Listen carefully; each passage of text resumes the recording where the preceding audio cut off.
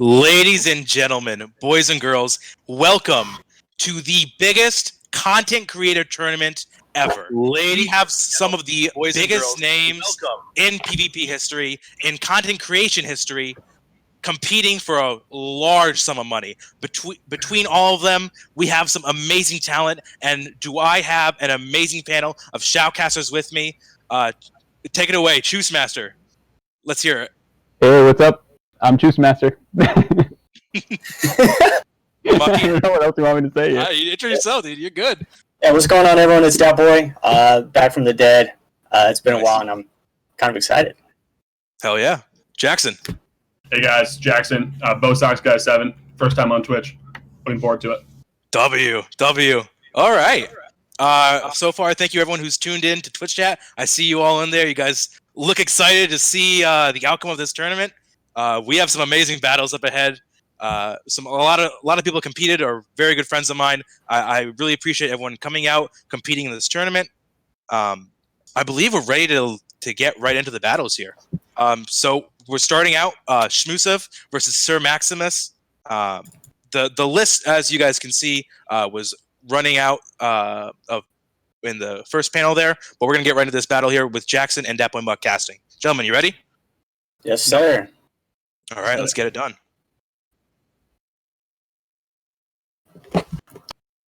There we go. Oh, and we're already into game one. So he leads the Primate with quite a favorable matchup over the Scrafty.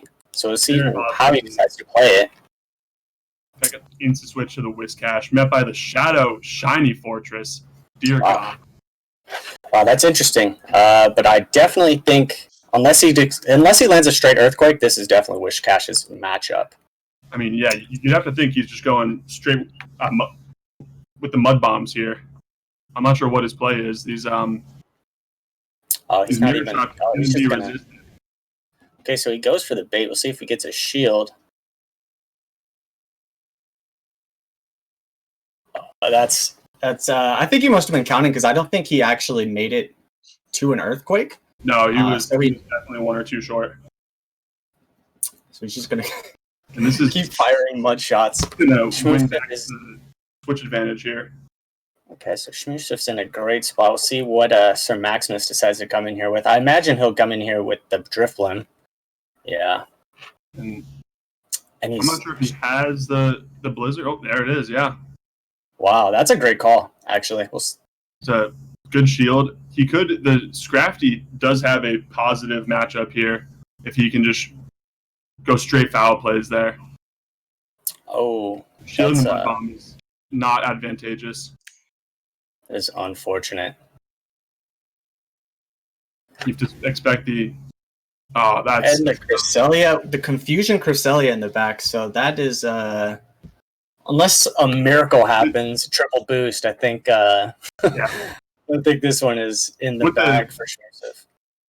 The two shields too. There's really no coming back from this one. But the shiny Primate looking nice. I think he's going for the 2-shield disrespect. Oh my gosh. He will probably get hexed down here, but it doesn't matter. I think we'll see him finally use his first shield here. Okay, no, dude, he's saving it for Scrafty. Smart. He just needs one foul play. Well, although it will be debuffed. Absolutely refusing to shield. Does not matter. Just that should be it. Shmusev's insane. Yeah, there it is. Okay. 2 shield. Wow.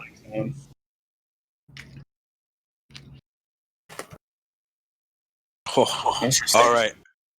A little bit of an L by Sir Max there, given to him by Shmoo. We're ready to move on to the next game. Jackson and Muck, you guys can take this away. Let's get it. Game 2. He leads the Shadow Fortress into the Cresselia, so he actually has a positive matchup this time. So we'll see how Shmusev decides to play it. Switches into the Whiscash, met by a Drifloon. This is tricky because if he calls this shield wrong, he's getting one-shotted. Yeah, this pretty much all comes down to how Shmusev decides to play it, if he's going to bait or not. Okay. No hesitation. Just going to go for the shield. Gets baited. So he is going to be way ahead on energy now. But now this Blizzard is going to be -2 debuff, so I'm not sure if it would KO from there. Decides to shield anyways. Now he's down 2 shields, and we'll see if he goes for the Hex farm down. I'll be honest, I don't think he need to fire the wild charge there. I think that was an interesting play. I don't think he could have got to another Blizzard there, but No. Scrafty is in another great position here with 2 shields up on the Drifblim. Oh yeah, that was a shiny shadow. He's just flexing. I didn't even realize that.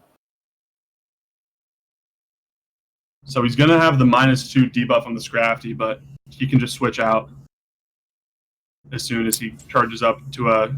I mean, he's got to have 2 foul plays here. Oh my gosh, those -2 debuff foul plays still are doing a chunk of damage. Drifblim's a rock, dude. Seeing the true power of Icy Wind here. Yeah. And that is not what Max wanted at all. And that's a reason why Scrafty is actually picking up a lot of play here, is because he can actually get himself out of situations like these, unlike, most fighters who are pretty much out of luck to confusion damage. So yeah, this looks to be Shmusev's bag in the game. He's in a pretty good spot here.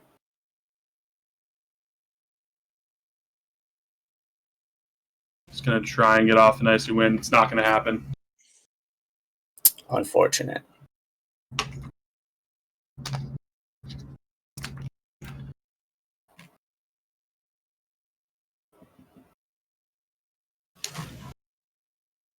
Shiny Shadow Fortress looking nice, dude. Real nice. This should KO. And then he's coming in. Oh, actually. I'm not sure how much energy he's got on it. Is this? If he has another... He might have another. Yeah, he's got it. Wow. Unless it's a power. I don't think he'd throw the power up. Is a genius. Oh my god. Shmusef is a genius. He was low on energy from that. That's insane. That last match. Okay. Crazy. All right. Definitely a little bit of some misplays we've seen there, but if anyone can come back from it, it's Max. We'll see how he performs in Game 3. Going right into it.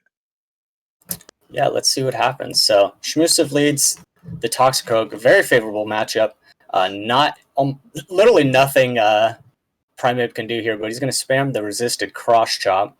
I doubt we see a shield coming out from Shmusev's side. And this is another very positive lead for Shmu. And that Mud Bomb will KO. Will come with the Drifblim. Get met by the Whiscash, which is then we've already seen that this is not a good play for Sir Max. Yeah, the Shmusev's just using this Whiscash as a safe swap. He has literally nothing for it. And you'd imagine that Sir Max would have wanted to charge up to the Earthquake and then try and bait him with the Mirror Shot, but he just was going straight Mirror Shot there.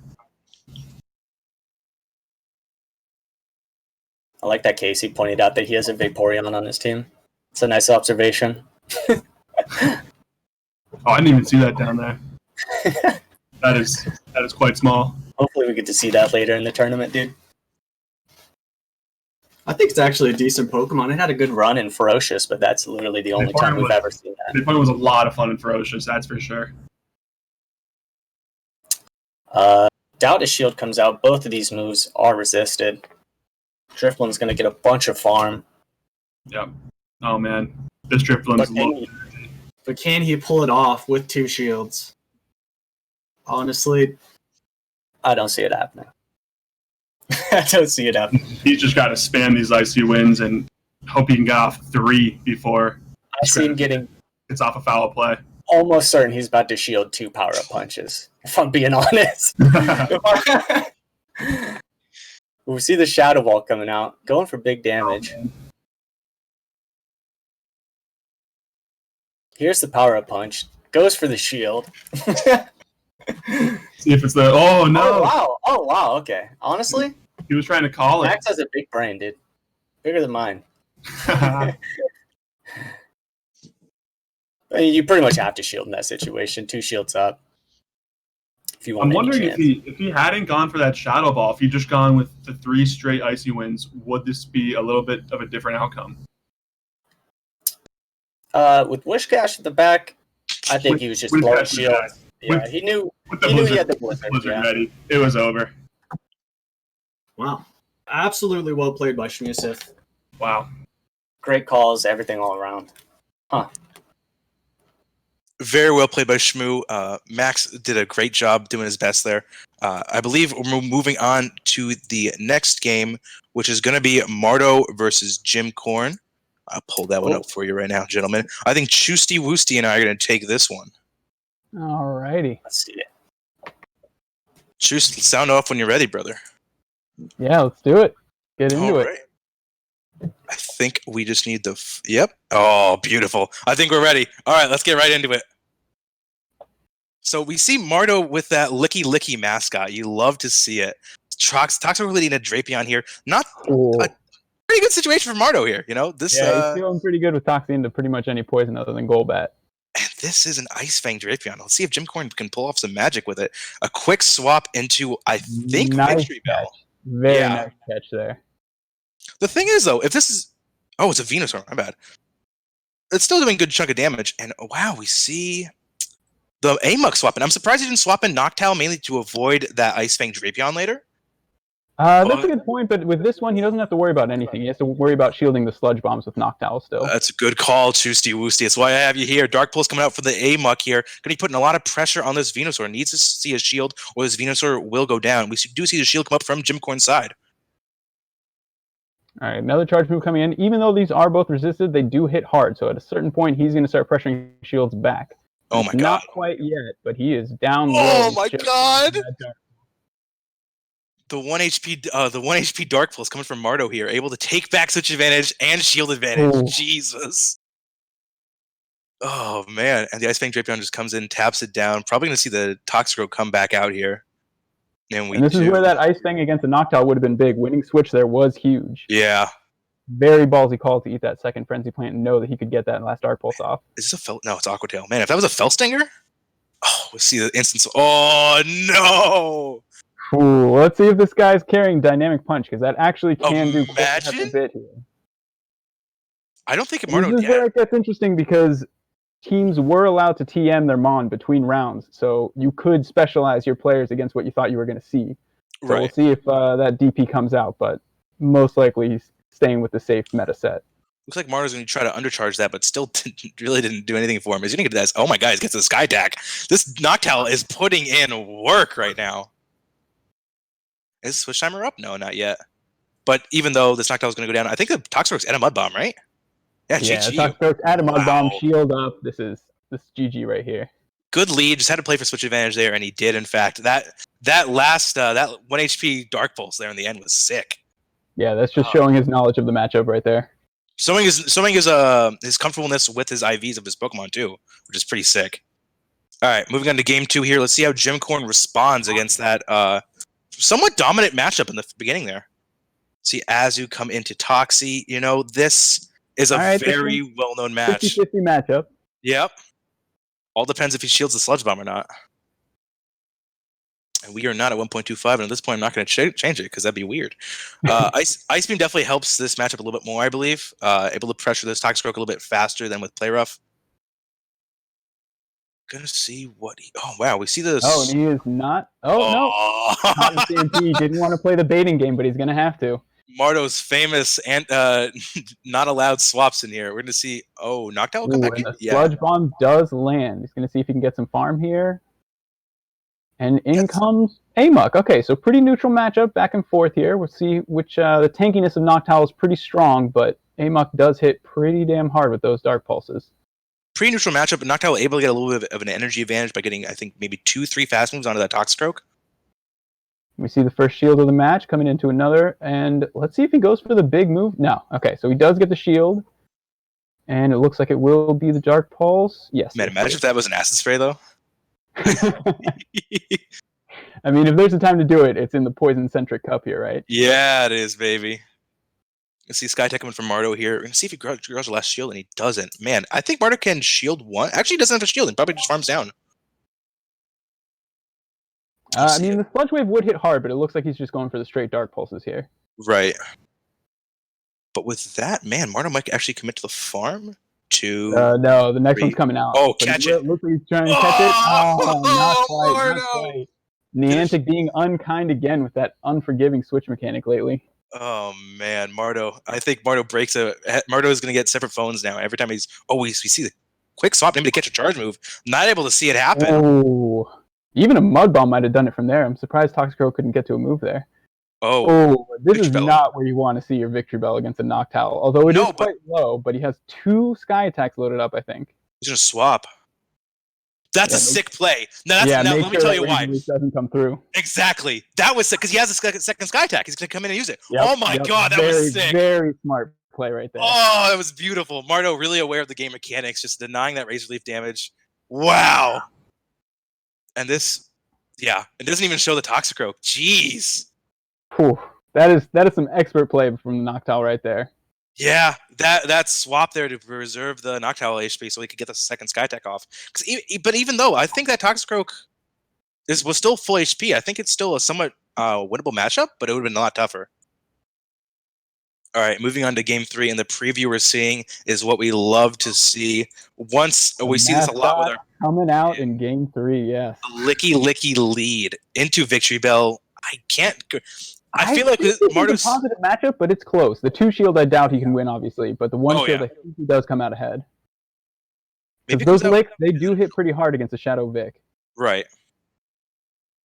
And seeing this licky against the Victory Bell, Mardo's probably seen this matchup plenty of times in GBL, and wow. Yeah, probably spend the shield to take this lead. Yeah, he wants to win this lead, wants to be in the driver's seat for this matchup. Very nice. Licky has a little bit of energy here. Let's see if he's able to burn it on something that doesn't resist Body Slam. The answer is... yes. He is going for it. Oh, not quite. He saw the light. He didn't have to go for that Body Slam before it all went down. Definitely chickened out at the right time. Perfect time. Yeah. Although, you push it to the end, you make them wonder. You make them have to have their count right. And with Lick, it's a hard count. So you could have pressured a shield there. Yep. And he did actually get the shield there. It was very nice. Right. We'll see the Aqua Tail come to this Drapion here. I believe. Have we seen the second charge move on this Drapion? We have not yet. We've seen only an Aqua Tail or 2. Okay. So we run something spicy in the second move slot. Oh, shield come up. Is Drapion gonna be able to tap this Noctowl or tap this? Oh, Toxicroak down. He is. Wow. He doesn't get to the next Mud Bomb. Ooh. Is this gonna be the Aqua Tail, or are we gonna see that? Shields immediately. It is a crunch. Okay. Crunch. All right. Makes sense why he's not showing those against the Toxicroak, obviously. Oh. And we're back into this Noctowl Amok matchup, but this time shields are down. Shields are down. Noctowl has a little bit of energy, but I don't think it's going to be enough. I'm pretty sure Amok wins this matchup with the 0 shield. Oh, man. Maybe not. I don't know, because he needs to get to 2 Dark Pulses before the second Sky Attack comes off. You think it's a Dark Pulse? Oh, it's a Sludge Wave. Ooh, I don't know about... Oh, actually, 2 Dark Pulses might not have done it. He needed to go the Sludge Wave. You're right. Oh, it's a Sky Attack. But he can't get there fast enough. Yeah. Is this Drapion? No, is this Drapion completely energy dry? Just through a crunch. I doubt it has much. Ice Fang is not very fast. Oh my god. Oh, but if he has to go for the farm down. Oh, he gets the Aqua Tail. Oh man. All right. Drapion showing its worth in this last matchup here. Oh man, really good match with Jim Corn and Mardo Gald there. We love to see that. Gentlemen, Muck and Jackson, what did you guys think of that one? Wow, that was absolutely amazing. I want to point out one thing. Licky seems to be a grass hole counter. That was pretty insane. Grass hole counter confirmed. That was absolutely insane. And honestly, I'm kind of proud of Jim Cord. As someone else who went the 6 poison route, I was glad to see someone actually be able to beat a Toxicroak. Beautiful. All right, and before we go into the next game, I believe we should sum up a little bit about the rules here. There was a certain meta listed, pretty open Great League, except for a few restrictions. No regionals, no Registeel, Ferrothorn, Skarmory, DD, G-Stun, and I might be missing one. We'll see. So pretty open meta, except for, banning a lot of steel types and banning all regionals. Kind of negates Tropius being used a lot. There are some certain clauses as well to make a little extra dough on the side. Running 3 or 6 poisons will result in either a reasonable cash bonus or a very large cash bonus called the Montreal clause, and that's a direct that's a little ego boost of mine where I technically broke the rules in Montreal and ran 3 poison types because I love my poisons. There's a shiny clause where if you run a full team of 6 shinies, you get extra payout. There's a spice clause where if you run a full 6 team of Pokemon listed lower than the 40 slot on PV Poke, you'll get extra money. And yeah, all content creators were allowed to stream or produce content for the first 3 or 4 rounds. So we've actually pulled this clip of Casey versus Gucci right from Casey's stream at twitch.tv/OOKHaha. Muck, are you ready to go? Yeah. Thank you. Very nice. All right, let's get right into this game with me and Muck casting here. Muck, before we get into it, what do you think about the teams here? Yeah, so if we're taking a look at Casey's squad, she has she's got the Umbreon, who actually has a lot of great matchups. Really only scared of the Medicham, and if it doesn't have Dynamic Punch, it's actually a decent matchup. So we'll see what goes on there. Gucci does have the Ninetales, but again, comes down to whether or not he's running Charm or not. So I think this game comes down to whether or not we see a Powder Snow Ninetales or a Dynamic Punch on the Medicham. All right, yeah, and unfortunately, players did not know beforehand if they could TM their Mons. I released it, and before we started round 2, that you could TM your Pokemon. So players made their teams without that knowledge, which I thought, definitely not an oversight by me. I would never miss anything like that. It was definitely intention. All right, I think we're ready to get right into it. Let's hop in. And luckily, we don't have the sound from this stream, or we'd be hearing a lot of Get Rex and Honestlies. Venusaur. Oh my god! Wow. Okay, nice lead, Casey. Makes a Mar- great call. A little late on the swap. This Marowak has extreme energy advantage. This is actually Fire Spin versus a Hex Marowak, so yeah, Gucci might actually be in the driver's seat here. Shield in the Bone Club is definitely not what you want to see. I'm going to see if Gucci. It definitely goes for the double Bone Club, right? Wow, no. Okay. So no Fireball, no Fire Blast. Okay, right. I respect it. hey man, he showed both moves. You never know. Yeah, you never know. He is running the Hex. So Casey's very smart to go for that Bone Club there, because she is going to get beaten to the second charge move. Running this Hex versus Fire Spin variant does get a shield, but oh man. Gucci is going Farm City here. Shadow Ball is definitely going to KO, but Bone Club might leave it just alive. Nope, Shadow Ball is going to come through and destroy this Marowak. What is Casey? Casey doesn't really have a big play for this. No, unfortunately not. I think her best play is to come in with Toxicroak and hit it with a Mud Bomb, which is exactly what she's going to do. But not before she eats a Bone Club, unfortunately. I think this is a Shadow Ball. You think it's a Shadow Ball? I think it's a Shadow Ball. He has the... Oh, no! Well, at least she gets the Mud Bomb off, but she is not in a great spot here. Is there anything on Gucci's team that Venusaur can tank, beat Lantern, and... Oh, the catch! Well, that... The instant catch! Oh my god, that was amazing. Oh, the Melmetal. Wow. That being said, this is, I think... Man, this won't kill. This won't Casey's kill. TwitchCon. Yeah, she might actually be able to farm this down. We'll see what happens, because there's not going to be a whole lot of damage coming out from this Rock Slide here. No. There's... Oh, man, this is going to be wild if she pulls it off. I don't think she can farm it. I think this Melmetal's going to get to a move. Oh my god! And the... Yo! Did she just pull that out? We'll see what happens. There's no way this Lantern gets to a church. Oh my god! Okay. That was amazing. Completely calculated. Absolutely insane. Absolutely calculated. 100% intentional. That was Casey Marowak coming in. Marowak beats that entire team and somehow pulls it off. Oh man! All right, moving on to game 2 here. What do you think Gucci needs to do? The thing is, I don't know if Gucci needs to improve aggressively in that line because Marowak beats that full team. I think he needs to not bring Melmetal this time. Melmetal Great League seems to be more of a liability than he does in every other league. Mm-hmm. So I think if he drops a Melmetal, he might be in a much better spot here. I mean, it does have decent matchups against the Venusaur and the Cresselia. That's really about it. And I think he might be better off with maybe something like... I mean, if he's going to be weak to Toxicroak, he might as well just bring in the Shiftry. Right. All right. Well, let's see if Gucci's able to come back and take game 2. Starting off here, Venusaur lead again into Melmetal. Ooh. Into Melmetal. He said Melmetal actually has great matchups, so I'm going to go ahead and lead it. You see the Marowak come in, and it's going to be taking super effective damage from these rock slides. This is going to burn his shield, which I think is pretty smart. You're going to see if Gucci decides to swap. He does. Swap into the Hex variant Marowak. Case is going to go for the Bone Club here. Let's see if it draws a shield. Pretty ballsy call if he doesn't shield here. Oh, yeah. man. There's no way you don't shield there. Yeah. Oh, and she's going to go straight for the Shadow Ball. Man, what do? You're going to burn the shield, you're going to get Shadow Balled. Oh, man. But she's going to get beaten out by this Marowak here because it's running the Hex variant. This is what you love to see. In GBL, every Marowak goes Bone Club straight every single time. So it's really? Nice. Dude, in my experience, I mean, I guess I have a limited experience, but I feel like...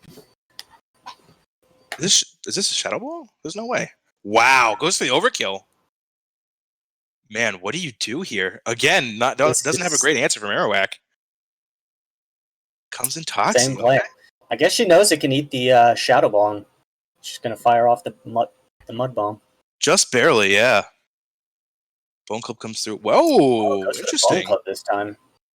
And Mud Bombs would be able to connect. Doesn't look like he swapped out in time to catch anything. Mud Bomb comes through, leaves it just alive, and we see this instance. Oh, man. That's what I expected. Okay, so we are seeing the Charm, right. Which is actually not doing him any favors in this matchup. Not at all. Sledgeham's going to be able to end just one shot. Man, what do you see here? A Melmetal comes in. Oh, man. And Frenzy Plant does not look like a resisted move here. It does so much damage. It does so much damage. Puts Melmetal into the red. Man, if Tox is able to come in and farm this Melmetal at all and be able to hit a Bone Club on this Marowak? Yeah. Honestly, if I was Casey, I'd just stop tapping here. Oh, wow. Gucci counts that perfectly. Totally aware of what's happening. Rockslide comes through, kills the Venusaur. We'll see. Oh, wow. Swap instantly. Oh, wow. Okay. Very close. That Marowak's about maybe 2 or 3 HP. Jeez. Okay, game 3. 1-1, yeah. Do we see the Melmetal lead again? Do we see it? You said it was not great, but Gucci's out here putting in work. Let's see if he's able to pull off game 3 or not. Again, any strategy change? What do you think? I don't think Casey's going to lead the Venusaur again here, if we're being honest. Venusaur actually has a solid matchup against 5 of the, or I guess 4.5 out of the 6. So I definitely think we'll see Venusaur again. But I guess it's going to come down to whether or not we see it in the lead here. I'm surprised we're not going to see any Umbreon, but I guess that's Casey's prerogative. All right, let's see if she calls you on your bluff. Let's see if she leads Venusaur. Going into game 3 here, 1-1. Yeah, Venusaur lead. Oh, Venusaur my lead God. versus the Marowak, but it does not have Fire Spin, so right. she's Okay, gonna still get out of this matchup. Yeah.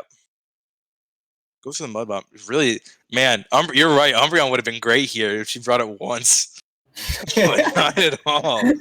One comes through unshielded. I'm surprised. I think if I'm Gucci, I recognize that she hasn't brought a counter to Marowak all game for some reason. And maybe preserve that a little bit more. But no, we see the instant swap into Metacham here. You're going to be putting a little bit of pressure on this Toxie. Ooh. Oh, unfortunate. I don't think a pup kills, but I don't. Oh, it's an ice punch. Jeez. Nice punch. Man, what do you come in here?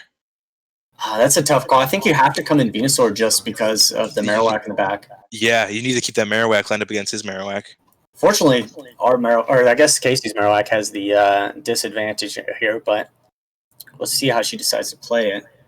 I expect to see a sheet. Whoa. Okay, I guess he knew that it could lift the Frenzy plant. plant, yeah, and that he's just gonna go for the positive Marowak matchup in the back. Whoa, giving Casey some free farm. I don't know if his clock was up. Oh, man. And this is actually a pretty positive matchup. This Bone Club is going to be enough to kill this Marowak here. And Casey should be a little bit ahead on energy, even though his Hex variant is going to probably neutralize that as it goes on. Man. Ooh. This is absolutely has to be a Bone Club. There's no way this is a Shadow Ball. Yeah.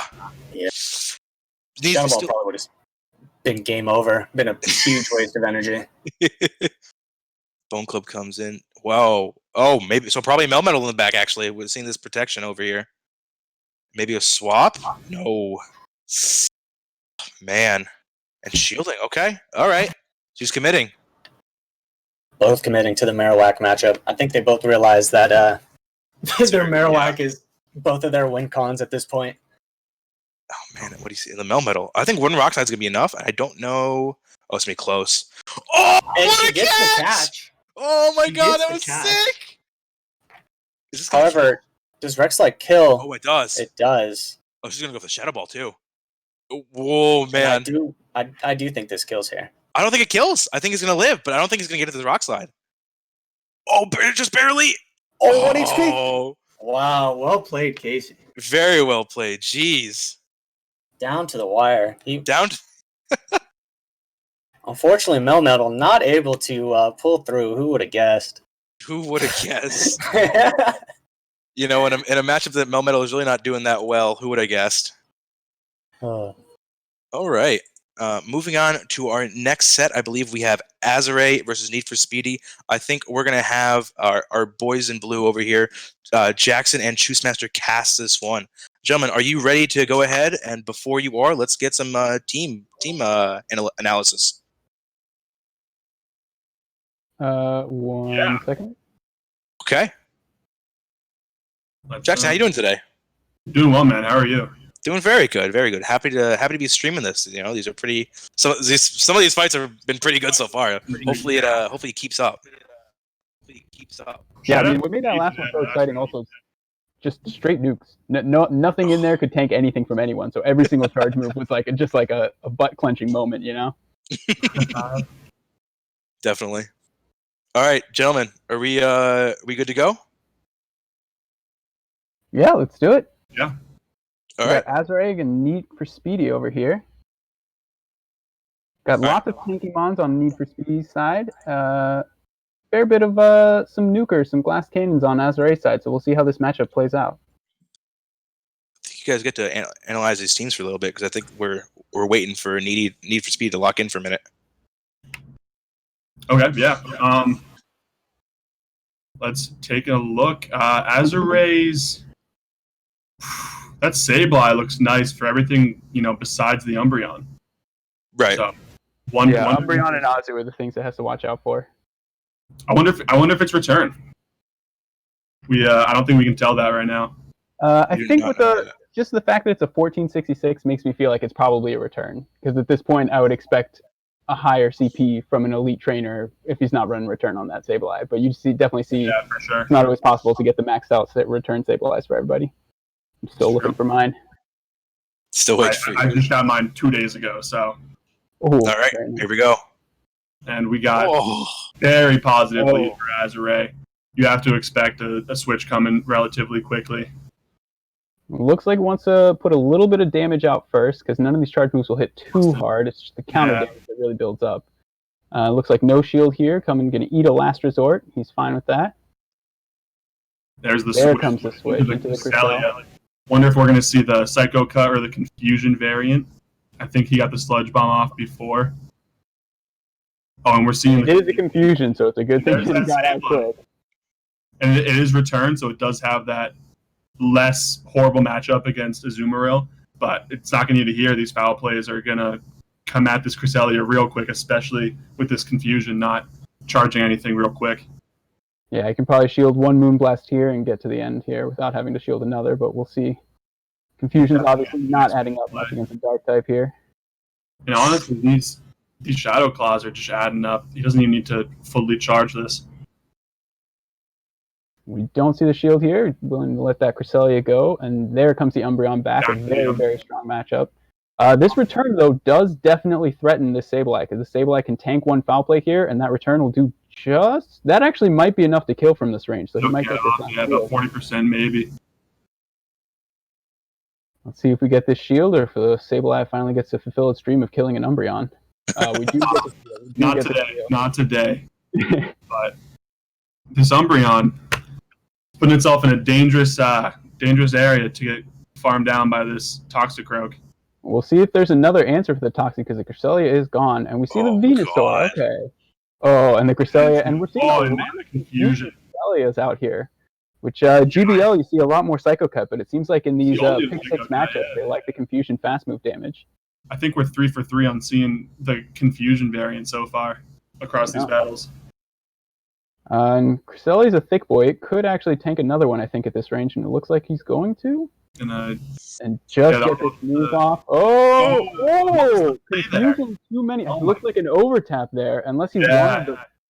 He's got to shield this. The farm to make sure. Burning his last shield, so he has to hope that Umbreon cannot get to the move fast enough, but it looks like it is in Sludge Bomb wave. Got the Sludge Bomb. This should be it. He wrote. Yeah, and I think that might have been a calculated, intentional move to keep confusioning down the Venusaur and just be able to get that extra farm on the Toxie, save the shield, knowing that the Toxie's going to win it out in the end. Yeah, those last few counters really brought him in. Definitely a really good game between Azure and Need for Speed there. I'm just going to start the counter on... Oh, wow, it goes right away. Never mind. Juice and Jackson, what do you guys think Need for Speed needs to change in her strategy to come out on top in this game, too? I mean, a lot of that, it just felt like the order. It felt like she had the right Mons, but just leading an Umbreon into a Toxie, there just wasn't enough flexibility. Cresselia, with that Sableye waiting for it, was not the safe swap. Yep, that was pretty RPS-y right there. Yeah, and it's interesting, because that Venu comes in the game too. Juice, go ahead. No, just saying, if the Venu comes in the safe swap, that works out a lot better that game, but it's hard to count on that. Although Confusion Crest still puts in work. Yeah, no, he had the answer either way. A lot of work. That was just great team reading by Azure there. All right, let's see if he pulls it off again and starting up game 2.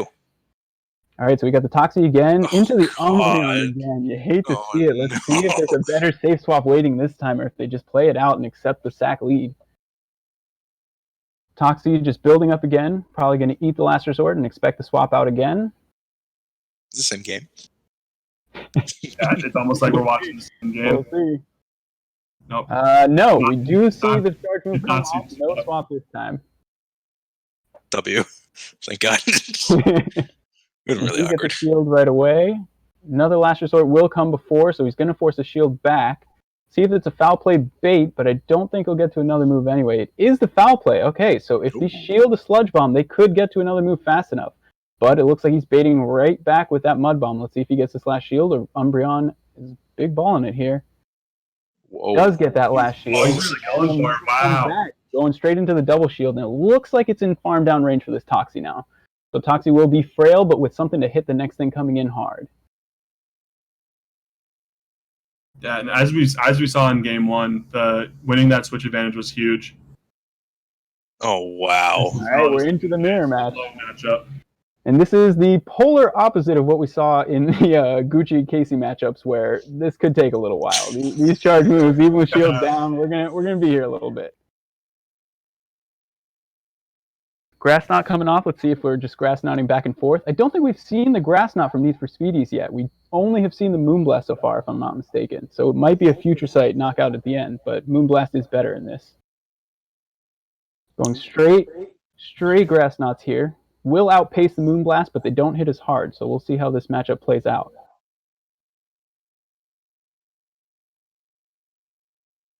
Yeah, once this goes through, he should be able to get off one more. I mean, this is a question now if he's got if the Moonblast KOs from this range. I think it should, preserving the switch advantage for Azure. Yeah, it looks like the 3 Grass Knots was better than the 2 Moonblast there, and the pace. Oh, and the simul swap. Into the same switch. idea for Oh my both God. sides.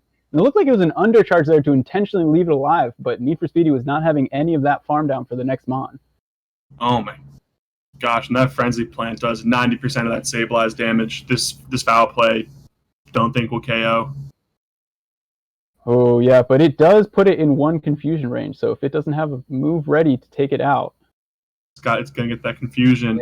Yeah, there it goes. And then And this the should be Cressalias will kill each other with a confusion Oh, each. wow. But that Toxie is just sitting in the back, takes the win. Very, very well played on both sides. Wow. All right, so Azure takes this set. Need for Speedy definitely going to come out here and hopefully get game 3. We'll see if she adjusts her strategy there. Again, leading Toxic into Umbreon, not a lot you can do when you have the right mons, just not in the right order. So hopefully Need for Speedy overcomes that and calls the correct lead. So we do see the Toxie. Okay. And we see an Azumarill this time. All right, so A very classic.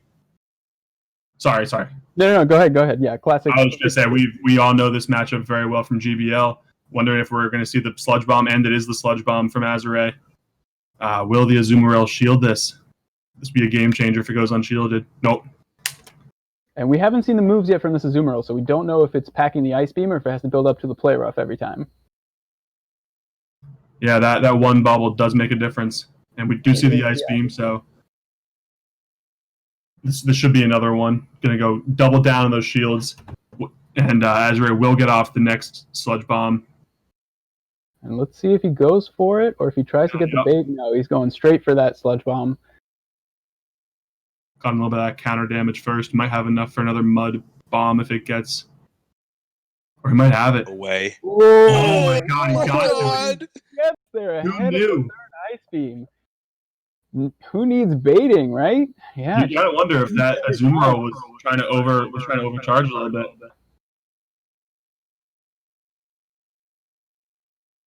Swapping out, wants to preserve that Toxie. Oh, okay. That's not Finally, the Umbreon gets to play where it wants to, and it sees this Sableye instead of that Toxicroak. And we're going to see these returns here doing about 40% damage, but this is a very bad matchup for the Sableye. I don't even think it'll get to another one. Yeah, no, unless Need for Speedy gets very greedy with some overfarming here, it should be easy coasting through this matchup. Maybe the foul play. No, not even. Yeah, no, he thought about it right at the end there, but in that situation, it's a little dangerous to throw the foul play because then that Umbreon knows that they can keep farming. Yeah, so exactly. letting the Umbreon throw first and still getting this foul play off, actually. So that's kind of the best case scenario for this poor little Sableye against an Umbreon here. Oh, but he did farm up enough to make sure that this Toxie could not threaten. And now with Confusion, double resisted and not the fastest energy gain, it looks like it's going to eat another foul play on this Cresselia, which will help a lot with whatever's in the back. Yeah, this is going to give a great advantage to whatever Need for Speedy's got in the back there. And it looks like this Cresselia is going to have to throw also. Oh, Yeah, it's, No, went for the farm This down. is- It's going to eat another. poor Cresselia. But with that charge move waiting, it might be enough to take down No, my God. No. the Wasn't aggressive it? farm down does Wasn't not in the pay cards. off. Man.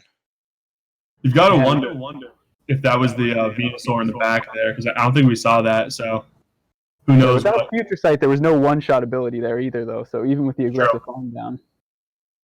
Right. So, I mean, I think Azure's play there was to farm down, but, you know, that Umbreon is just so good in this game that it gets to those matchups so quickly. Yeah, Umbreon was just having a little cathartic moment right there, finally getting to put some work in with the Sableye and Cresselia after seeing Toxicroak over and over and over again. Right. Definitely see a better lead situation for Need for Speedy. Happy to see her get a win there. I believe we are moving on to the next game between Alpha Phoebe and DJ Enterprise. Me and Jackson, I believe, are going to take this one. Before we get into it, Jackson, what do you think about these teams, dude? let me pull them up real quick. We got Might not update. Just give it a minute. Truce, I'm being told by the producers in the box that you have a bit of an echoing problem. Any way to fix that, sir? Beautiful. You'll love to see it. I believe the teams are ready. Correct, Jackson? I'm not seeing them. Should they? All right. Are you seeing it? Twitch chat, how we doing? Good to see you guys. Seeing a lot of hype in the chat for these matchups. These are pretty good so far. Loving to see some 6 plays coming out from everyone. DJ Enterprise, I see him in the chat. I don't know. Yeah, this is your matchup versus Phoebe. I don't know how this turns out actually for you. I hope you pull out some W's. Unless Phoebe's in the chat, and then I hope for both of you. Yeah, we're still waiting on these teams. That's okay. We're just gonna chill out for a little bit. It is Phoebe versus Enterprise. Yes. Beautiful. Casey wants to know what matches we're going to see for round 2, and she does not get that information because we're not ready for that just yet. So get wrecked, first of all. Are we? How we doing here? Tuesday is looking very dope indeed. Definitely happy to be joined by all the boys over here. Definitely a good panel of shoutcasters. All right. I believe we are just hanging out. Twitch chat, any questions for you guys? What's up? There we go. And we're back. We are back? Oh, beautiful. You'll love to see it. What is Muck doing? So let's take a look at these teams. Right. We're seeing another Cresselia. Beautiful. Lots of Cresselia in this very poison central matchup. Poison central meta here. Anything that jumps out at you as well? First of all, that Dragonair looking very spicy. Is that a Gengar in Alpha Phoebe's team? That is a Gengar. Our boy Steak Fiend would be very happy. Our boy Steak Fiend would be very happy to see that Gengar. This, like you mentioned, this Dragonair looks pretty good. The Lapras is its biggest threat right here, but I mean, if I'm DJ Enterprise, I'm holding that Dragonair in the back and trying to avoid the Lapras and then let it run wild. Mm-hmm. That the Moonblast from this Cresselia here as well could threaten it, but I think that's only going to come into as a last resort kind of thing. But I think we're ready to go in this matchup. Let's start it right up, brother. At 1.25, look at that, we are. Alpha Phoebe versus DJ. I know both these guys pretty well. This is gonna be some good battles here. Definitely excited to see hopefully some play for that Gengar later on because we saw him not lock it in here. But while we wait for this match again, thank you to our host PGBL PvP. If you guys aren't subbed or followed, make sure you get on it. Venus are going into Beedrill here. Not what you love to see. Beedrill is pretty dominant in this matchup. And we see the quick swap in Cresselia. And we're seeing another. Never mind. We got the Psycho Cut variant this time, and it's first Psycho Cut. Yep. It's gonna fire off these Moonblasts, really force these shields from the Dragonair. And you have to imagine this is probably an Aqua Tail or a Wrap. I would be very surprised if we see a Wrap here. Notice that it's not a purified Dragonair, so we can definitely cross return off the table here. But these Dragon Breaths are putting a lot of work in on this tanky Cresselia. And we're not going to see that second shield, so this Octail will go through, but it does have the Moonblast ready, so this Moonblast will force its next shield. So Phoebe might take a shield advantage here, or takes a 2-0 shield advantage. Jeez. And that is tough because we do see that Lapras ready to come in, and those Ice Shards will hurt. And nothing this Dragonair is going to do is really going to damage this Lapras besides these Dragon Breaths. Oh! Never mind. That could have hurt. That could have hurt. Could have done a lot of damage. And still bring this, if this is an Aqua Tail, it's going to bring this Lapras down to the yellow. So while Phoebe takes a 2-0 shield advantage here, this Dragonair is putting in a lot of work. And that shield advantage is quickly down to 1-0. But we're going to see, what are we going to see come in? Huge energy advantage with this Lapras here. We're going to see what gets nuked by a Skull Bash. It's going to be a Toxicroak. Jeez. This isn't one shot. There's no way. This Toxicroak did not want to run in the Skull Bash. My God. Swaps into the Vino pretty quickly, and we see the Beedrill come back out. Man, this is not looking that great for Phoebe. We are back where we started in this lead matchup. We'll say the shield advantage is definitely going to help him out a little bit. Jodran comes through, does a lot of damage. 2 frenzy plants are going to be enough, right, to kill his Beedrill? I'm not sure. I think the 2 should. Not at all. No, Holy shit, no. not at all. Oh I didn't my play God. Catacomb Cup. I don't know what's going on. I think the Sludge Bomb may have been the play. I'm not sure. You know, I don't think it's really going to matter. Or for the Venusaur, you're right. I thought you meant for the Beedrill. Yeah, Right. but this, man, there's no way. This Lapras is going to get tapped down. Never mind. It's going to get a charge move thrown at him here. Probably an X Scissor? No, Drill Run. Might be running Sludge Bomb Drill Run then. Oh, is he going to get to a move? Oh, Phoebe's going to go for the farm. Oh, man. Got a little greedy with it. Had the surf ready to go. Not going to fire it off. This might cost him big time. Well, it is going to cost a big time. Beedrill's going to be able to KO that Lapras. Tough situation there with that Toxic in the back. You needed to make sure you didn't get hit with any counter damage, but you didn't. That did, in fact, not happen. Beedrill's able to kill it in before. Whoa. Settle down, Google Drive. What are we doing? All right. What do you expect to see? Any changes at all? What do you think? I think the way that was played, we're going to look at another, I don't know, I'm not sure. I think we can probably expect to see that Dragonair again, but maybe playing a little bit more safe this time, knowing that Phoebe was running that Moonblast Cresselia and the Lapras. Right, and yeah, that Dragonair put a lot of work in. Seeing Phoebe take a 2-0 shield advantage was very interesting, but man, that Dragonair did exactly what it needed to do. Yep, exactly. It got that shield with the Dragon Pulse, and really almost made up for losing that, for going down those 2 shields.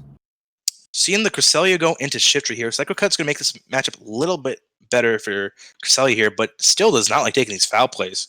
I believe we start getting into the 1 and 2 shields, Shiftry is definitely going to take this. However, Shiftry does not want to Moonblast. Man, that catch is sick.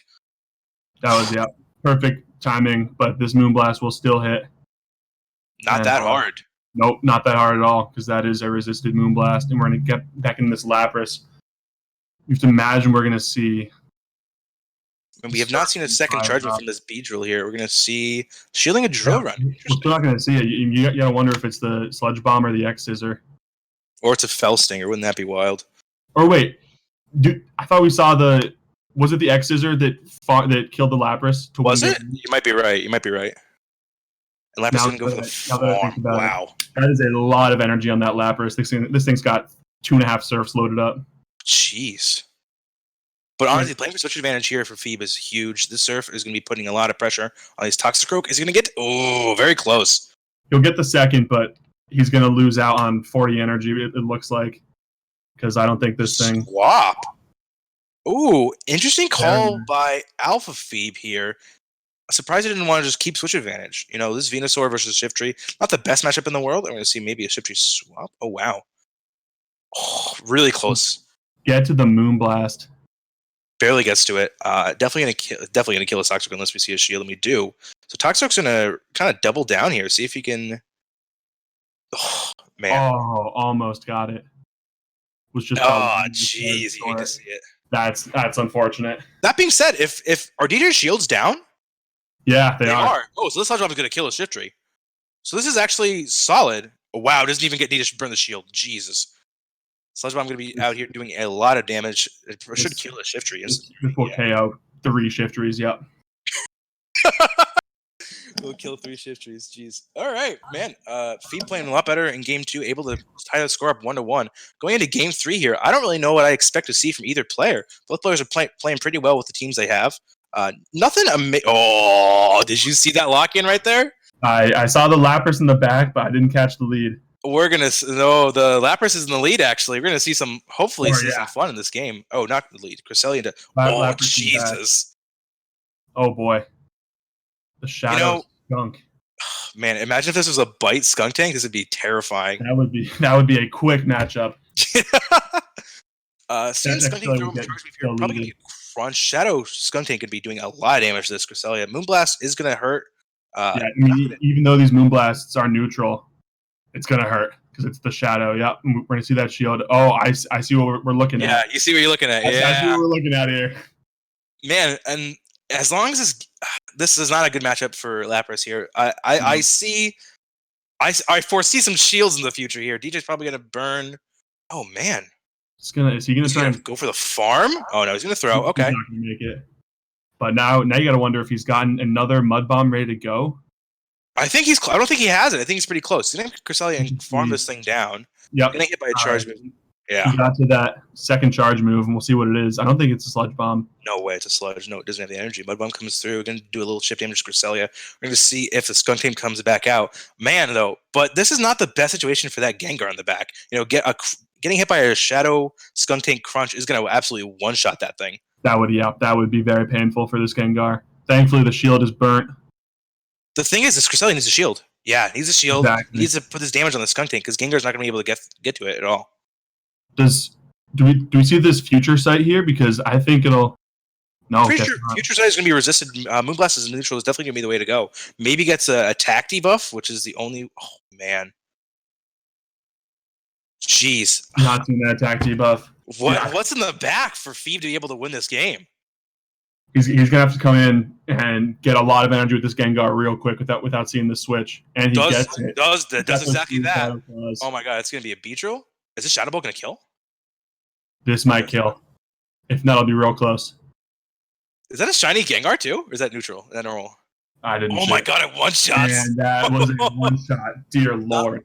Not many things can take a Shadow Ball from a Gengar, but apparently Beedrill is not one of them.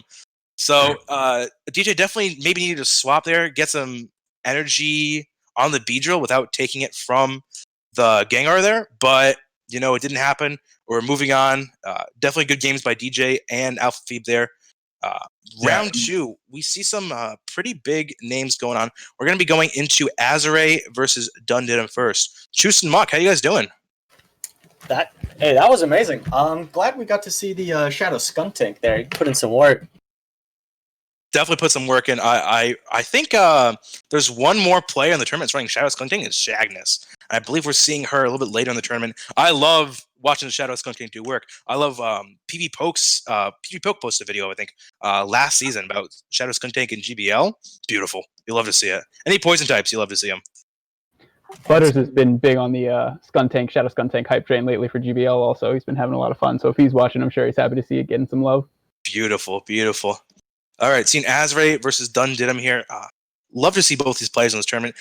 If there's one thing about these teams that's noticeable, Muck and Chus, what are you guys seeing? So I've started off for Azure. I think the Empoleon has play against every single one of Dundidum's squads, so I think there's a good chance we do see the Empoleon. That Drill Peck getting added on recently has increased his play significantly and definitely helps out with the fighters like Scrafty and all that good stuff. Beautiful. Chus, anything to add before we get into these battles?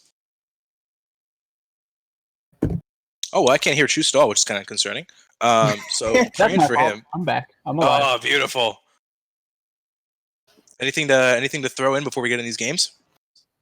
No, I'm ready to get into it. Oh, we love to hear it. Perfect. All right, starting up round 2, Azure versus Dundidum. Take it away, gentlemen.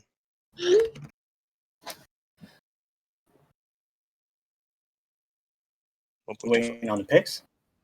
We are waiting on the picks. Dundidum definitely likes to take his time, make sure he gets into it properly. Just trying to line it up. Speaking of lining up, if he brings in that Wigglytuff and he lines it up, I think Dundidum's going to be in a world of hurt, having only 2 softish counters for it.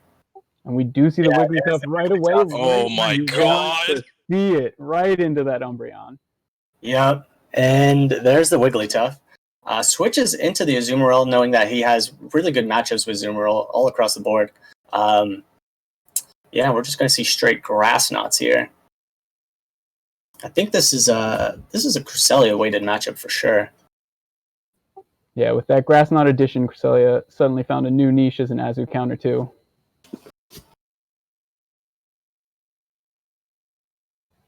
Not coming off quite as spammy as it would with Psycho Cut, but still that confusion damage piling up. He only needed to land 1 Grass Knot as opposed to needing 2 with Psycho Cut. So we see where that fast move pressure really comes in handy.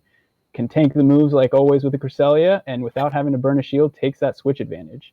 Yeah, that was pretty amazing. Both battlers know exactly how much damage those charge moves are going to do, and neither need to build a shield. And Moonblast coming in, he's actually going to shield the Umbreon, knowing that that's going to do about 40% of its health. And he gets the farm down, so that's going to be a fully loaded Umbreon. But yeah, the Wigglytuff's going to come back in, and I'm expecting a last resort to be fired off right here. And we see the swap, and right away we get out of there because that Sableye does not want to be in that Umbreon. Anything to preserve the matchups that he's got that switch advantage earned him. See a little bit of a lag there, but it looks like we're holding up just fine now. So just a little bit of lag. And we're back to even shields. He burns that extra, building up plenty of energy here, and it looks like he's going to try and go for that double foul play. He is going to have to burn another shield to get to them, though. Unfortunate. I definitely probably did not want to shield the Sableye here, knowing that he has the Wigglytuff in the back versus the Umbreon, but... Yeah, the interesting thing is, even with as strong of a matchup as that Wigglytuff is, those charms chunk away, but those charge moves will not be coming out, so it will take a while, and he will have to eat a couple foul play or a couple last resorts here. We'll see if this Umbreon can come away with some energy out of this. No, because he is swapping right away to deny that. Immediate swap, but we'll see how this plays out. I don't actually think that the Wigglytuff is going to be able to survive too much longer. One last resort coming in, the next one's going to kill. And I don't think he's going to get to that play rough in time. Yeah, no. He does not. Nope. He's going to have to count on that Sableye to try and get to a return, but it's not going to win the race against the Umbreon here. Oh my god. Oh my god! He survives! Wigglytuff too thick, and the play rough will come through, swinging this match. Absolutely crucial. Wow. Oh man, the IVs on that Wigglytuff coming through big. Who knew having 215 health would be quite beneficial. But Wigglytuff is what I call a paper mache tank. It is all HP and no defense, so everything hits like a truck against Wigglytuff. Right. Wow.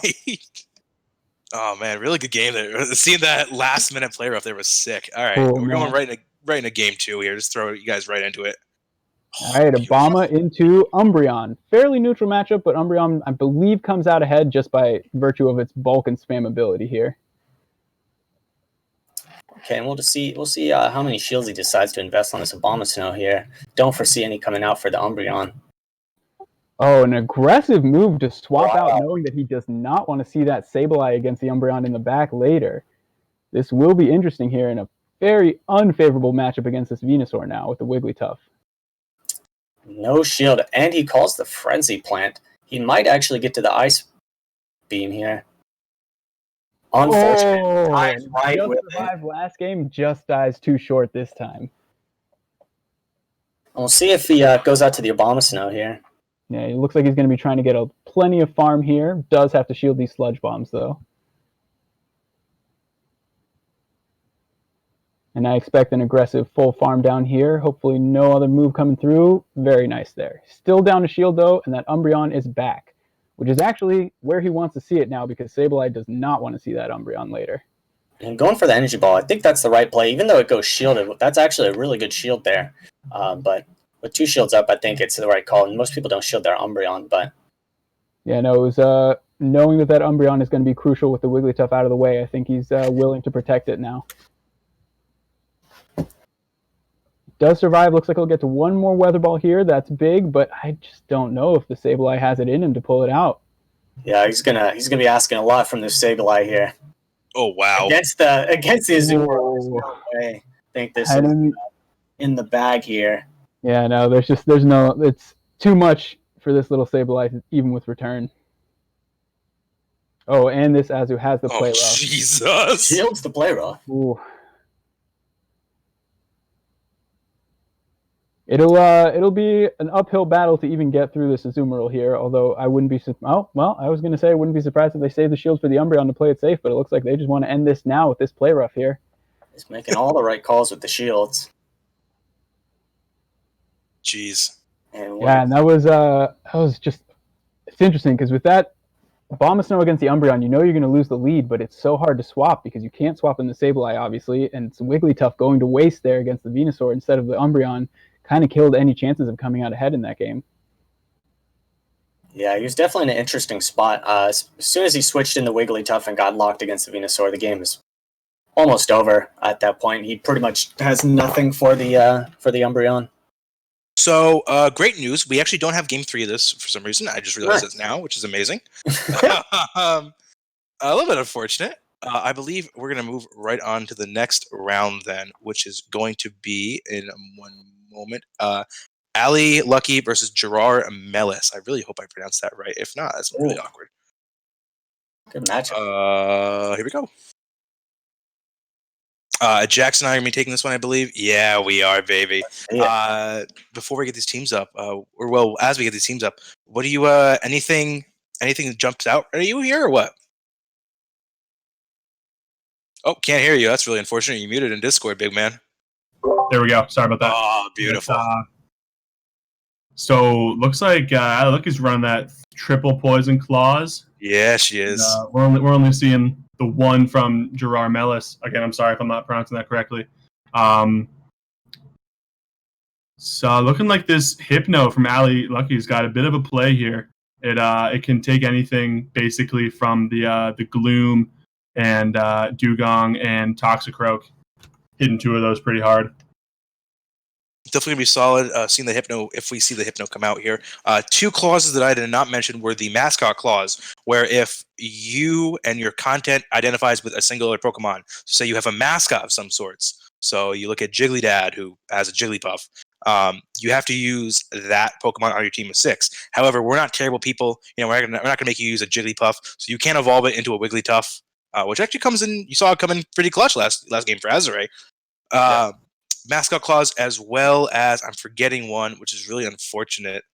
Oh, the giant clause. All right, so there are some players in the tournament that have been established as quote-unquote giants, players that have consistently kept a high ranking in the leaderboards for GPL, as well as Sylph. That if you defeat them in the tournament and you reach the top 3, you will receive an extra payout.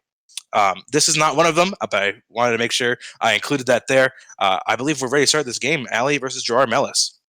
Yeah, let's get it. I don't think I'm 1.25. That's unfortunate.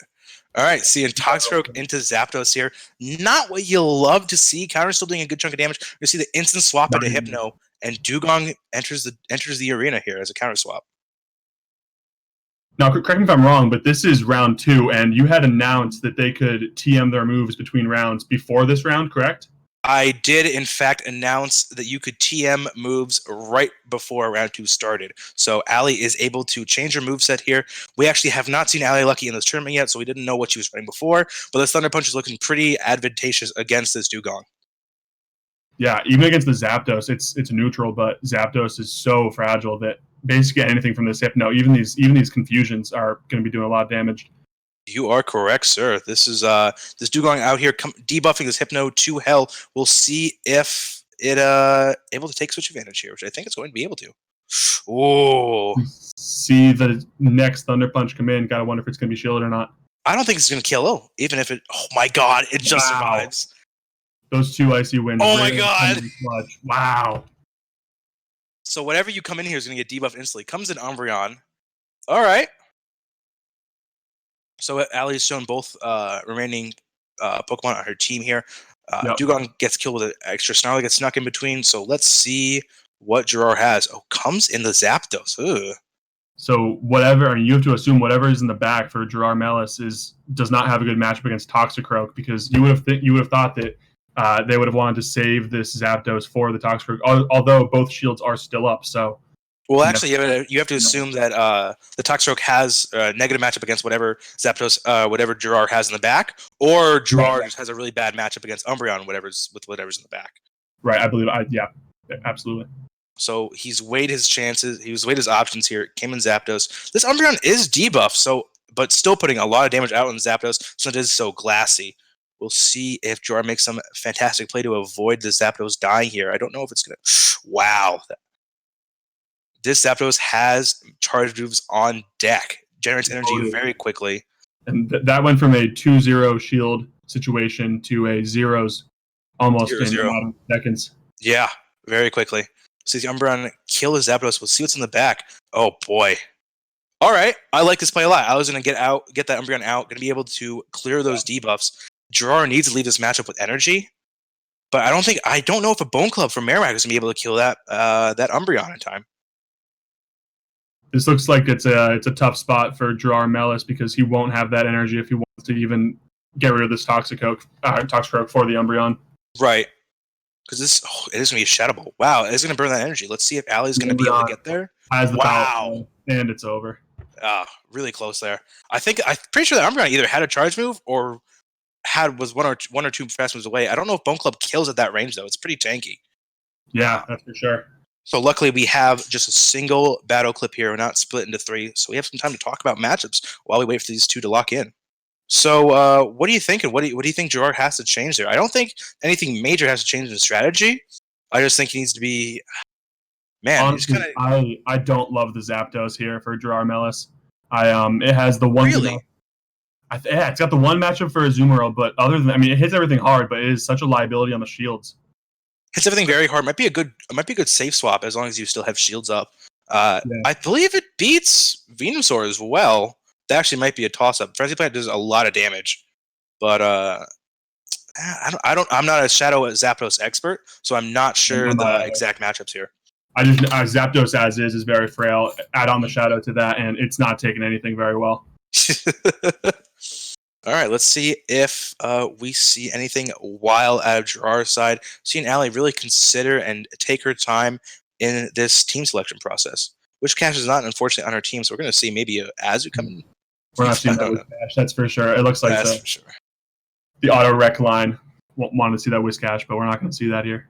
Unless I show some extreme favoritism toward Allie. I'm like, yeah, use a Whiscash, that's fine. Don't do that. Don't say that. All right, locking in Toxically with Umbreon, and I believe Hypno in the back. We'll see if Gerard able to counter this lead immediately. Umbreon into... Wow, what a call. That's a great lead for Gerard. And we're through the... Wow, okay. Wanna. Interesting. This is the exact matchup that we saw in the lead last game that Allie switched out of immediately. So you have to imagine this is going to burn both shields. Might burn both shields, but I think Allie can actually take both back with these Mud Bombs. Because while this is resisted damage from Toxicroak here, I still think it's going to threaten the Zapdos pretty hard. Yeah. So yeah, that's for sure. Especially with counters doing so much damage, I believe this Mud Shot should put it in farm down range if this goes through. If they, yeah. All right, so with Hypno in the back that does a lot of damage without shields, this is not the worst position to be in on Allie's side. This Zapdos, I believe, is overfarming a little bit. Going to come out of here with a good chunk of energy for maybe the Umbreon that comes back in. Yeah, and the Zapdos wants to get off something onto whatever comes next. Mm-hmm. I believe we've only seen Drill Peck from the Zapdos, so I wonder what its secondary charge move is.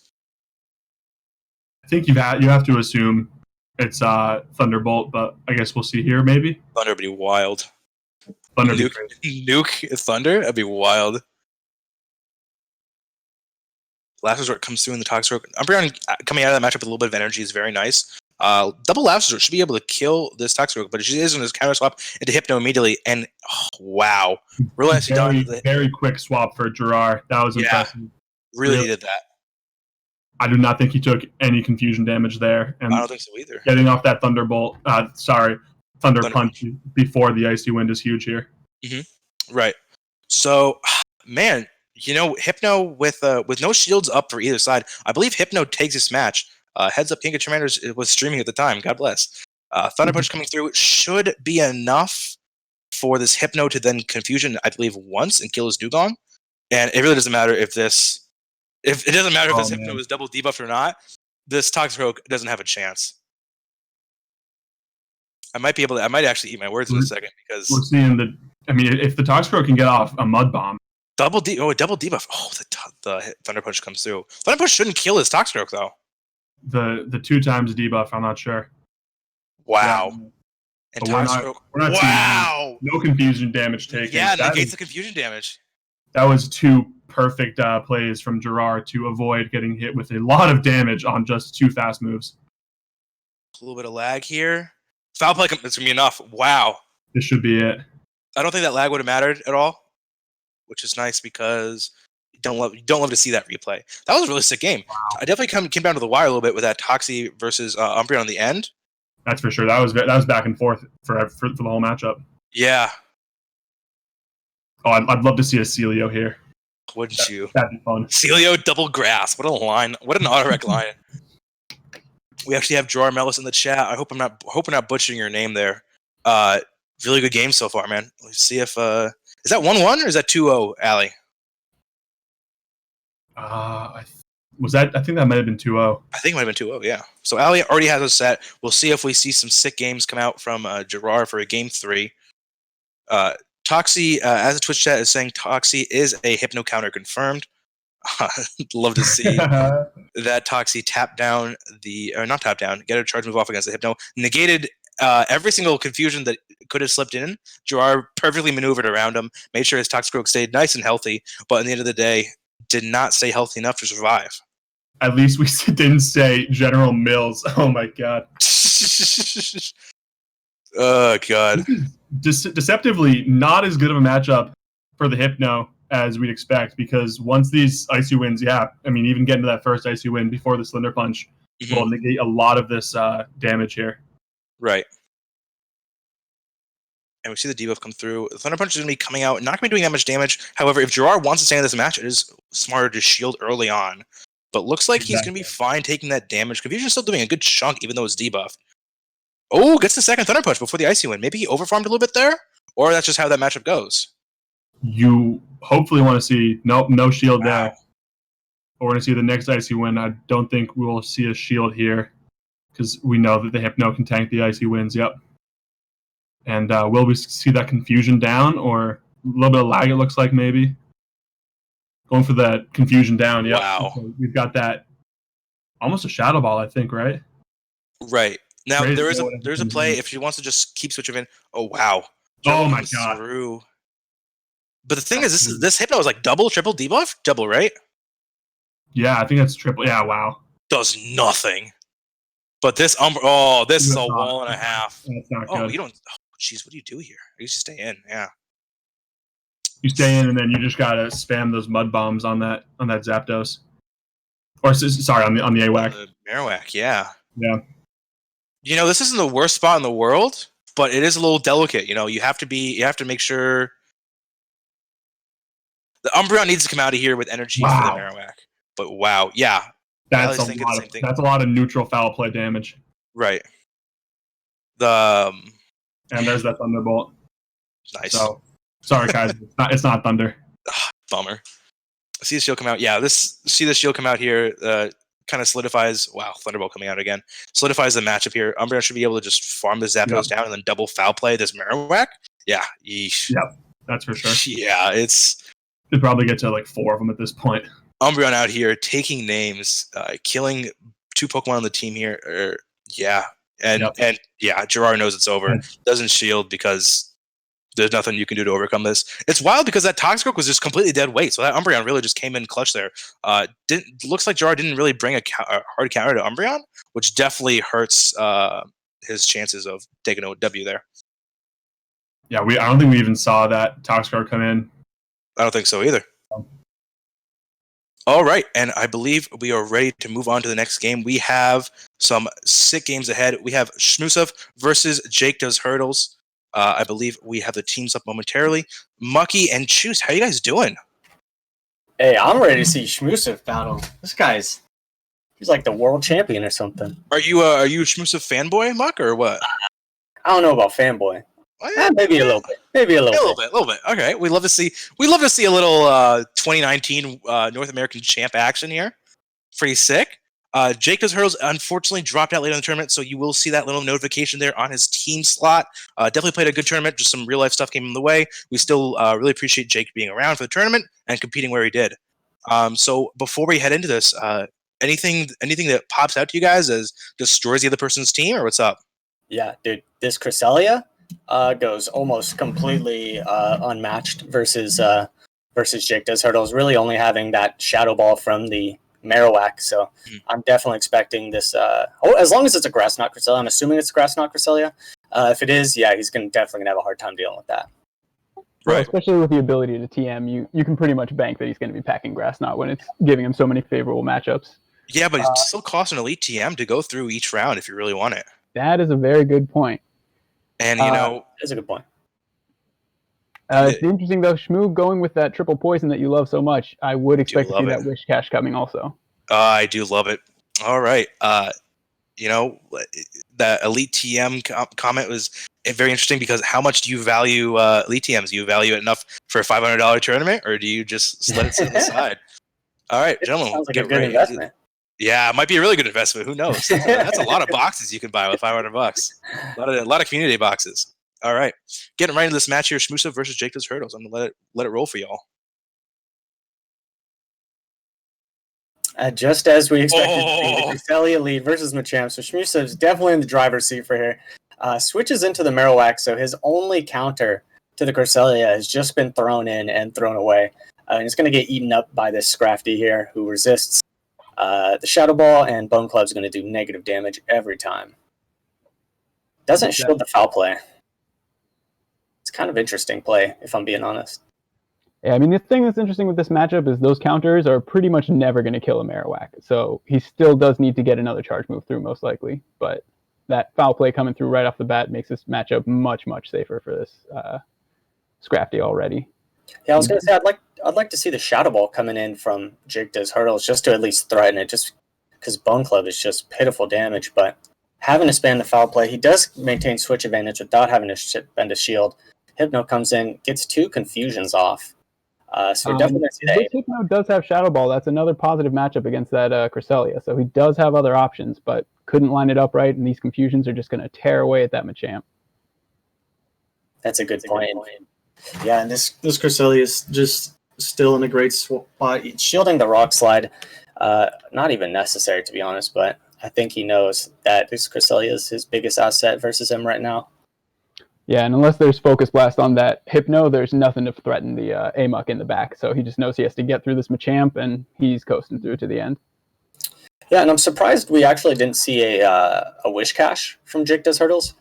Really, the only play that we have from Shmusa for that is that Grass Knot on the Cresselia. So I think for the next fight, I think I'd like to see that Wish Cache come in. Yeah, agreed. He's got a few neutral matchups and some very positive matchups, and like you said, Cresselia is really the only thing to be scared of. Yeah, especially without the A formal Grass user. But yeah, Muck's going to come in and just end this game.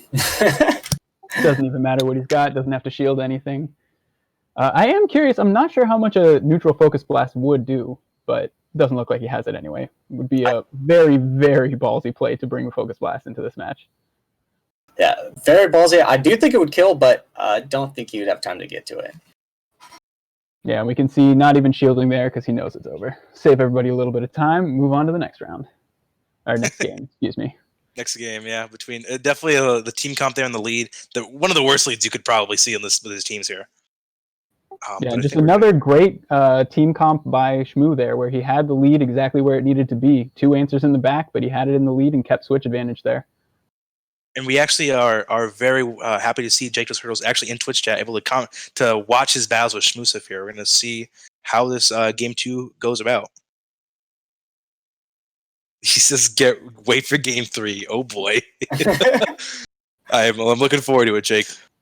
All right, well, let's get through this game 2 first and get the Scrafty into the Marowak. So we're replaying this matchup from before. And as we saw, it can be very close, but we'll see how they bait each other and how they go. Yeah, keeping the switch tray up, that's definitely a good tactic. I don't see that from enough battlers, keeping the switch tray up if you think that your opponent is going to switch. Going straight foul play again. Definitely it seems like a rehearsed matchup here. I think he knows how he wants to play this every single time, just straight foul play. We do see the Shadow Ball coming right off the bat. No one's messing around with the baits here. No one's messing around with the shields. Yeah, I'm glad to see the adjustment from Jake here, just going straight Shadow Ball. I definitely think that's the right way to go here. But we see the Hypno coming in. I don't think he's going to get... Oh, he does get that foul play. The fighter that resists confusion comes through. Wow, and that's why we're seeing Scrafty seeing so much traction lately. He just does what other fighters can't. And he does give up the switch advantage, though. Doesn't want to give up that 1 extra confusion worth of farm. That's the difference that he's not willing to give up here. And we see that Shadow Ball coming through, so he knows he has it now. Yeah, I expect to see a double shield on the Cresselia here. Oh, the attack drop means he can tank a Shadow Ball at this range, but he goes straight for that Wish Cache, clears the debuff, and brings in his Wish Cache, which we expected to see last game, brings it in here. He is going to have to shield this Grass Knot if he wants to keep it alive, though. Yeah, I think if you're Jake here, you have to just throw a straight blizzard. I think Just even a blizzard doesn't do it from here though, and I'm not sure. It definitely doesn't kill, but Cresselia is so tanky. I feel like people get stingy with the shields on Umbreon and Cresselia type Pokemon. So, but yeah, I think and a blizzard and a mud bomb God. might have been enough. Shmusif knows how useless the Cresselia or the Toxicroak is in this matchup, so he just throws it as Wish Cash food. Yeah, and at least he can still do some serious damage with those neutral moves, whereas with the Hypno, he would be barely tickling it. Yeah, and this game is definitely in the bag for Shmusif with the Cresselia with half health. Yeah, and he saved that shield smartly, knowing the Shadow Balls were the only things he needed to shield for the rest of this game. Yeah, and since that's a Shadow Ball, he can literally just win with Confusion if he wanted to. Yeah, he's going to win with Confusion. Oh, God. Oh, and just a Grass Knot into this poor, defenseless little Wish Cash with a sliver of health left. Serious overkill to make sure he steals this up. Wow, really well played by Shmusif. Excellent reads. Unfortunately, Jake does not have a great team here to face the this Cresselia. Yeah, we're just seeing that unless he can line up that counter on the crest, it's just so powerful against his team, even when he got that Hypno on it. So before we get into Game 3, Limlime does bring up a good point. Shmusif is a content creator, question mark. I had 3 organizations that were content creators. One of them is the Sylph Arena team. The other one is Ghost Stadium. And the other one is PGPL, the channel that we're streaming on. Nightwing decided to elect Shmusif as his stream representative, the same way Ghost Stadium elected Mason, aka Valor Ash, the same way Sylph Arena elected Exile XO. Damn straight! With that being said, moving on to Game 3 between Jake and Shmoo. Let's see if Jake is able to pull off some sort of miracle and beat the shit out of Shmoo before he moves on to the next round. The Wish Cash. Okay, so Shmusif Wow. just calling everything Holy here. shit. Holy shit. Not much that's going to be able to be done from Jake's side. We see the Scrafty come out, and he's probably just going to throw straight foul plays again. Yeah, he needed to line up that Marowak against that Cresselia and just 0 for 3 on finding it. Shmoo just knowing where to place it every time. And that's always an incredibly tough call to make. When you only have one counter, you know it's coming. It's just lead or in the back, and that coin flip didn't go his way any of these games. Yeah, and unfortunately, Thunder Punch doing negative damage here to Scrafty. Yeah, and we'll see. It looks like he's very, very content to just let these shields go down. Even going for the power punch now, or not use any shields and let the health go down. Make sure that there's no farm left over for this Marowak when it comes back in. Oh, and he is Powered a up. foul play. Unfortunate. Yeah, and this is powered up, so it's going to definitely draw a shield here. Oh, no! No shield! Jake! Oh, no! Oh, this poor Marowak. It's been through so much. That just sealed. I don't think he shielded because he knew there was a Wish Cache in the back, but this is pretty much the only thing he has left for the Cresselia, Yeah, so but it's kind of an interesting. Snow is gone. Marowak is gone. What's to face the Cresselia now? I guess without switch advantage, it doesn't even. It's not much you could do. Shadow Ball coming in, doing a decent chunk to this Wish Cache, and Oh, we see God. Wish Cache. Oh, no. And here's the game ender. And a shield down with the Grass Knot incoming. This is just, looks like it's all she wrote for the fish. We'll see if Jake shields here.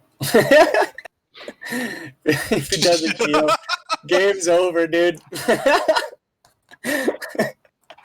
Oh, no. Oh, wait, Jake just hurdles, telling us just wait in the chat on seeing some I'm miracle. expecting no shield. I'm expecting no shield here. I'm expecting no shield as well. That'd be very Let's see it. respectable. Damn, DJ Enterprise has a whack. Wait, are we getting a third shield? Are we No. getting a third shield? He left. Oh, damn. Oh, man, the Grass actually Knot doing quit. No 0 way. damage without Wait, no, shielding. he did leave. No, maybe he did. I respect it. I respect it. Oh, no. Oh, Jesus. Jake just Oh, that hurdles was over rude. here. That was great. Oh, man. Great battle. Oh, that was very good. It was very Yeah. unfortunate to see that kind of domination there from Shmusif's side. Let me just make sure I line this up correctly. the I GB. believe Yeah, I mean, it was a valiant effort. He played it as well as he could, but it's just without being able to line up something on that crest, there was just nothing for him to do. Yeah, definitely a rough time. It happens. So, which is all right. Moving on to next round, we're gonna see. Wait, actually, did Jake drop after that game? After that round, Devin, why? Not only did he quit the game, he quit the tournament. I honestly jeez. respect it. I was thinking Shmoo. about it after I got wrecked round 2. No, I'm just kidding. Jeez, Mucky, what are you doing, man? I'm just kidding, dude. Oh, okay. I stayed in for the long con. Nice. Took my butt whooping. Bummer. All right. Moving on to the next game, Moomaloo, aka Buck Nasty, versus Pogo NTV.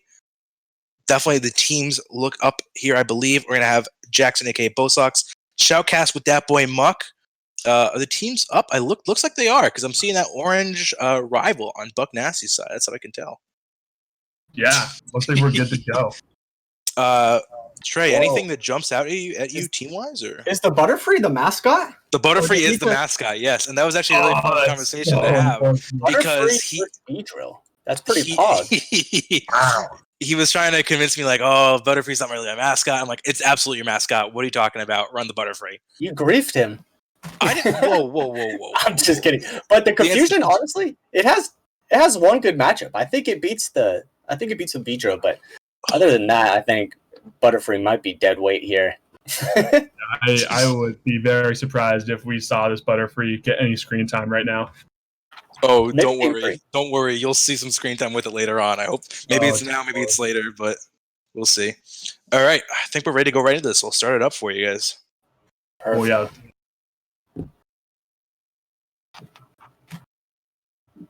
I'm excited. I do want to see a Beedrill. I mean, a Butterfree. The Butterfree. Yeah. I would love to see the Butterfree. I'd love to see it find that Beedrill. Yeah, that's what I was. I want to see it lined up against the Beedrill. I want to see it get a little bit of love. All right, we're just waiting on this. And this Cresselia Umbreon core seems to be quite strong. See it on a lot of teams. The Cresselia is able to defend the Umbreon from the Toxicroak, so pretty smart. I think that the Beedrill is actually able to be a core breaker for both. It does take, the Psycho Cut damage, but as long as they're not running Confusion, the Beedrill can actually break that core quite easily. Yeah, that's an interesting observation. It also, it's looking like this Azumarill might see some play as well because you do have to assume that this Cresselia is rocking the Grass Knot, but it's still not a horrible matchup for the Azumarill, and we've seen the Azumarill versus Umbreon matchup many times, so it's not a surefire core breaker, but this is quite the load screen time. Oh, Right now. Mason. Valor Ash, raving the party of 333. Wow. Half of 666. Valor Ash. It's a big boy raid. Can we get a shout out for Shout out Valor Ash? Quick. That's the man. Valor Ash, you might actually be able to see some Butterfree gameplay in a second. As soon as these guys lock in a year later after they've decided their teams. Really think They about were it. just waiting for the raid, guys. They were just waiting for the raid, probably. Indeed. Let's see if it actually locks in good point. soon. Because Lucky waiting on this lock-in screen for the entire raid is definitely not the ideal situation. Yeah, Pogo Nation's really trying to ice Buck Nasty right here. Jesus Christ, yeah, it's wild. We're seeing these timeouts coming. Making him second guess his decision. Yeah, right. I wish I could fast forward this, but I really can't. Man, we're taking 3 minutes into this. We've been thinking about this team for a while. Oh my god. Am I gonna have to restart this match? What is going on? I don't know. Pogo NTV, what are you doing, my guy? I'd love to see Pogo NTV take 5 minutes to think and then just lose the lead. Oh You my can imagine god. he's been switching between the same three Pokemon for the last 2 minutes. Finally, And, Jesus we're off. Christ.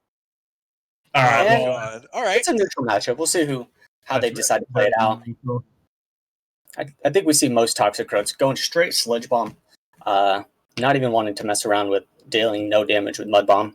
Yeah, that would be a nightmare landing that Mud Bomb. Lightning sludge bomb.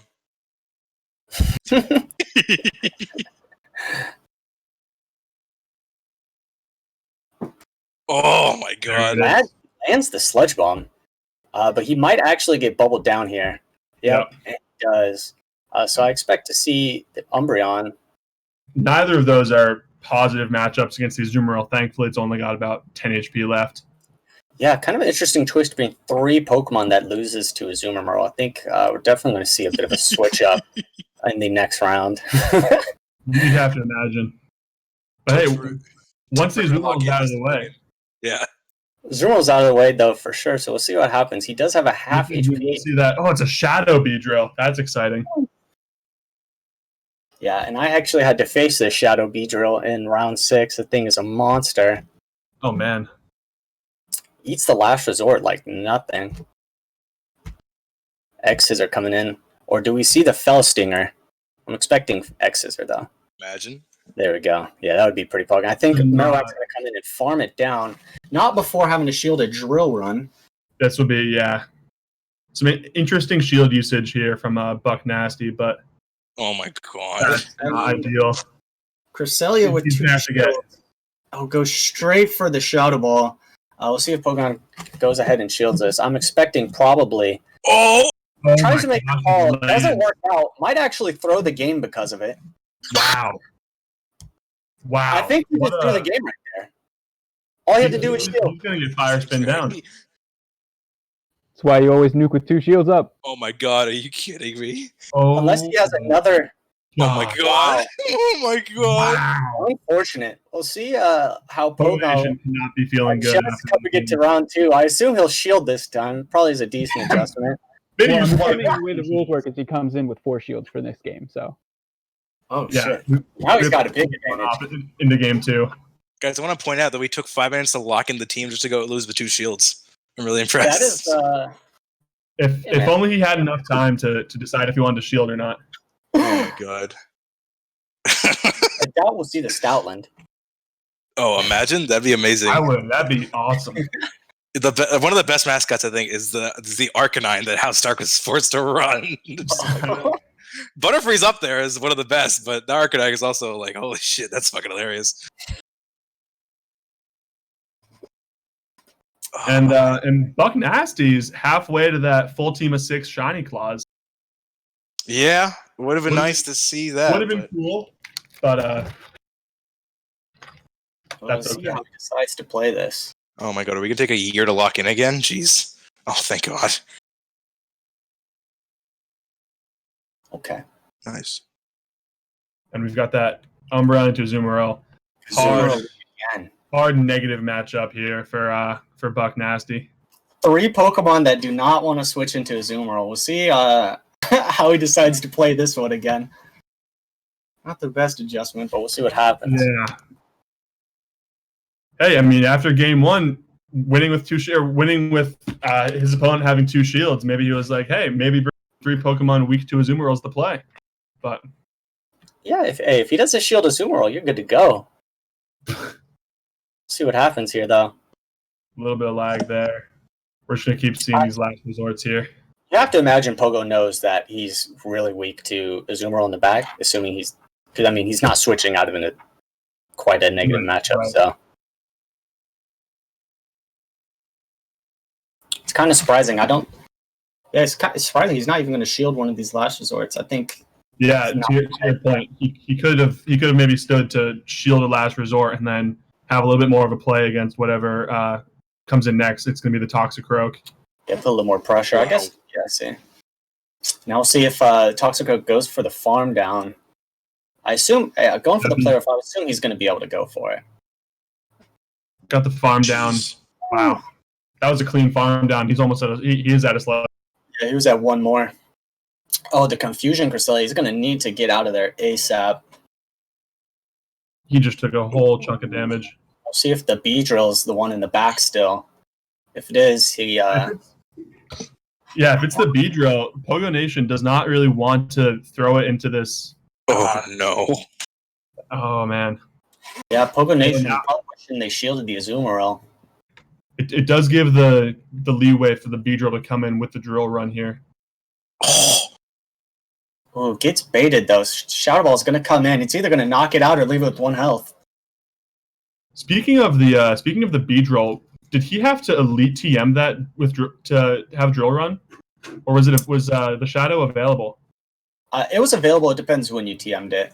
Yeah, for sure. Jesus. And he's going for this. Does not get the swap. How much health do you have on the Toxicroak? I don't think it's gonna matter. Probably enough for Mud Bomb. Oof. There we go. 2-0. Interesting. Buck Nasty making some big moves. Really well played by Buck Nasty. He down lead both games, comes out even though he has very unfavorable matchups to the Azumarill. Cripplingly weak to the Azumarill both games so far. Yeah, let's see if he finally brings a counter to it in game 3. Interesting. You could tell that not shielding the Shadow Ball on the crest really stuck with him for that next game when he shielded a Mud Bomb and then a Bone Club on the crest. Oh man! Oh god! It's the PTSD. It's the PTSD for getting one shot by a Marowak. Yeah, not great. With 2 shields. Oh my gosh! Jeez. And that was tough, but it looks like are we waiting now? There we go. Getting into game 3. Oh, okay. Brought the Azumarill this time. Okay. I respect the switch up. It's interesting that he's going to stay in. I wonder if he's testing the water to see if he's got Grass Knot on the Cresselia. I think we have already seen the Grass Knot, have we not? Yep. Yeah, there it is. Interesting that he's staying in then. Yeah, maybe he wants to get that chip damage in. Maybe he can get to a second Ice Beam before the next Grass Knot, but either way, these aren't doing a whole lot of damage. I mean, he'll get him below 50, but now if he switches out here, he'll be completely barren of energy and low HP. It's just basically a sack swap if he... Yeah, I guess if he has the Toxicroak in the back, he doesn't really want to swap. Oh, no Toxicroak. Okay, so he just wanted to farm down with Umbreon. Right. Not before he eats up. And he for sure didn't want that Venusaur to get hit by those confusions either. So this will be interesting to see if it's a Moonblast. Yep. Okay. Another Moonblast going straight for the farm down. Really committing to the farm down. He's got looks like 3 Fowler almost. That's a lot of foul. Don't know if that was a mistake. I don't know if he meant to fire the foul play versus the Azumarill, but man. Kind of unfortunate. I mean, he won game 1 and 2, so he's doing something right. Yeah, you're not wrong. He already won this match. Yeah, it definitely seemed like it was a panic foul play, but either way, not doing a whole lot of damage here to this Azumarill, even with the last resort. Yeah, with 2 shields up, I don't think he's going to be able to do too much here. That's for sure. Although I think he does have this Venusaur in the back, so we could see the farm down here. But yeah, with the Beedrill. Did not want to see the Beedrill. He's got to burn both these shields and then land 3 Frenzy Plants, or at least. Yeah, that's the whole game. And he's going to lose with 2 shields up, and now he's about to win with 2 shields up. So a little bit of vengeance here for Pogo Nation, but 1 game too late, it seems. Decides not to risk it. I respect it. Very much respect it. There we go. And going for that farm down. Oh, man. Well played. Good adjustment in game 3. Game 1 was wild after getting destroyed by that Marowak. Really nice to see him pull back and get a W in that last game there. All right, I believe we are moving on to the next game here. Country Nerd versus Panic. As soon as I find it. Oh, that looks like... Oh, that's not it. Oh, this is it. You'll love to see it. All right. Oh, that's game 2? What do you mean it's not in the right order? Okay, so the times, the settings are completely different. You'll love to see it. All right, I believe this is me and Chus grabbing it. Chus, you seen anything that screams at you with this this team comps? You're muted, by the way, buddy. Yes, I am. W. There we go. There we go. Anything that jumps out at you with these teams here? I'm liking this Bronzong. That Marowak and Munchlax looks like the only things that can really answer it, and it looks like that Bronzong could put in some serious work, as both of those are countered pretty hard by that Umbreon. Right. Yeah, we'll see if we get some sick play with that Bronzong. I'd love to see that in this with the poison meta having a confusion user that pretty solid to have on your team. Not to mention in a very light on steel meta, having that steel in your confusion user can be handy too. Right, very true. All right, starting game 1 here, Munchlax into Cresselia. Solid lead for Country Nerd here. Going to be doing a lot of damage with these licks. Definitely needs to throw some shields up, I believe, to take this match, but we'll see how they play it. Yeah, Cresselia can take a beating, but those licks do definitely add up. Oh yeah. Pretty solid scenario. Doesn't need to shield this. I believe a Moonblast is what I'd throw. We'll see it. Oh, does in fact shield it. Okay. So, ooh, whoa. Please double Bronzong weak in the back. He knows he needs to shield this, or he needs to protect this Munchlax. That's a good call. Very good point there. Definitely did not think of that myself. Going to see the Cresselia throw up a shield against his Body Slam, and Country is going to punish that shield with another Body Slam back to back with his Munchlax. Not going for the farm, just wants to preserve health and shields as much as possible and not put that Munchlax at risk. So, if he is worried about that Bronzong, we should maybe see a swap pretty quickly. Oh, man, he's going to stay in. Interesting. All right, maybe not the swap, even giving up switch advantage in this scenario, but we'll see. Looks like he wants to put a little chip damage on that Umbreon first, as he doesn't have a super positive matchup in the back for it. Yep, definitely. Really good point there. Probably going to see Venusaur come through here. I believe it's a little bit... Oh, wow. Is that an undercharge? Munchlax is pretty thick. That might have actually been how much it does. Right. I got a little more faith in it than that, but damn. All right. If it wasn't a charge, definitely did not work out to Panic's benefit. They're getting hit by the Body Slam. Really not how you want to play that, but, did come out with a little bit of extra energy. We'll see the Venusaur come out now, and, if Bronzong is in the back, Country is a bit of an uphill battle here.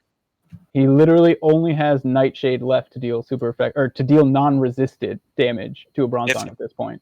If even that, might be running a psychic version of it. That's a good point. We have not seen it yet. Oh wow, we're gonna see the Muck come out. No Bronzong, okay. And he doesn't have the Nightshade. Good call on the Psychic. It was a complete guess, and not like I've ever seen this game before. Gonna be seeing the charge come out from Muck here. Gonna shield the Dark Pulse. Interesting call. Definitely, in my opinion, would want to leave the shields up for to shield a potential Gunk Shot or Sludge Wave. However, this is not looking that great for Country Nerd. Yeah, this is actually a matchup we've seen a few times, and the Noctowl does seem to come ahead most of the time, but those Dark Pulses do come out faster and faster. With shields down, if this Venusaur is able to come out of here with a little bit of energy, I think he's definitely got a pretty good chance of winning this match. All he needs, I think, is one Frenzy Plant against this Umbreon, and let's see if it actually works out for him. Oh, it's going to be an aggressive farm against we get the swap, and he goes Whoa! He's not letting that foul play come through. He's going to go right to that Frenzy Plant and make sure to get rid of this threat right away. Man, the thing does survive, though. Oh, but that's perfect. It all comes down to who wins CMP here. Oh, Amok does win CMP over Noctowl. If they've both got the move, that's GG's. Right. See how it goes out. Jeez. Yeah. And it's enough. Panic Very well played to swap out with that Dark Pulse waiting. Right. Panic able to get the W there with CMP. I believe CMP die, right? It looked like he was hitting the move, yeah. I mean, he had the move, so. All right. Moving into game 2 of this match with Country Nerd versus Panic. I don't really see any major team changes here. Just a little bit of a gameplay difference here.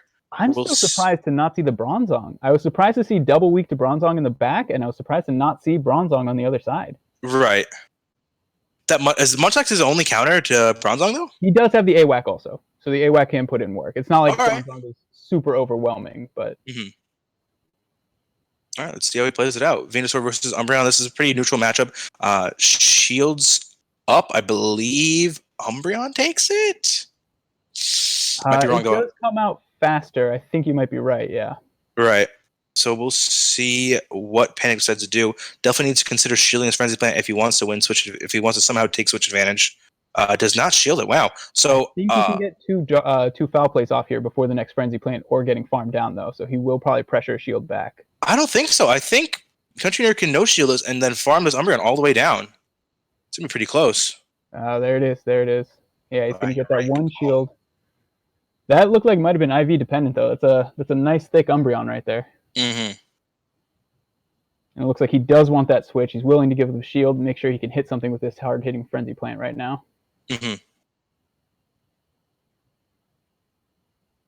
Coming in the Munchlax here, gonna be able to. Well, interesting call. Yeah. I see it only to burn the shields with his Body Slam here because it's gonna be coming out so spammy. But we'll see if he's able to come out on top. Wow, no shields from the Amok side. Very interesting call. Probably not going to see a shield come out either. So if Sludge does come through, does a lot of damage to this Muck. We'll see what's in the back. Wow, willingly coming in Cresselia with this lick damage coming in. Very interesting call by Panic. Interesting plays on both sides, coming into a losing matchup for both of them because they know just the way the game's going to play out, it's the right play. Yeah. Oh, man, is he going to get his Body Slam? Whoa, nice. And times it really well so he doesn't get confusion in the middle of it. Might be able to get another 2-3 licks in. 1, 2, 3. Oh, beautiful. So, I mean, whatever you really want. Venusaur is pretty low, so maybe coming in Noctowl and insta-swapping to Venusaur would be a sick play. Oh, he did exactly that! Let's go! Oh, what a catch. What a catch. Now, the question is, though, with two shields, both of these Mon are very weak, but I don't know. Can he fast move damage them down? Because he's not going to get to 4 Sky attacks that it would take. If you don't shield this, interesting call. I think he's saving that shield for the the attack debuff. Oh, that is big. Is that going to be the game decider right there? Way harder. He needs to commit to farming down. Yeah, and he does it. Just watch. 3 shields left. Oh, and he takes the picture just to remember the moment. The BM. I guess Panic just kind of gave up there because it didn't seem like he was tapping at the end. Probably realized that Amok was energy dry, didn't have a win con, which is really unfortunate. Yeah, no, there was no way he was getting to 2 moves there. Just not enough left on that Amok. That body slam from the Munchlax just did enough damage there. Right. All right, moving into round 3 here. Definitely seeing some good plays from both opponents there. I believe I saw Panic get a debuff against Shagness in round 1 with that Cresselia. So he's definitely pulling out the lucky charms for this tournament. Let's see if he's able to predict the lead here on Country Nerd's side. This team, again, pretty solid. You know, not seen much haven't seen Bronzong yet. Let's see if he actually decides to pull it out here. I'm still surprised. There's still only been 1 counter to it on the line every time. Yeah. We get a pretty neutral matchup here. I believe Umbreon does pull this one out. Very neutral. I believe you are right. Umbreon does take this because Umbreon is such a tank. Both Pokemon are pretty big tanks here. Umbreon just a little bit better in that department. We'll see how these opponents play it out, though. Skepta coming through. Man, I wish I knew this matchup a lot better. Because I feel like Noctowl might win the 0, actually. I feel like it might be IV dependent in the 0. You might be right. Because these Snarls don't do enough, and even though the foul plays are coming out faster, it's just those Sky attacks are just a better move and hit a little bit harder. Right. Man, I don't think another foul play comes and kills here. I think this Noctowl is going to survive it. I think the Noctowl's going to survive and threaten with that last Sky attack. I think you're right. Yeah. Man. Foul play comes through. Oh man, you're right. I think this is gonna get to a Sky attack here. Man, okay. So it's the ball's in Panic's score. Is he gonna take steal or switch advantage here? And it is gonna be switch advantage. It's gonna be able to farm this Noctowl down. Gonna be able to hit whatever comes in with. Wow, get a little close at the end there. Man, you could come in Munchlax here and get a lot of farm for whatever is coming in next. But I think Country Nerd's Munchlax here is mainly reliant on fast move damage. And I'm amazed we didn't see a charge move come out from Panic's side there. That champ was able to get some free farm. So, yeah, kind of wasted that energy advantage he had. Medicham able to put a lot of pressure on this Machamp. Machamp not really able to put as much back because of Medichamp's psychic co-typing. Cross-type comes through, does not do that much damage. Able to power punch here. Might threaten a shield because Machamp is so glassy. We'll see what Panic decides to do. Does not shield. Machamp takes that power punch. Doesn't really do that much damage. And we're going to see a Country able to farm it all the way down. And it's going to be Amok in the back. This is not looking good for Panic. This Medicham is going to start ramping up with counter damage.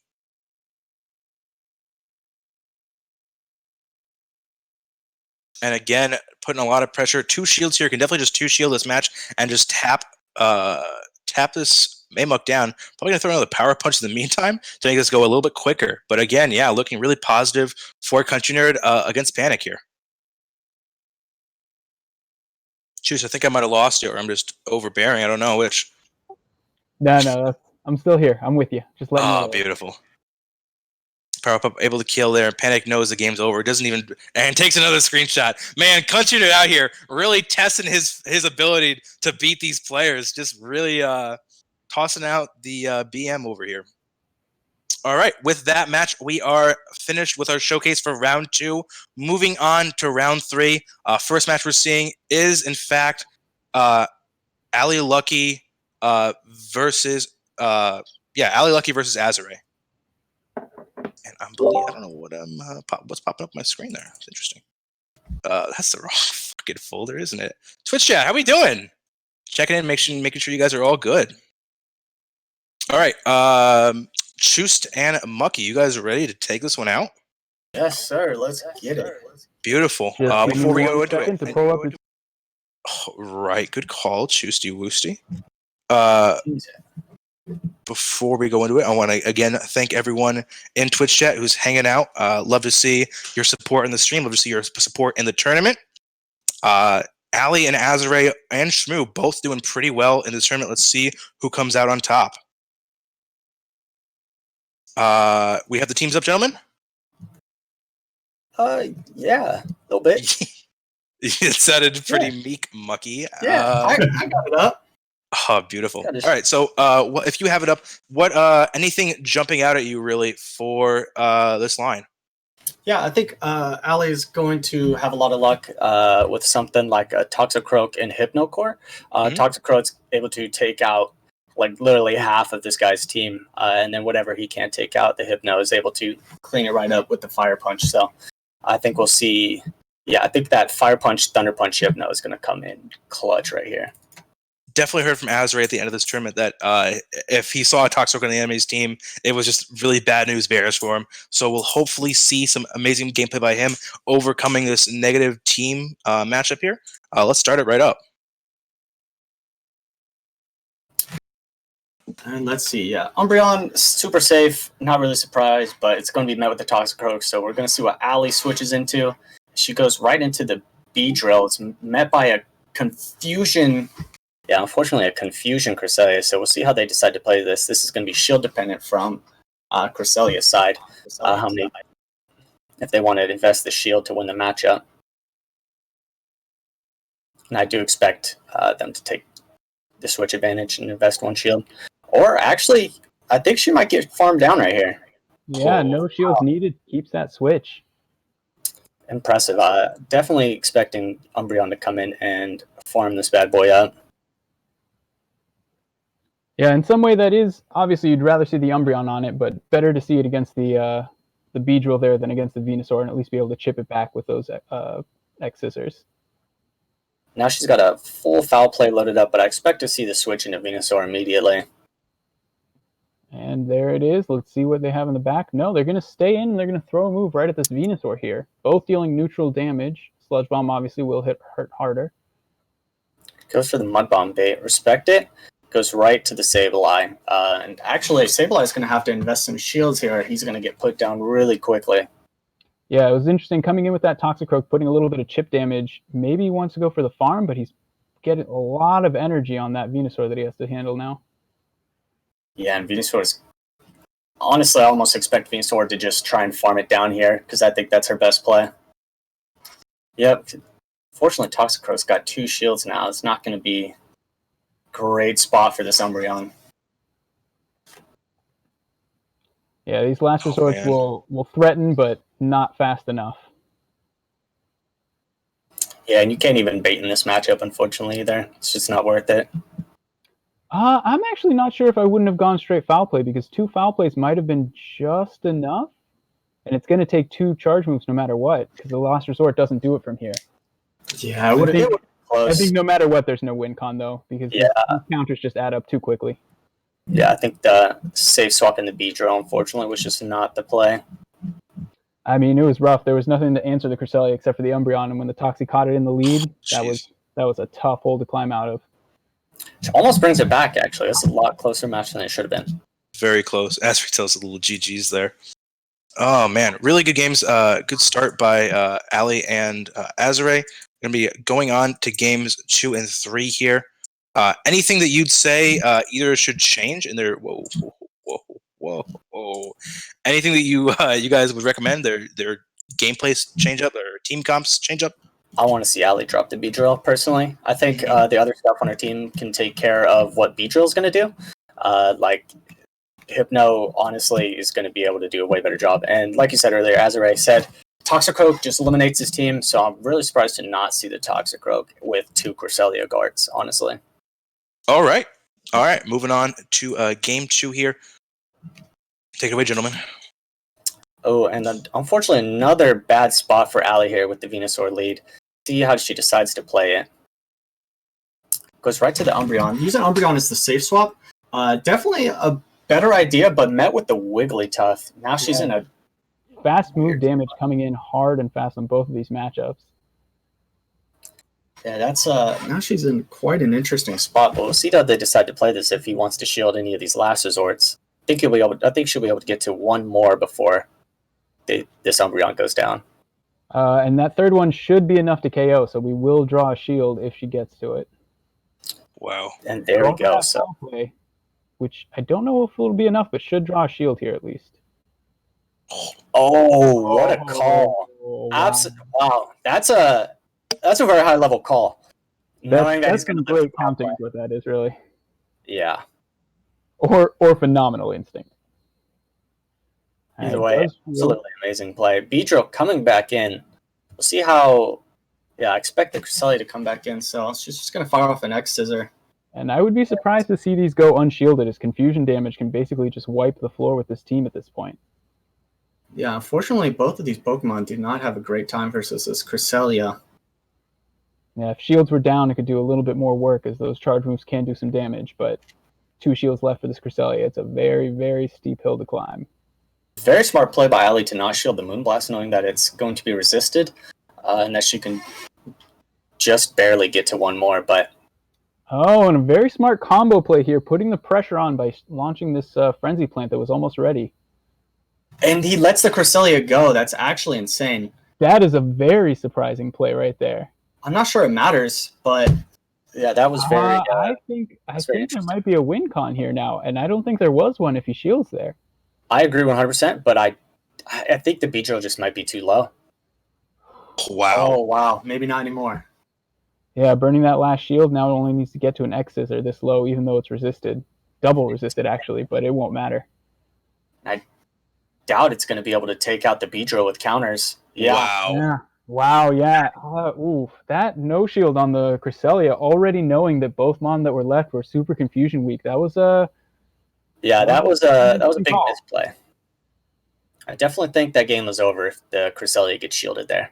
And just confusions the rest of the game down.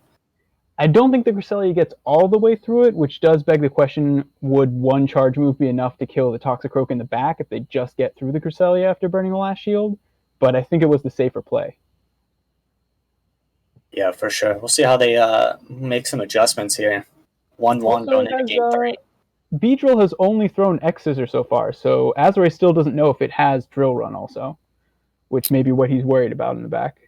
That's a very good point. And his team does seem to be quite weak to the ground moves. Seems to be a running theme in this Poison-centric Invitational. Yeah. I guess that's why everyone's got a Toxicroak.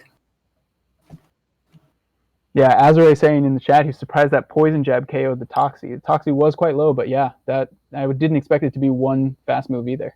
Yeah, that's a good point. Only needing 1. He was probably 1 away from a Mud Bomb or something. I think he that's had a the good mud bomb. I point. think the fast move just came in quicker. Oh yeah, it might have been. So, and man, if he has double mud bomb there, I think he's able to win that game. It just it comes down to if that Beedrill gets a fast move in between. But instead of that happening, the Beedrill got the fast move before he even got a charge move off. Yeah, it's unfortunate. Yeah. All right. Game 3, 1-1. Oh, and the Crest just keeps finding these Jesus. juicy matchups. Found the same matchup as last time, but Ali was able to pull it back. And they're replaying it, just a little extra lag. Just a little extra spice on this one, a little lag.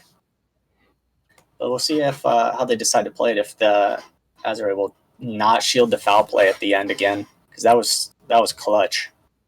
I mean, it seems like there's no other way for this Umbreon to go about it, because it couldn't get a Snarl off before the Wiggly came in, and it won't be able to get to a Last Resort once again. I don't even get to a foul play this time. Oh wow, the lag actually ripped that matchup. The switch was just ready and waiting this time, denies that last fast move. Yeah. Where do we come for the farm? We come with the Venusaurs, where he thinks the farm is more worth it. Shields this Ice Beam. And we'll take a couple resisted charms on the way to a lot of energy. There's literally nothing in Great League that wants to eat 2 frenzy plants, so it's pretty good, pretty smart call. Skarmory begs to differ, but overall fair point. That's a good point. At least he's banned here. Yeah, he is. Okay, in this meta, very true. Even in this poison-centric meta, that just shows how strong Frenzy Plant is. Especially coming from a Venusaur. Meganium, you might be able to tank it, but Venu's got some attack on it. We're seeing this Cresselia countering by committee again. He's going to have to put the hurt on with his 2 Mons. Oh, and the Sableye comes out this time.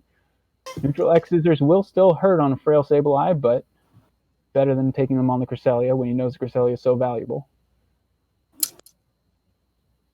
Just going to go straight X Scissor here, but don't think there's... Okay, she shields the Shadow Snake. Interesting. And once again, we're seeing that Hazard just does not want to commit these shields too early. He knows where they're valuable, and he knows they're valuable on that Cresselia. Oh, wait. Might have been a misplay there. Yeah, oh wait. My God, huge misplay. Oh my God, huge misplay. I thought the Cresselia had a lot more health than that. I thought it had taken 1 less charge move somehow. That was unfortunate. That was a little fade actor W right there. Ooh. That's what that looked like. Oh, man, not what you love to see. But that's all right. Moving on to the next situation, I believe we have Jolt versus Shmusef. Going into this situation, once we get the teams up, we'll discuss this a little bit. Again, thank you everyone in Twitch chat right now. Thank you guys for tuning in, hanging out. I believe it's going to be me and Jackson that cast this one. How you doing, buddy? Yeah, let's get it, man. All right. I think we're waiting on the teams here. Yeah. You know, I'm not seeing the teams yet. I don't know. I took a minute to look at the teams a little bit here. I think Shmusef has a pretty solid chance over Jolt here. Let's see if Jolt is able to come back with anything. The teams are up now. I believe both teams have a Wigglytuff on it. Actually, I'm still not seeing the teams up. Maybe we give it one more second. Give it another second. All right. That's all good, man. Definitely have some good games. I'm not seeing a Wigglytuff with on Shmoo's team. Maybe we're looking at different teams here. That'd be maybe really we're looking at different teams. Hey. No clue what's going on here, but that one's on me, boys. I left one of the old ones up by accident, but we're good now. Oh, we're all set. All right, solid. All right, we have a Shmusef's team. We've seen it before. Pretty solid matchups against Jolt's team. Anything that jumps out at you right now? Yeah, that Jirachi looks interesting. You got to wonder. It's a very poison-centric meta. It won't be hitting. It'll be hitting everything for at least neutral, if not harder, with that confusion. Right. Jirachi. I saw Alfindiel actually running Jirachi and Articuno. Let's see if Jolt has a little more luck with it. Let's get right into this game. Is Urbi at 1.25? Yeah. The answer is yes. All right, let's do it. Jolt versus Shmoo. Love to see this matchup. We'll see Azu lead into Beedrill. Not what you love to see with Jolt situation. Jeez. It is running the Those poison jab variant. jabs are adding up. Yep, this must be one of those situations where he was able to fast TM between rounds. Definitely. So we'll see what Jolt decides to do here. Definitely tanks that first charge move, going for the Ice Beam, trying to maybe take shield advantage here. That being said, I don't know if this Ice Beam threatens the shield. If I'm incorrect, it totally does. And maybe we can get to a second one. Oh, I would like to see that. More chip damage. He'll definitely lose the switch advantage here, whether or not he gets poison jab down or switches out now. Jesus. Poison jab did it. So we're down. Looks like we're down 2 shields, and there's that Jirachi. It's going to be dealing super effective damage with this confusion. It does not want to take a drill run. That would do a lot of damage, and we're lagging a bit, and there it goes through. Hit the shield. Man, down 2 shields to 0. But, leaving those shields for Jirachi is definitely the play. We'll see this Meganium versus Amok here. Surprised to see a shield come up. Actually, holy God, that's a really nice shield. Yeah, the Sludge Wave would have done a large sum of damage. This Earthquake will do... we'll absolutely one-shot this. We'll absolutely destroy this Amok. But then we've got that Jirachi in the back still, just waiting for... Whatever comes in, but I assume the Beetle's going to come out here and get a lot of farm on this Meganium. Frenzy Plant really is not going to be able to threaten. We'll see a Sludge Bomb from the Beedrill? I'd say X-Scissor. X-Scissor. Oh, he is running X-Scissor. Wow, that's so much damage. See if we can... Oh! Just shy of getting to it. I think he possibly could have farmed down after eating a Frenzy Plant, but wanted to preserve that Beedrill. Jesus. And this is not a great matchup for the Jirachi here. This is one of the ones he didn't want to see. This is pretty rough. These super effective mud bombs from the Wish Cache onto the Jirachi here really doing too much damage for Jirachi to handle. I think he'll have to get to a... No, one more mud bomb will do it. One more mud bomb might even get charmed. Yeah, it doesn't matter. No, the Wish Cache coming out too strong. That's a GG's. Wish Cache in the back is, especially after baiting out the Meganium. Mm-hmm. Really good job by Schmissub to avoid getting farmed at all by the Jirachi there with that Beedrill, and really good job keeping that Wish Cache away from that Meganium. Definitely had a little bit of a team comp advantage there, and just maintained it throughout the game. That's for sure, yeah. Whoa. I don't really think anything major to change in between rounds, in between games here, for playstyle or team comp. And just getting it lined up a little bit. Schmissub definitely keeping a little bit of fluent gameplay with how he lines up his team. Seeing Umbreon as Scrafty here, really not what you like to see at all. That is not the lead that Jolt wanted to see, but not at all. Throw this last resort. It's not going to do a lot of damage at all. Able to put some damage out, but really not doing that much. Scrafty's going to be putting a lot of hurt onto this Umbreon. Surprised he didn't throw the power-up punch earlier, as you really just want to ramp up these counters as soon as possible. Let's throw back-to-back. Looking like it'll be another power-up punch, so these counters are going to be doing a lot of damage. Should take out this Umbreon very shortly, but not before it gets hit with another last resort. Last resort doing a little chip damage, not going to be doing that much. If Jolt does not have a counter to this Scrafty, he's in a bad spot. This Scrafty with energy and powered up, has a hard wall with Azu here. Interesting that Shmoo throws a charge move here, as he could just swap out, because I assume he's going to swap out after this. Yeah, does swap right in a muck. And, Azu looks like he's just staying along for the ride. Let's see if... This muck is real safe here, although both shields are still up, so... this Jirachi definitely doesn't want to come in because these Dark Pulses are being fired off very quickly, or would be fired off very quickly. Mm-hmm. But this Azu doesn't want to take anything. Really good call of shield at Sludge Wave there. Really doing his counts that he needs to be doing here. She gets a shield from the Ice Beam. Let's see if he gets another one. Really needs to pressure this muck with as much damage as he can put on it as possible. Azu, depending on what Shmoo has in back, might not be the perfect counter for the rest of his team. We'll see if Muck gets rid of this with a Sludge Wave immediately, or if he is baiting here with a Dark Pulse. Oh, you hate to see that. Got the shield. Excellent call by Shmoo, and this should be the Sludge Wave coming in. Mm-hmm. And this is a bad position for Jirachi to be in. Yeah, really not good for Jirachi at all. This Dark Pulse is going to be able to kill this Jirachi this round. I might have spoke too soon. I think it'll be close if it doesn't kill. It'll be within... Oh my god, it basically does. Jirachi's so frail. It was left with 1 HP, but that's not enough to do anything to the Amok or whatever Shmoo had in the back. Not at all. No. All right. Shmoo taking the set 2-0. We'll see if Jolt is able to come back with a positive game 3, turning to 1.25 and starting it up. Let's get it. Last game for this set. We'll see if Jolt's able to come out with a little bit of W's, not taking 3 L's from Shmoo stuff. Yeah, let's see it. You have to wonder at this point if Jolt's going to bring the Jirachi again, because it's been nothing but a liability. Jirachi's been getting shit on this set. A little rough, but we'll see if he turns it around. He was just never able to line it up with the I think the Toxie or the Beedrill. Oh, speaking of Beedrill, what a rough lead for Jolt. Wow. I don't think Jolt's gotten a lead here, and if Azu is your counter swap, that's not looking great. Shmoo making the big brain leads. We're getting hit with some lag, but oh no!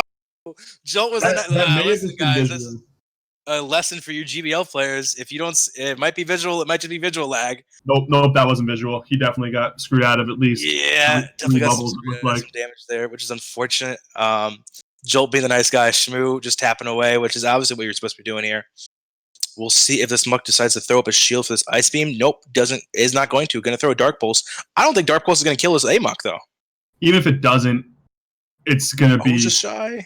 It's going to be in Snarl. Gets the Ice Beam off. Ice Beam before he snarled down, so he must have had 4 HP left to survive a Snarl. Oh, what a champion. Man, what do you come... I guess you come in with... Oh, this is not great. He does have the 2 shields, but neither of these Pokemon really want to see Amok in any shield situation because these... Wow, big brain play. I guess the Dark Pulse here is the safest option because you don't want one of those Sludge Waves shielded. Oh my god, and the Undercharge might actually be perfect. The Undercharge is perfect. Jolt's brain is getting massive here. Let's see if he's able to get this Frenzy Plant off. He is. If he swaps right into Jirachi, might be the play here. However, he's going to have to burn these shields pretty quick. I think Amok's the thing that threatens this Jirachi most. Actually, no, he still has Wishcash on his team. And it's Scrafty on the line. Oh, that's not ideal. Not ideal at all, but Doom Desire is going to be threatening this Scrafty a lot. And 2 shields, as long as he doesn't get baited by a pup. Yeah, that's for sure. And now that I said it, I think I've just willed it into existence. We'll see if Jolt decides to shield a pup or a foul play here. Doesn't. And there's the shield on the pup. That's not what you want to see. But the thing is with Shmoo, he could just go straight pup here and probably boost his counters enough to threaten this Jirachi in big ways. So not looking like a great scenario. Another shield on a pup. That's not what he wants to see. This Doom Desire will be shielded, you have to assume. Yeah, absolutely. Well, okay. And then it's going to get countered. And this will be another pup coming in, and we'll have to find out if he's got enough energy. I think the answer is definitely has enough energy. The Beedrill, the Beedrill comes in and just throws a charge move. Beedrill had energy for a while. Shmusov, again, taking a very decisive victory in this tournament. Wow. Yeah, really good plays. Big brain plays all around from Shmoo. Bigger plays, but seeing the undercharge from Jolt's side and seeing the strategy that he showcased was pretty sick as well. Yeah, that's for sure. Just unlucky, was never really able to get that spot. Right. Very true. All right, going to be going... Quick comment before we move on also. You guys commented on how he wasn't throwing those power-up punches against the Umbreon early to ramp up, but I actually like that play a lot, and I think that's more big braining by him because in such a positive matchup, you expect them to switch out of that lead. You don't want to waste that powered-up energy when you swap your own Scrafty out when they counter-swap. So you save that energy until you're sure that they're playing the sack lead, then you start ramping up because it's such a positive matchup anyway. That's true, yeah, for sure. Very true, very true. All right, as I find this matchup because I've completely lost it, just give me a sec, Twitch chat. We're trying to find this setup here. Nope, that's a Shagnus file. On the bright side, I already have the teams up, so we can talk about them. Beautiful. Let's talk. Okay. I believe the shoutcasters this round are going to be Datboy, Muck, and Jackson here. We're going to be looking for this file, and we're gonna keep looking in the same places as I checked before because I'm an actual idiot. Oh man! All right, it looks like we're gonna see what is this? Pokemon Joseph versus Pogo Nation. We get to See this Pig Knight in action. Seeing Pig Knight here would be pretty huge. Is this it? Oh, I would love to see that. Oh, it is it. Oh, look at me. My brain is massive.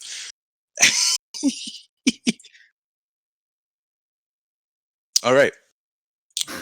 We do have the game ready here. Pogo NTV versus the Salty Pig. Definitely one of the homies plays Among Us with me.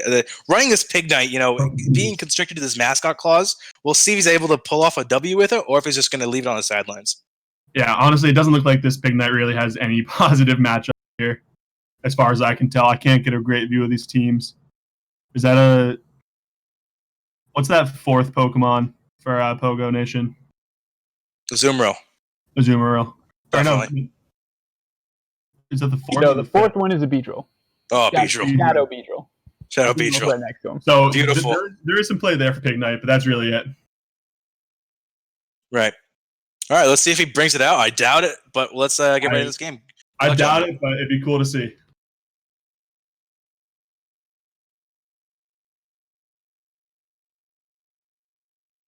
And seems like that boy Muck is having a hard time with his audio. So we'll take this away. This is a very... I might have been talking that whole time. That's just slightly unfortunate. Oh, man. I was preaching about how excited I was to see this Regirock coming in. It actually has some... I totally missed the Regirock. Oh, Regirock's got some sweet matchups in this. So, yeah, he has it, too. So we'll see it. Definitely not going to come in versus the Azumarill, but it brings in the Cresselia. No surprises there. Going straight for the play rough. Not actually in a great spot unless if this does not have Grass Knot. So we'll see what happens there. It did last round, so I almost certainly has. I hope it would have Grass Knot. It'd be tough to justify elite TMing Grass Knot back and forth between rounds. But hey, they're going for the money.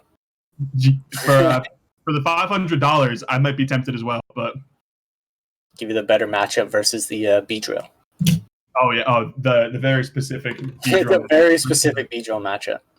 But no, these grass knots are doing some damage to this Azumarill. We'll see this Ice Beam go through, and I'm not sure if we'll get that shield to maintain. Yep, he wants to keep that switch advantage, and he'll farm down the Azu. See what he decides to come in here with. I'm expecting, the Drifblim. The Drifblim will shield, and it will hex down. I'm excited to see this Regirock come in. I was hoping we'd see a 2-shield Regirock, but it's all good. That would be something. This is not a matchup for Drifblim. Its only play here is to get off these icy winds as fast as it can. Hopefully this Regirock has Focus Blast. It does. And it does. You have to assume it's running Stone Edge Focus Blast. And I think it's getting the Stone Edges off. Obviously not against the Umbreon, but I think it's the fastest move that any Reggie gets to. Going straight forward. Regirock's about to put in some work. Yeah, these Stone Edges are coming in hot. Okay, it might be worth the shield here. Have we seen both moves on this Azu yet? We've seen Ice Beam. I'm not sure about the second.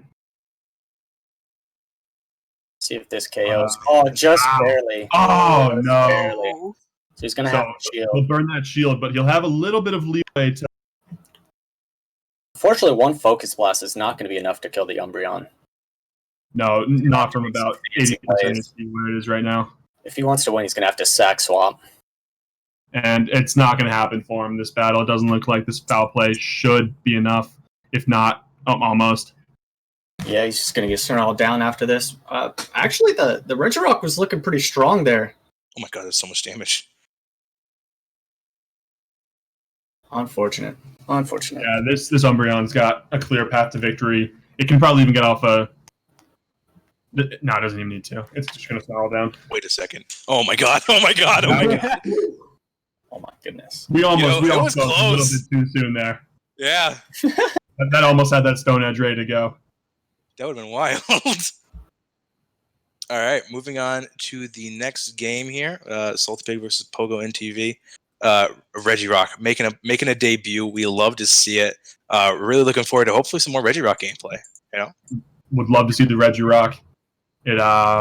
This is a great matchup for this Drifblim. It'll be hit by nothing from that Cresselia. But I'm not sure what the play is. You want to save...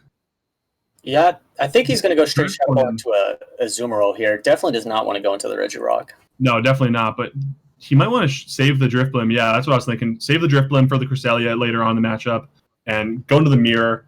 Was he rocking the Play Rough? I didn't see. Nope. Oh, so we do have the Hydro.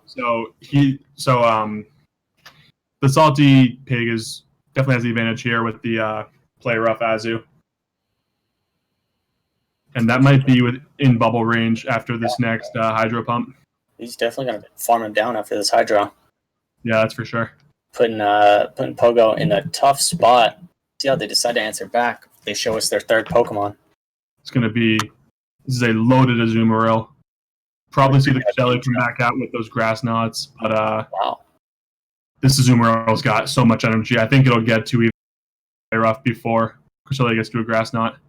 Yeah, I guess Cresselia came in here just to soak all this energy. Yeah. Fair enough to play rough. So see if they decide to just farm the Azu down, knowing that it just expended all of its energy. I think that might be the right play here. Yeah, these Confusions are hitting harder than the Psycho Cuts, so that is a much more viable option. But either way, this is not a great position for Pogo Nation to be in right now. Oh, Regirock. And now it's Regirock's time to shine. Regirock's going to put in work with these Focus Blasts. Only doing about 50% damage, but it's charging him up very quickly. He's going to go straight for the Focus Blast. I'm not sure if that's the best play. Pogo pretty much has to shield the Umbreon here. That's his only win con, so yeah, we'll see if it goes shielded here, but I'm expecting a shield. I don't see why they wouldn't. And Pogon wants to get that Umbreon back on the Drifblim, but with this Regirock standing in its way, I'm not sure it's going to happen. I have a feeling it's going to win this 2-shield matchup here. The Regirock, you think? No, I think the Umbreon's about to come out. Yeah, I agree. I think these foul plays are coming too quick, and they're hitting a little bit too hard for it to be able to tank another one. Yeah, I think if he actually wanted to win this matchup, he was going to have to call that. He was going to shield it and just go straight Stone Edge. Oh, and that's a great switch to get off. He actually has play now. If he shields this and then switches, he actually isn't in a bad spot. But the thing is, that's a misplay. That Drifblim could have hexed down, I think, because it's not taking anything. I mean, that Moonblast wouldn't have killed. Yeah, actually, that's a smart play. If he was able to, get 2 or 3 Icy wins on this, I don't think a foul play would kill the Regirock, and he might be able to get off a Focus Blast. But I think that's a misplay. He almost overtapped. Almost overtapped, but he gets the Icy Wind off. But I don't think it's going to be enough. I think that's going to give this Umbreon enough farm to. Oh, it is. Yeah, it gives you. Regirock. We'll see if it is debuffed. There's a chance it lives with 1 HP. Oh, God. No! Oh, second one. So close. Really well played. I really respect the Regirock pick. Yeah. See, Regirock slaps. Regirock does slap, but his team was kind of weak to Azumarill there. Just a tad bit. Definitely tad weak to Azumarill there. We're going to be moving into Game 3 now. Salty Pig versus Pogo NTV. I believe Pogo NTV is up 2-0. Let's see if Salty Pig able to take one back. Yeah, Salty Pig not in the driver's seat in this matchup, but we'll see how they decide to play. It is the Confusion, so he's not going to be spamming the Grass Knots, so it's not the worst matchup. It's almost even. Yeah, the downside though is those Confusions are hitting relatively hard. Yeah, but he's going straight. He's going to go straight play rough, knowing that he's probably not going to shield the Cresselia. Yep. Does not shield the Grass Knot. Not a bad play, but I'd love to see if we could get that Cresselia to Confusion down this Azu. I'm not sure if it's going to happen. I think that's the player. I'm pretty sure he's just going to Confusion him down here. He still needs 2 more bubbles. I wonder if he's rehearsed this. He's done that 2 times in a row. 2 times in a row. Is that a Blossom I see? That is a Blossom. It's a Blossom. Blossom slaps. I'm not sure if that's the play, because this has got to be a Grass Knot. Wow. Or not. Okay. Interesting. Wow, that is a huge call to not shield that. What the that was insane. Well, he can swear, by the way.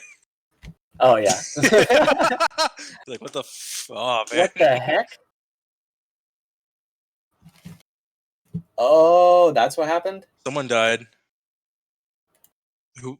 Are we still? Oh. Okay. Doing your thing. Yeah, what happened to my camera? Don't worry about it. It'll get fixed in a second. All right. Cresselia spamming, or the Blossom spamming the Leaf Blade here. I think that is the best part about the Blossom is it has the low charge fast move, or the low charge charge move. Yeah. I don't think it's going to be enough to take out the Umbreon here. It's not going to be able to live 2 foul plays. Somewhat reminiscent of a new and improved the Whimsicott with the hard-hitting charm to kind of equal that Razor Leaf, and then the Leaf Blade as well.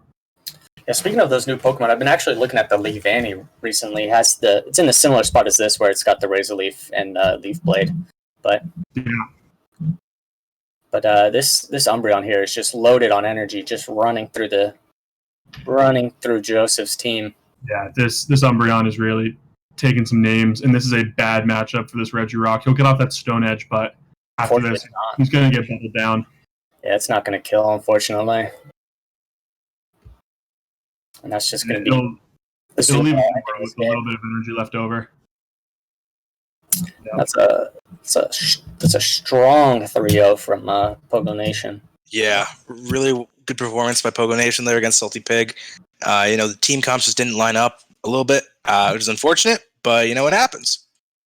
Moving on to the next sets, I believe we have Chrome PvP versus Louis P27. Chrome PvP. I'm being told something, but I can't hear it, which is unfortunate. All right, we're going to be moving on here. Chrome versus Louis. We have the teams coming up in a second. Louis, one of the well-known New York City battlers, going to be taking some names, hopefully. Hopefully looking to see positive matchups here. When we get these teams up, I believe it is going to be... Teams are up. Okay, Choost and Muck, I believe it's your game. Let's hear about these teams. What are you guys thinking? Yeah, I'm kind of surprised. This is actually the first Pelipper that we've seen all tournament, and this Pelipper is actually going to have quite a few good matchups here. I guess it's going to depend whether or not we're seeing the Bubble or the Wing Attack variant. But I think in this matchup, we can expect to see the Wing Attack just because it's going to give him the better matchup versus the Venusaur and the Zoomerl. Also, finally we see another Bronzong. I think Bronzong is kind of a sleeper pick in this meta, with being able to be immune to poison, being such a strong typing in this cup. But yeah, I expect to see a lot of Bronzong coming in here, assuming that Chrome PvP doesn't have any ground type moves. Beautiful. Yeah. It'll be interesting to see also if that Toxicroak comes into play, because Toxicroak has 3 fantastic matchups and 3 very terrible matchups. So if it does come out, where it lines up is going to probably make or break that match. All right, let's get into it, gentlemen. Good luck with your shoutcasting. Let's see how Chrome and Louis throw down here. Yeah, let's see how they decide to play it. I didn't quite get to see the team that he locked in, but Cresselia lead, no surprise. Cresselia Zoomerl, we've been seeing it all day. Was rocking the confusion with the Grass Knot. And it looks like we'll see this play out how we did before, where if he lands that one Grass Knot, he can go for the full farm. Unless it's IV dependent, it would be interesting if Pogo NTV just knew that he had the good enough Grass Knot Cresselia to pull that off. Yeah, interesting matchup. Like, he did it twice in a row, so it's definitely something he knows his Pokemon can pull off. So we'll see if Chrome has the same trust in his Cresselia here. Although it did just eat a Hydro Pump, so we'll see. Yeah, I don't think the other Azu had the Hydro Pump, so he is going to have to go for this Grass Knot here, because once taking that heavy damage, he can't just go for the full farm. Does get a shield. Looks like he wants to get another charge move in on this Cresselia. So they're playing a little bit different than the other Cresselia Zoomerl matchups we've seen today. Yeah, for sure. And we have already now revealed both moves, so he knows there's no Ice Punch or Ice Beam on that Azu. Maintained switch advantage at 1 shield apiece, and came out of that matchup with some energy, though, so he can put some hurt on this Skuntank before swapping into his Scrafty. Yeah. Pretty overwhelmingly positive matchup here, and you want to make sure that it's not against what a little bit of Azu is left. And the Sludge Bomb coming in, no shield, but it's definitely not needed. Power Up Punch, he's about to get stronger. It doesn't even need... Interesting. Doesn't want to charge it because he wants to get more farm out of this afterwards. Wow, and that's the right cause. Now he's loaded up on energy. And Azu comes and goes just like that. And I'm not going to lie, I didn't even quite catch I think that was the Bronzong. Yeah, it's the Bronzong. Oh, So he just wants to get this chip damage in because those confusions will take a while to take him down. no way. Oh my god. Oh my god. That was a double boosted foul play. Just dirty, dirty plays from this Scrafty having his way with the other team. Jesus. That was crazy. He knew exactly how many confusions. That was really well played. Yeah, that was expertly done. Going for that foul play early wouldn't have quite KO'd. He knew he needed that power up punch first, and he got there. Well, we'll see how they decide to line it up this time. I expect to see something like maybe the Toxicroak come out here. Maybe something a little bit with a decent matchup against We're seeing a rematch of how the last one ended. Bronzong having flashbacks here. Going straight for this power up. We're going to ramp up for this neutral counter damage before threatening with the foul play, it looks like, because he doesn't really have to worry about anything that Bronzong is throwing at him. Yeah, I think Scrafty should have at least charged up one more counter there to at least bluff the foul play. Bronzong knew he didn't even need to shield because he didn't build all the way up to the foul play. But switching to the Toxicroak, I'm glad to see it, but I don't think that was the greatest move, knowing that the opponent has a confusion user in the back. And this is like we were saying, 3 great matchups and 3 terrible matchups for this Toxie, and it is just getting deleted in one of its bad matchups here. We'll see how he decides it comes back from this. So he goes into the Bronzong. It's going to be met with a couple of these Moonblasts, but they're both resisting each other's moves, so this is going to be Resident Sleeper matchup. And double resisting the confusions for the Bronzong, but you can at least fish for the debuff when you go with the Moonblast as opposed to the Grass Knot. Looks like he's going to go for the Grass Knot after this. Hits with Bulldoze. Still not enough. Bulldoze, just a lackluster move in matchups where it's not super effective. Lag almost cost that one right there. Does get that Grass Knot off, and he'll take it out. Saving 2 shields for the Skuntank in the back, and this Scrafty will be trying to ramp up against it. Coming in with a power-up punch ready, and we are putting on the hurt right on the get-go. Interesting. We'll see if for both teams still this late in the match. Not something you see too often. Yeah, I definitely think Noctowl is going to be able to close the game out here. The counter damage is just about to be insane. Yeah, nothing he can do. Oh my god. Yeah, forcing the shields out of these power-up punches and still has a whole Noctowl left to say hi to the Skuntank that's left over. Dark fighting just proving why it's one of the strongest combinations. Almost does the job by himself. Noctowl just coming in for the little scraps at the end. And I can see now in chat, Lewis is saying that Scrafty hurt him. And we can see, buddy. Oh no! Yeah, Scrafty just putting in complete work. Scrafty's been huge this tournament. I mean, I know it's a tournament that's supposed to be dominated by Azumarill, but this Scrafty doesn't even care. It's just coming out swinging every single match. I mean, we're seeing Psychics being a very, very big part of so many teams, and so having that fighter that also resists Psychic just feels such a unique niche that no one else can do it. And once again, we see the matchup that ended the last one start off the next one as Scrafty is coming back for more. Yeah, I realize how good the Scrafty is versus his team. He can just lead it and shield it, power up punch down. He's going to do a lot of damage to this guy's team. Yeah, so it looks like Lewis's only hope was to catch it with the Toxie, and that just never managed to happen in any of these games. And Cresselia, even though shield down, I think Cresselia is still going to feel pretty decent in this matchup. Yeah, you know that Cresselia doesn't have to shield at least one move. We do know that he does have the Hydro Pump, so he will have to shield eventually if he wants to maintain Switch here, which could be crucial if there's a Toxie waiting in the back for that Scrafty behind this Azu. Yeah, that's a good point. We'll see who's got third.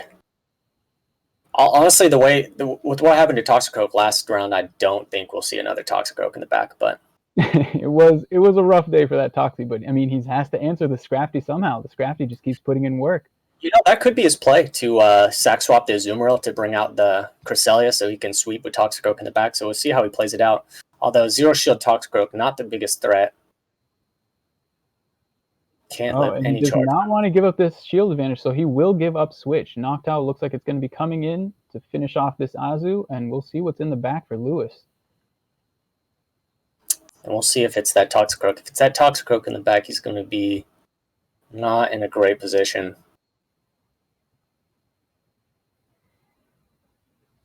All right. Ooh, switch locking that Skuntank, letting this Scrafty come in and ramp up once again. Looked like he was gonna undercharge it completely, thought better of it, and put a little bit of mustard on that one. Not enough, as Skuntank gets to live with 1 HP, gets the Sludge Bomb off. Oh, the crunch, the double resisted crunch, and he shields it. Yeah. Unfortunate. But he does have quite a bit of energy and already ramped up, so let's see if he can finish off this Azu. Interesting that he came in Azu. If he does have the Toxie in the back, he is playing it close to the chest, letting him waste his energy against this Azu first. Wow, and Scrafty's going to get it done, even with the double resisted move. Is going to take out the Azumarill. Azumarill counter confirmed, and now we see in the back, It's a Bronzong. Bronzong is back, and Oh, I don't man. think he's going to beat him. Yeah. Oh, no. The uber pumped up foul play just coming in again and wrecking this poor Bell's day. Chrome PvP showing why Charm is absolutely crucial. Scrafty is just going to run through your team. Absolutely. Scrafty was pretty safe, and it just kept finding the matchups it needed. Wow, that was insane. All right, moving on to the last matchup of this round. Going to be Mardo versus Dundidum in round 3. Starting off here, I don't know who's... I believe it is going to be Jackson and me shoutcasting this one. Oh, we'll start getting this ready to go for you. All right. With the teams possibly up, we're about approaching the halfway mark for the tournament. Want to thank everyone who has been around in Twitch chat. We really appreciate your support. And if the teams are up, Jackson, you got anything? Any comments about this match we're going to see? I'm not seeing the teams up yet, but I do know that Marto is running that licky. So we're going to see how he's able to utilize that once again. Would love to see some more plays out of that. You know, if he utilizes it again, we'll see if he actually decides to go with the mascot clause in this battle. All depends on what this team is lined up with. But I think we're just going to go right into it here. Venusaur into... Oh my god, what a lead. Wow, that's unfortunate for Marto. Yeah, really not what you want to see at all here. See the counter swap? The Amok is it's a solid safe swap here because this Sludge Wave would absolutely obliterate this Azu if it goes unshielded. Mm-hmm. And it does get shielded. Not what you like to see as the Amok counter swap here. Safe swap here. Let's see what Marto decides to do and what Dundidum decided to do. That Azu running play rough definitely going to make this matchup a little tougher, I think, for Dundidum. Going to take an extra bubble to get that charge move, while this Amok is able to just push out Sludge Waves as he wants. And there it goes. It lands, and he's not quite in Snarl range just yet. But we're going to see use that shield, so we are down to 1 shield on Dundidum's side. But he could throw this Dark Pulse here. Definitely needs to throw the charge move. I think Azu's right around there. That was great bouncing by Marto. And he's coming out of here with another Dark Pulse or Sludge Wave just about ready to go. And we see the Charizard come back in. If you notice the fast move animation there, it's actually a wing attack Charizard, not a Fire Spin Charizard. Wow, yeah. Interesting. Makes this a little bit more interesting. Let's see. I don't remember what Marto has as well in the back, besides this Venusaur. Azu. Okay. Makes the Azu matchup a little bit better. Oh, Jesus. Oh, that's not great. Neither... Oh, man.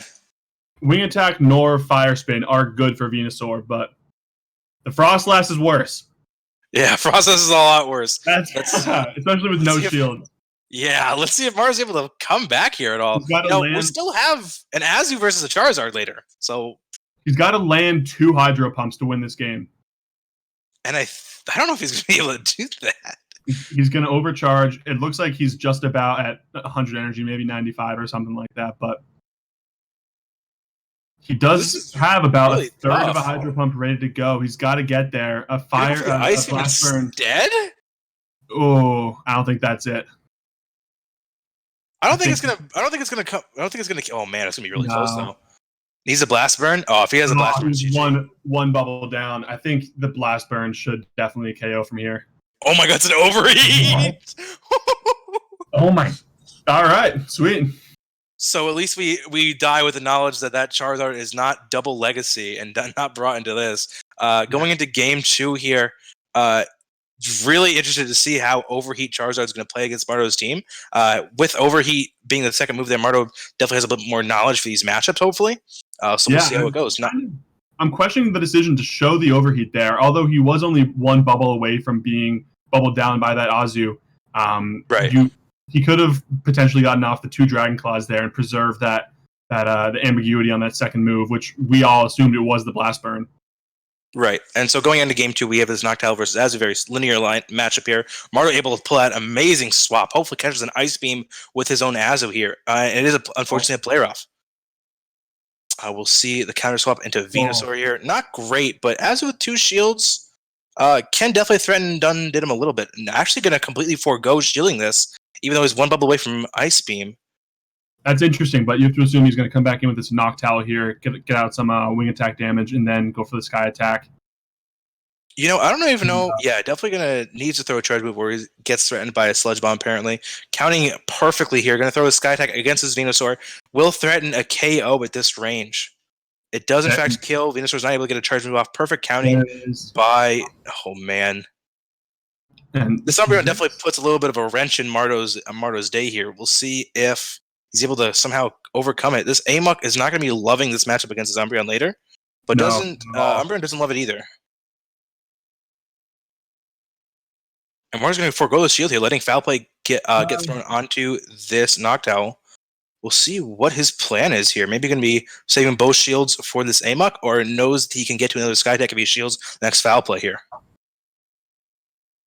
Yeah, we think, we know that Dundidum has that Azumarill on the back, so he wants to keep the shields up for the Amok to come in and just bang out these Sludge Waves. You know, but with 2 shields here, what do you decide to shield? Do you save your shields for the play rough on the Azu, or do you shield? I guess you shield the Last Resort. I'm not sure how much the Last Resort would have done. I would have probably saved them for the play rough, but I guess he's gambling that he can take care of them with 1 Sludge Wave, take care of the Azu. It looks like the Azu swapped right away. Oh man, is this a? Yep. No, never mind. I looked like the damage that came out from that Amok into the Azu there almost made me think it was a Poison Jab Muck. But man, that Sludge Wave just one-shots that. Oh, this game's over. Yep. Wow, Amok with 2 shields able to pull it off in the end. And he's gonna shield this second, not even a Last Resort, just a Foul Play, and he can Dark Pulse him down if he wants. Yep. Perfectly by Marto, saving all his faith in the back. I believe it's 1-1 after that. You guys hearing that audio from Kaiser too? What? Yeah, I'm hearing something. Oh, you're all scrambled. Testing 1, 2. Hey, how we doing now? There you go. Oh, beautiful.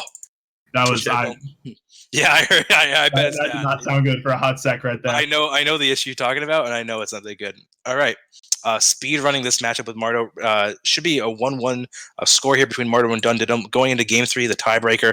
Let's see who comes out on top.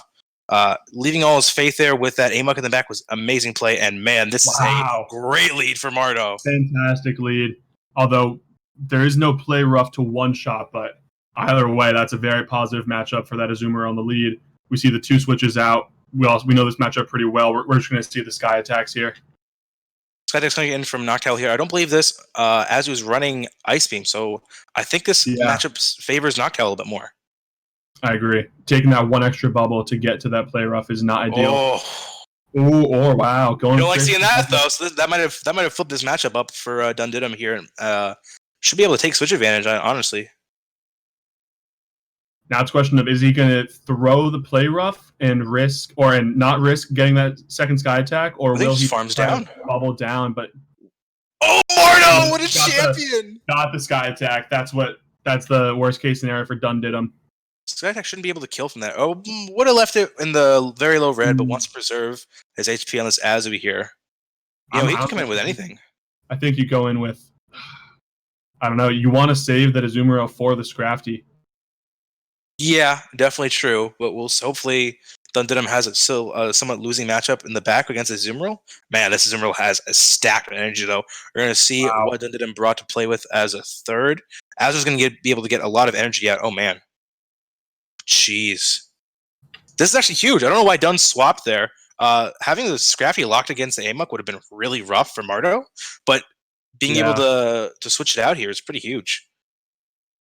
I mean, either way, these shields are down, so we're going to see a few sludge waves here, and going to see what Amok can do to salvage this matchup against both the Umbreon and the Scrafty, neither of which can be hit for super effective damage. Have to assume this is a foul play, or sorry, last resort. Doing a good chunk of damage. Switch timer's not up for either of them. Oh man, that's not what we love to see. This foul play shouldn't kill this Amok. Might survive with a little bit. Oh man, please get the. Okay.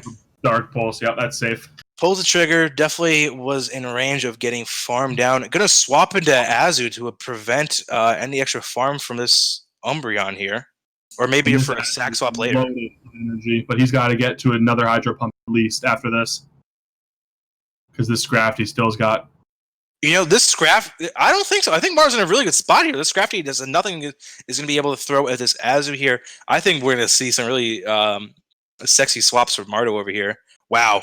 Yeah. Azu dies the Ice Beam. This is absolutely game over. I just don't see a play for Scrafty here. Definitely going to see some really positive. Yeah, this is just a positive matchup for Azu. He's got to get this. He's got a shield here. Get off this Hydro Pump. I'm not sure if it KOs, though. It's a puppy. Hate to see that. Whoa, going for the Ice Beam here. Interesting. Do you want to know why? I think he's gonna catch after this. Yeah, he's gonna catch. Or just double up on the Ice Beam. Man, this foul play will kill. If it's foul play, it kills. Power play. Oh, it's a pup. He might live. He survives. Oh my god. If this Ice Beam doesn't kill, though, it will. It should. It does. All right, solidies the match. With the timer almost ran out with it too. Going out, but fantastic plays by both trainers on both sides. Really good gameplay by Mardo there. Able to come in and clutch with that situation. Going to be moving on from round 3 into the round 4 games. I believe we're starting off with the Ali Lucky versus Oscar Licious matchup. Thank you guys and stream who have been tuning in, sticking with us as we go through this. Definitely have a few more battles to get through. Let's see how the sick plays are. I believe we have Jackson and Schust casting this next round. Gentlemen, how are we doing? I don't think I've had the opportunity to hang out with my guy Schust yet, so I'm looking forward to it. Ooh, okay. Let's see how you guys do here. Ali so far is undefeated in this tournament. Oscar Licious, this should be a really good game. Oscar Licious actually is one of the many coaches for the Altered Minds Discord. If you guys are looking for coaching, he and a bunch of other really top players are definitely in the business of helping you improve. Let's start off with this matchup. I can attest to that. Oscar Licious definitely gave me a very hard time in our Go Stadium team-up lobby. Beautiful. Yeah, that was not my finest moment. You hate to see it. But all right. I think we're going to go right into these games here. Analyze teams. Hopefully there's a little bit of time. No, never mind. Go right into it, gentlemen. Good luck. You put up the screen? Are we seeing it? All right. There we go. All right, so Umbreon into Cresselia. Beautiful lead right there from Ali Lucky's perspective here. We'll see if this Cresselia tries to just moonblast its way into a losing sack lead or if they try and swap out at some point. Umbreon taking quite a bit of extra energy just in case there is a swap out. Yeah, depending on what Oscar Licious has in the back, you could expect to see, or maybe expect to see a switch out trying to catch one of these foul plays, but we're going to get that shield there. With this confusion, makes this matchup even worse as those Moonblasts are going to be coming out slow and those confusions double resisted will not be doing anything at all. Yeah, this is absolutely a bad situation for Oscar Licious to be in right now. And this is one of those situations where you, as the Umbreon player, have to be thinking he's got something weak to Umbreon in the back if he's not willing to switch. Do you preserve it? And he will. And yeah, right here. Ali does throw up that shield. That Moonblast would have KO'd or come very close to KOing, and we're going to see the Snarl down and you have to wonder what's in the back for Oscar because it can't be. Oh, there's the Azumarill. I think we stand corrected, but. Well, I'm assuming there's one weak and one strong, which is why you have Yeah. the stock lead so you can line it up without giving up switch. But it looks like Allie places more value on that switch advantage and is willing to just let this Umbreon chunk its way out and count on what she has left to take out the 2 in the back. And those last resorts, they do add up, and it's so tanky that the bubbles, farm downs on Umbreon are definitely not easy, so it will take a charge move. There comes the Ice Beam, and even that's not enough. Oh, very nice. We're seeing the Poison Jab Beedra, I think. Coming in. He's going to take an Ice Beam. Should throw the X Scissor. Lance is going for that farm down. And it gets it. Wow. Denies that must have been right at the Ice Beam. Oh my gosh. And here's that weak matchup for the Umbreon in the back, the Marowak, but it doesn't matter because with this much of an energy advantage, these drill runs are going to put a lot of pressure on that Marowak. And we still have an Azumarill sitting there untouched, and that Marowak is about to be very sad. Yeah, that was very well organized by Allie to get the matchups that she was looking for. Yeah, strong lead and just never gave up the driver's seat there. All right, going into game 2. This is just one solid clip, by the way. All right. Okay. So we could be sitting on a little bit of a downtime here. You have to wonder if she's going to go with the same line or if we're going to. Little time to talk about our host here, PHBL PvP. If you guys have not subbed, it is in fact September. So you can redeem your Twitch Prime subs and you can sub normally for some exclusive rewards, I believe. I actually don't know, but all I know is that it's September, and you guys should probably sub to Nightwing because he's a cool dude. Yeah, not to mention a lot of you guys, obviously, since we're full of content creators in the chat, already know this, but he's always working tirelessly behind the scenes to help put on shows like this. So it'd be great to show him some love. Nemi was actually one of the masterminds behind Sylph Arena Championships, the beautiful stream that we had for the, I believe, NA finals as well as the Absolute World finals. Pog. All right, so we're seeing... Anytime, Nightwing. We're seeing some playing around with the matchups now, trying to see what order she wants to do it in, because as we saw from last game, that Cresselia could have put on a lot of work against anything but that Umbreon, so catching it in that lead was huge for that game. We see not a very favorable matchup this time. Let's see if she can find her way out of it as the Hypno swaps immediately out to Umbreon, and we get the mirror. Oh boy, here we are. Buckle up, guys, because we got about 3 minutes of this before. All right, choose. I will talk to you in 3 minutes, man. go get a drink, have a smoke. We'll be back. Get a beer while you guys wait. All right, so last resort's coming in. The only interesting thing would be if at the end they're actually in small enough health range where a foul play bait could actually become crucial, but we got a ways to wait before we see some interesting decisions here, as these last resorts are going to just keep coming in and keep coming unshielded. Yeah. And it looked like a pretty immediate swap, but the energy is a little bit out of sync here. I'm not sure if we've had some snarls come through on... yeah, it looks like it might be one or two behind.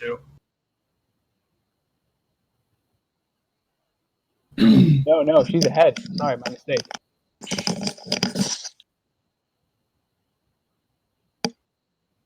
Somewhat of an interesting decision. Maybe it was just an insta swap, kind of a blind swap from Oscar, but you would have thought that he could have kept that Umbreon in the back for Hypno later on in the matchup, but that's a very good point. He may have known that the Umbreon was coming and just not had a better answer on the lead or on the team. But yeah, regardless, did not want to see that on Alolan Marowak versus Allie's Umbreon. So yeah, may not have expected that Umbreon either, or else I'm pretty sure we would have seen an immediate Azu swap. Yeah, this is an interesting turn of events. That's where we started now. A little lag, and was that a Shadow Ball that just went through? That was an unshielded Shadow Ball doing a lot of damage, and this Thunder Punch does get shielded, interestingly. But we are within Another- fire spin down range, and it does go down. Dies with the move, which is brutal. But now we can see this Zoomerl come to Farm Town, can eat. Oh no! Plenty of energy left on this Umbreon, and it will come in and make sure to get rid of this AWAC. And that AWAC, and the Umbreon might even get to a second foul play. It Yeah. does, and this should Fire KO. Spin is just not strong enough as this Umbreon puts in work with just a sliver of health left. That's unfortunate because I think that a good sum of energy left over that died with. Yeah. As we sit in this Azumira, I want to thank Go Stadium for the huge raid we're seeing of a party of, I believe, 119, 197. Pog, very Pog. Wow. If you guys are just tuning in now, we are watching Ali Lucky versus Oscar Licious. I believe we're in round 4 right now, beginning of round 4. So far, Ali Lucky, Azure, and Shmusov all undefeated. So we'll see how they perform in the rest of the tournament. Yeah, and this, this match is pretty much in the bag, as the shield advantage means that both having play rough, this Zoomerl should be fine to coast its way through to the end. Yep. We're just going to see these play roughs going back and forth. And looks like one more should do it for Ali. Yeah, once again, we're seeing basically the polar opposite of that Gucci-Casey matchup early on, where every charge move was vital. This is just big tanky boys slapping each other back and forth. We're going to get time here.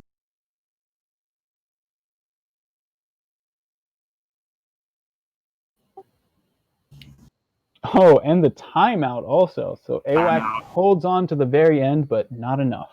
Not that, yeah, that was 1 or 2 bubbles away from getting farm down, so not like it mattered. No, yeah, definitely in the bag. And that is, I believe, 2-0 for Ali. Yeah. So this is the bragging rights third game here. Bragging rights third game indeed. We again thank you Go Stadium for rating. If you guys have not checked Go Stadium out on their Twitch, they're very active in the PvP community. You guys, if you guys don't know Go Stadium, what are you doing? They just finished their Go Team Up stream. I believe Cool Cats took it, right?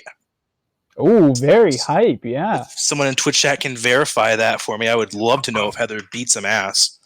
Oh, and speaking of beating some ass, that Hypno into that Toxicroak is a very ass-beating lead, but now we are all the way back to a plain old mirror with Azu versus Azu here.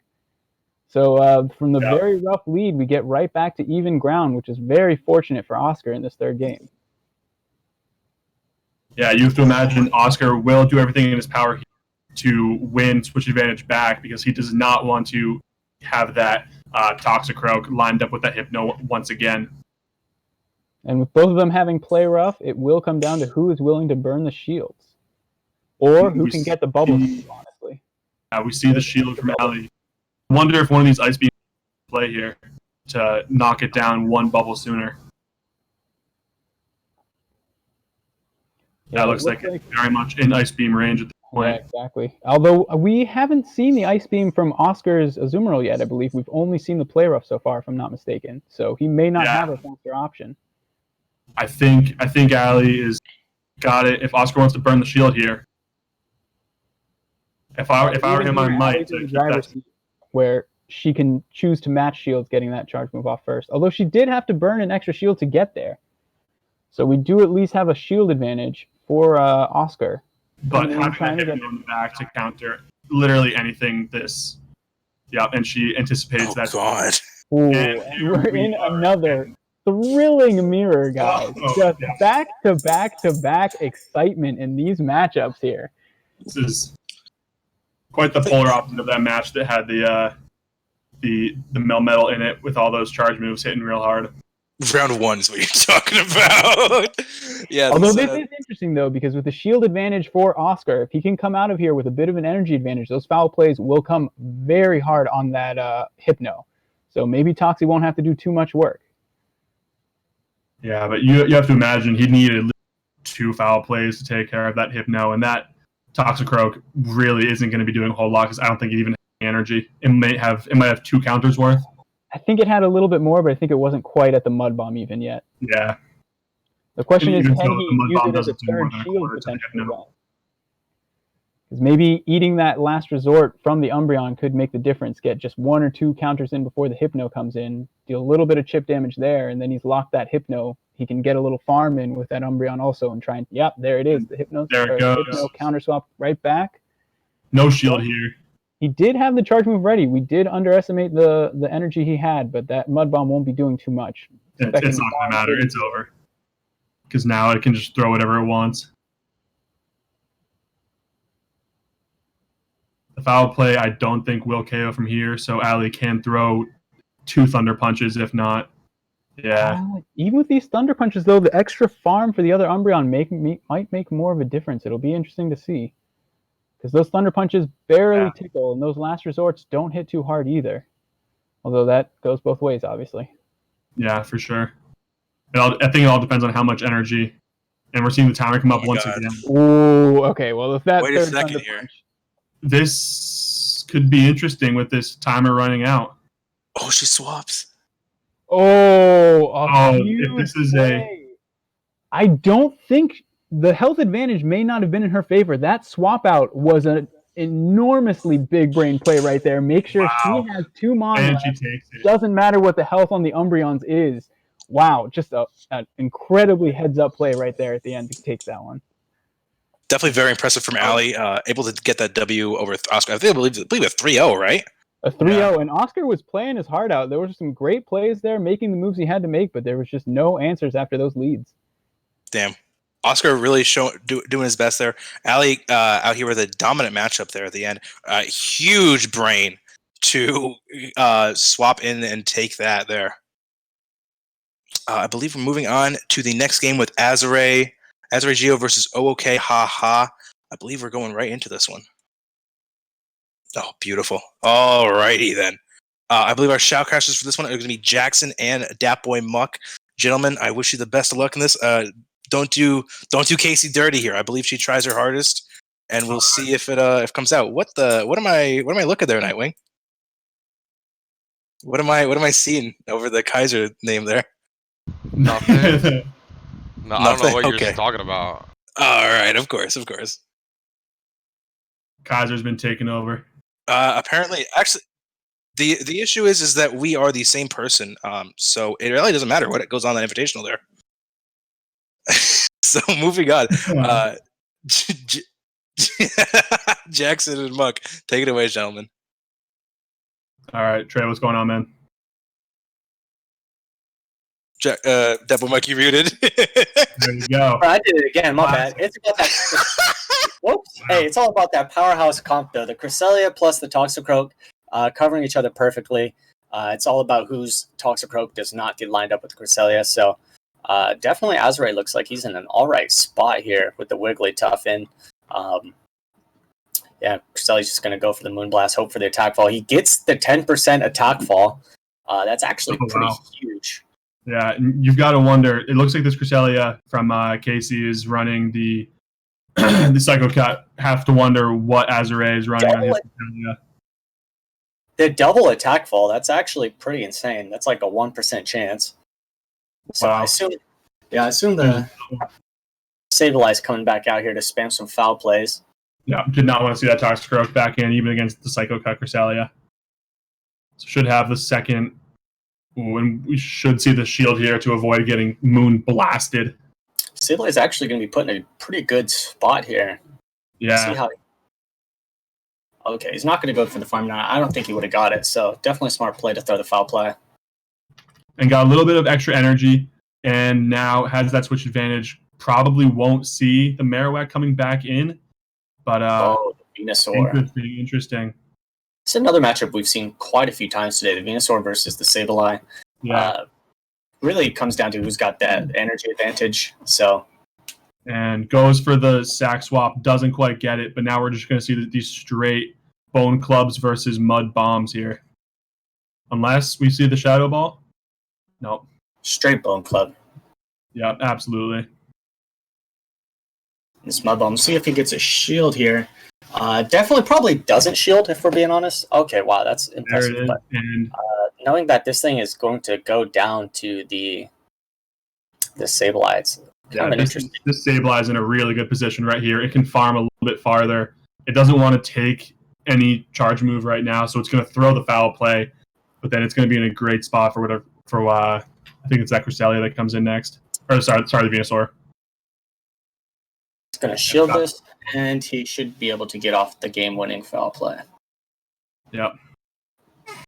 And she had two. Wow. She had two. A lot more energy than we thought it did. Casey, well played. Dang, Casey. Oh my god. Good. I guess it makes sense because we didn't see it throw the frenzy plant in that first matchup it was in. Yeah, that was really well played to preserve the energy. Like I said, whoever's winning that one is whoever's got the energy advantage. And I'm glad to see the Empoleon for this is like the third battle we've seen for Not Azure. good for Casey. And he makes the call. Interesting here. We're just going to see the straight foul plays. Wonder if Casey's going to try and bait with a Grass Knot because that Moonblast will hurt this Sableye. But I think the Cresselia wants to get out of this matchup. And the Sableye wants to farm down here. I wonder if we'll see this. Probably a little bit too far. Yeah, we're not going to be able to like this down. One more cycle cut for that. So close, but oh wow, yeah, she's going to shield it so she can, one away. So she will force this last shield, but this Sableye's basically at full HP and is in a good position for whatever Casey's going to bring out. We already saw the Marowak. What else she's got? Oh wow, coming out with the Marowak. That's interesting. That means she's probably got Toxicroak in the back. Yeah, this doesn't look to be a great position. Oh, man. And she gets this. Oh, wow.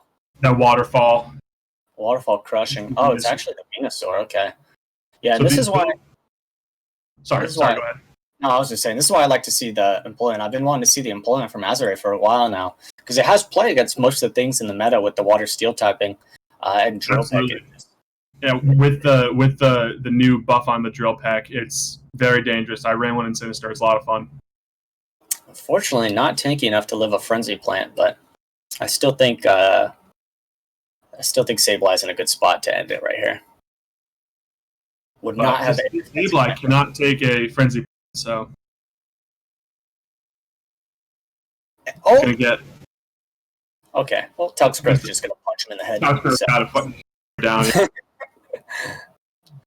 Wow. Okay, so we'll see how they decide to play the game 3. Yeah, it's 1-1, and that was a pretty decisive matchup. So I'm looking forward to seeing this adjustment from Casey.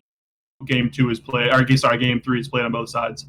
Wow, tries to make the call with the Wigglytuff, does not get it. Ended up versus the Venusaur, so he's going to go ahead and swap into a safe swap Sableye. And I think she's just going to fire a Frenzy Plant here. Yeah, the energy advantage on the Venusaur is huge, and she's just going to use it to drill through this Sableye. Yeah. She probably has two things weak in the back. She probably has the Cresselia and the Marowak in the back or something. So this may have actually worked out. Yep, there's the Cresselia. There it is, yep. These foul plays the Shadow Claws do add up on these foul. So we will see the shield here. I wonder if we're this Sableye with the Moonblast coming in. Wow, investing in the Sableye. Believes in it. We'll see if she shields this foul play. I think she lives either way, but not enough to get to another Moonblast, I assume. Look for Azure switching out here. Yep, going back into something to try and eat this charge move. Nope, can't get it. Does not get it, unfortunately. I think he wanted to get into the well, I guess either of them would eat the Moonblast, so it doesn't really matter. Yeah. A little bit more of a risk trying to get back into the Empoleon because Casey could see it and fire off that grass, but not the case. She doesn't have Grass Knot. Or she could even, yeah, she has Future Sight, but she could even lock it in with the Toxicroak if that's the thing she has in the back. And he's just going for the farm down because he doesn't want to risk it. Wow. That was calculated because that was very close. That was very close. This Empoleon is absolutely loaded, and this Venusaur is not going to like drill peck. Empoleon's about to end the whole game. Yep. Wow, really well played. Really well played. That's some good on top of it. Should do it. Even though it got deleted by Venusaur in the last game, made some adjustments to have it put in some work this game. Oh And no! the disrespect. on Disrespect. Switch. No. Insult to injury, catching the bone club on Wig. Wow. Yeah, Yeah, that Marowak was not a flex. Really well played by Azure. Really well played. Absolutely. Yeah, it was interesting to see in those first two matchups, Sableye was just going to town on everything, and she couldn't quite match up that Venusaur. And then game 3, she matched it up and swapped it out to a Cresselia. Glad we got to All see right. them. Going on to the next set, do we have a showdown for you? Yeah. This is a good one. That's a banger. Okay. This is definitely a banger. You're right. All right. I think who are we doing with this? Are we showing me and Chusty for this one? I think so. These two absolute giants, both are actually giants in the tournament. So whoever, if one of them is able to beat the other and claim one of the top 3 places, they will receive an extra payout for defeating one of the other. Not to mention, this is PGBL rep versus the Go Stadium rep, if I'm not mistaken. Oh, you are correct. Titan players and Titan organizations going head to head here. Oh, I like that. This is a This good one's one. kind of hype. This one might go for the history books here. Let's see. I believe chat has their favorite. Let's see if Valor Ash is able to pull it off against Shmusev. Yeah, Chad, who do you think wins? I want to know. Chat, who do you think takes I'm it? kind of curious. We'll see what happens. I think the Wish Cache has a lot of good play here. Really only scared of the Venusaur, so see what Shmusev can do with that. All right, I think we're gonna go right into this one. Valor Ash versus Shmusev. Let's see who's able to pull it off here. Me and Chusty taking this one. Oh, man, gonna see the Scrafty versus the Haunter. Jeez, this is not great for either side. These Valors are gonna absolutely threaten this Haunter. But unless his Haunter is running Sludge Bomb, Scrafty's pretty confident against this lead. I mean, even resisted, that Shadow Ball, it takes a chunk. You can't take many. And he gets right out of there, straight to that Venusaur, eating that foul play. Gets right out and possibly catches. It's still a pretty solid matchup. Not a solid matchup for the Venusaur, but this is now a lot better with his Beedrill against his Venusaur here. Yeah, just farm city here, and now that Haunter has to worry about anything with energy. It's going to have to try and float around in the back and find its matchup later. Valor is able to get a Sludge Bomb off on his Beedrill. Not really going to be threatening it with any other fat. Oh, he is able to get a Charge Move off at the very end. Most likely going to be a Frenzy Plant. Not really going to threaten this Beedrill at all. Shmusev wants to... Oh, it's going to be a Sludge Bomb. Brings the Beedrill down to the red. Lot less farm for anything else coming in. This begs the question, though, can he get 2 Charge Moves off if the Haunter comes in, though, or will he get Shadow Claw down first? Shadow Claw does come through. It's going to be a big call if... I think he lives through it, but it might be time for a big brain swap out if he has a Switch Clock up, but I don't think it's ready yet. Oh, he does! Wow! Umbreon's able to soak this drill run. But unreal catch right there. And this Scrafty's going to be able to come in, but Scrafty's pretty low here. This Umbreon still is going to be able to threaten this Scrafty, even with foul plays. It does have the 2 shields, though, so it can ramp up and do quite a bit of damage on its way out. You are correct. Does he want to use the shields here, or is he saving them for what's in the back? I think he's definitely going to... I'd be surprised if he doesn't burn. Yeah, foul play does come through. We see the correct shield from Shmusev there. Is going to be loading up on buffs and damage with this Scrafty here. Now, even charged up, though, the only thing that matters against that Haunter is can it get to a foul play? Right. And I think this last resort coming through is going to be able to... Wow!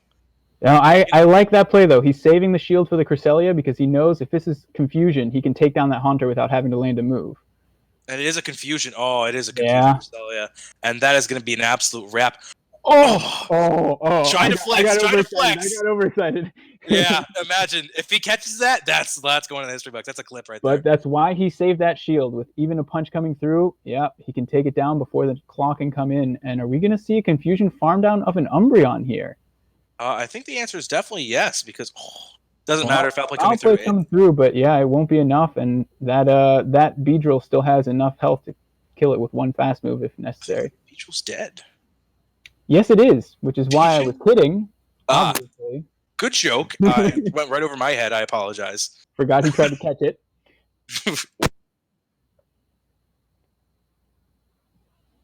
All right, on to game 2. A very exciting first game there.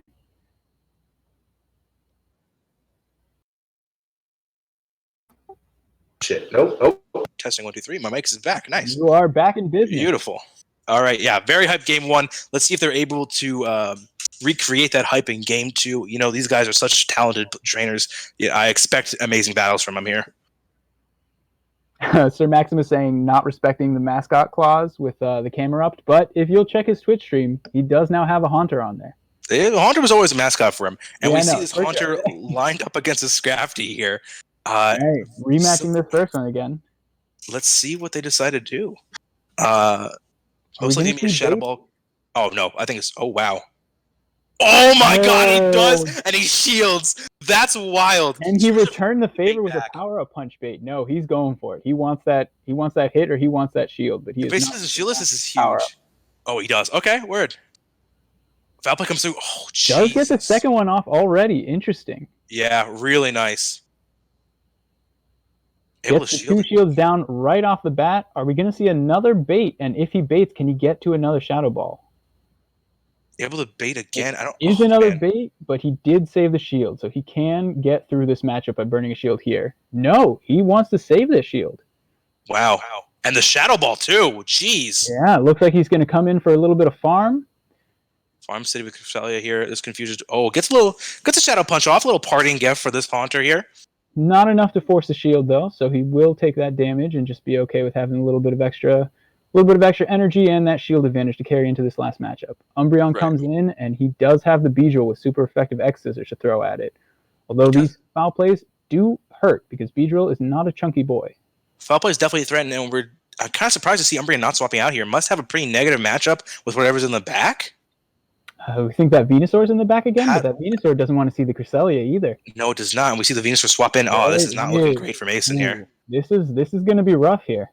Yeah, no shields and a drill run coming through. Did that foul play and Snarls? Yeah, it looks like it put it in Sludge Bomb range though, so he is going to force that last shield. It looks like. Force the last shield, or Cresselia's just going to be able to come in and farm down and be able to threaten with a Moonblast in the end. Oh man, maybe not.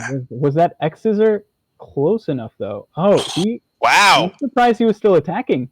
I would have thought he didn't want to attack at all. Although I guess he had less than one confusion worth of health anyway at that point. Right.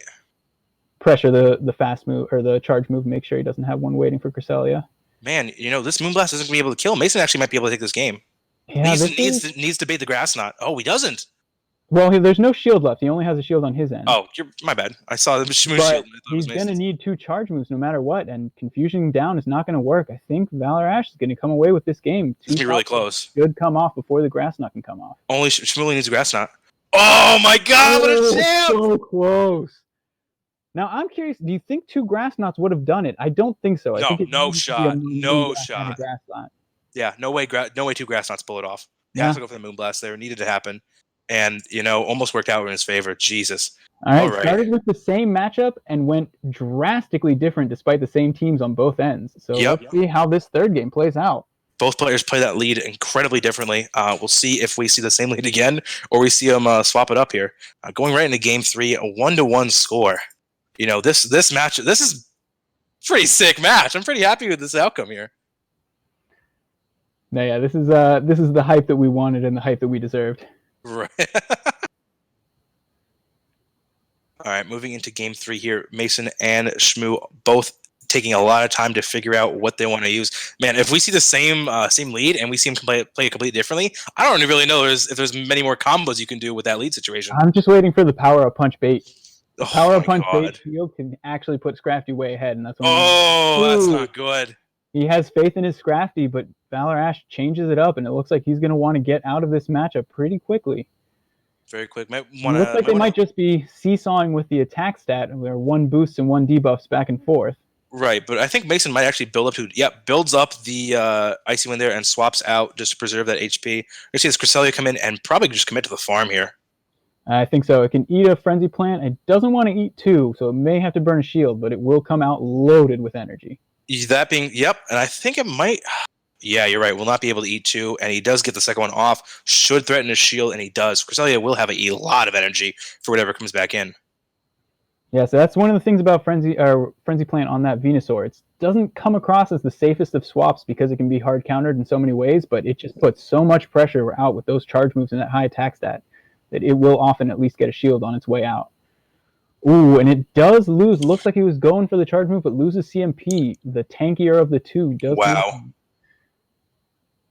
Gets that Icy Wind off first, which does debuff this already not super hard-hitting Grass Knot. If we're comparing it to the Frenzy Ooh. Plant, it's Child's Play, but still super effective, so we do get a shield here. Interesting now, both players are without shields, I believe. Grass Knot's going to come in and do a lot of damage. Oh, Mason still has a shield. Oh, swaps out immediately, Oh, and the man. Scrafty comes back out to play. A very rough situation to be too weak to Scrafty there.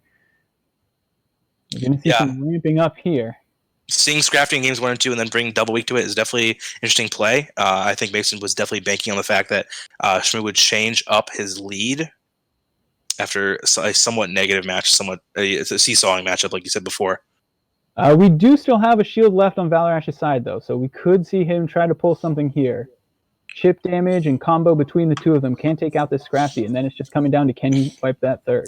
I don't think so. I think this last resort won't be enough to kill. I think you just get. I don't even think a foul play will definitely kill at this range. He needs to get to it first, and it's not going to be able to get to it. Power punch is going to come through. Going to bring this Umbra down too low to make a difference here.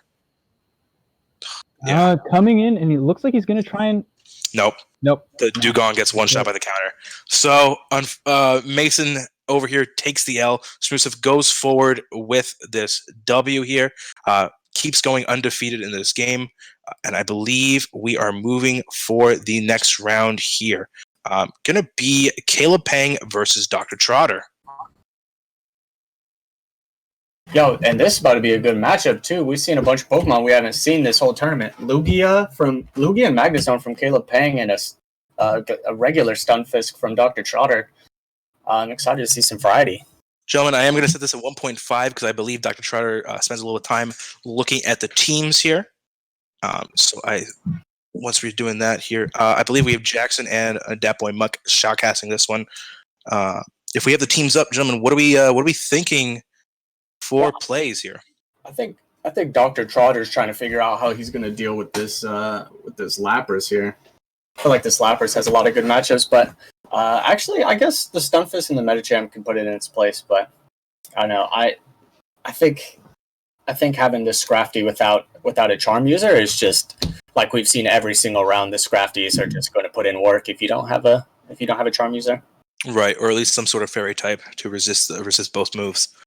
All right. I just want to add that I'm wildly disappointed that is an auto rec line and not from his team because I thought we were about to see some Credilli play. Cradily in a very poison centric meta might not be the best play, but maybe next Kaiser Invitational we'll see Cradily come out and make some big moves. All right, I believe we are ready to go. I'm going to start this matchup at 1.5 speed because, like I said, Dr. Trotter does like to not only think about his matchups here a lot, really put his time into preparing, but likes to double check these teams, these matchups. So this is actually our first Caleb Pang showcase here. Definitely love to see him battle as much as possible. This is not a ranked match, so him checking Sims doesn't really do a lot to me. Is what it is. It is what it is. He's got to figure out something because that Medicham has play against every single Pokemon on his squad. So yeah, I think it's gonna be interesting to see how Caleb Pang plays out of that because I think the Medicham is very obvious coming out from Dr. Trotter. So maybe we see Medicham as a safe swap. Oh yeah, exactly. It's a safe swap. Yeah. I mean, that Lugia does still have a pretty strong matchup against it, and it's Caleb Pang, what put him on the map is that Lugia, so I wouldn't be surprised to see him lean on it here. All right, here we go. True. Caleb making the call though with the Hypno. Quick swap into the Magnezone. Moving fast, boys. Yeah, he's going quick. That drill run's coming out already. We'll see if he goes with the shield. Is this all quick calls in this game? Yeah, guys. These drill runs are definitely forcing shields here or risking being one hit KO'd. But shield's the mirror shot. Mirror shotted. Unfortunate. Wild Chart's going to come out before the drill run. Goes ahead and shields it. Wild Charge comes through. Oh my god. Oh, that was a miss. These moves are coming out too quick. Oh my god. Wow. That's unfortunate. That was a good amount of wasted energy. That was a whole drill run that we lost. Ooh, Medicham's kind of in the driver's seat though. See if I don't think 2 ice punches is going to be quite enough though. Especially with and we see that shield come out. Yeah. I'm not sure. Do almost lethal damage. Not quite. It's going to be in the red. Interesting if we can combine with farm down.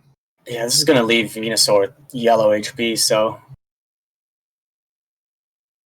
Jeez. And the Lapras. There we go. And he doesn't have the Thunder Punch. He has Fire Punch. Kind of interesting, if I'm being honest, but it is what it is. Yeah, you wonder what that Fire Punch is looking at. I mean, I guess it's for the Magnezone. Magnezone and Magnezone both want it, Venusaur, I guess, but the confusion takes care of Venusaur as is, so interesting call on the Fire Punch. And Venusaur. Man. I think Venusaur's about to clutch this. Yep. Putting in work. So that's how he's going to deal with Medicham. So that loss of Drill Run really came back to bite Dr. Trotter. That was unfortunate. But really well played by Caleb. Even though Medicham had a big advantage coming through there. Let's see how they decide to play game 2. Is this all one? Yep. It is in fact one. Be really awkward if this was just paused right now. Just sitting there. Yeah. Yeah. That'd be Decent screen. Yeah, Let whatever. everyone look at the teams or something. Right. Yeah, he's thinking. Yeah, he's really debating what he's going to bring here. Yeah, I assume he's trying to figure out how he's going to deal with the Venusaur. I think his best bet is this Beedrill Medicham combo that he's got going on. Or Hypno. Yeah, Hypno. Yeah, he does bring 3 Pokemon that all have plays against. Oh my God. That's a very positive matchup. But he does bring 3 Pokemon that do have positive matchups against the Venusaur, and we see this come out here. I'm wondering if... I guess the Beedrill is the harder counter compared to Hypno. Yeah, it just has no. You don't have to shield. That's the advantage. Is double resisting the Frenzy Plant.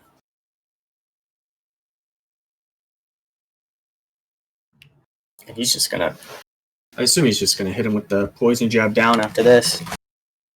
Yeah, that makes most sense. And have a Drill Run ready for whatever comes in next. Oh wow, he was 1 off. Unfortunate. Gonna have to expend the shield to keep switch advantage here. And he definitely needs switch advantage so he can keep his Medicham lined up with the Scrafty. But now he is loaded on energy. He can probably to a second Drill Run. And that he will. Double resisting counters coming in clutch. Ooh. Oh, and he's swapped the Lugia. First time we've seen the Lugia. And this is where the Thunder Punch would have came in handy. Exactly. Well, I guess Shadow Ball is the superior move anyways, but it's interesting that he's going to go ahead and bait here. I think Lugia is so tanky, he's going to shield anyways. Okay. I thought it could eat a Shadow Ball, but... I think Lugia's playing behind the ball, especially from a knob stab user like Hypno. Yeah, I guess this is his win con. He wants to keep the health on this so he can beat the Medicham and this guy. Yeah. Oh, and he gets a little bit gritty. I think it lives the Sky Attack, though. It should, yeah. Sky Attack. Get off the... He's got to be careful about that Scrafty coming in next. He does not want to arm down. Oh, and the swap. What just happened? We didn't even see that. Did we see that? Did we see the swap? Thoroughly confused what just happened. He just caught it. He swapped on the move. Yeah, he swapped on the move. Caleb with the plays. Extra Sensory going to go ahead and farm down the Hypno. That's kind of nutty.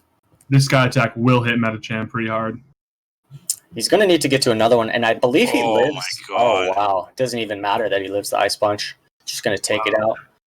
Caleb Pang showing why he is the master of Lugia. That's what he made that name off of.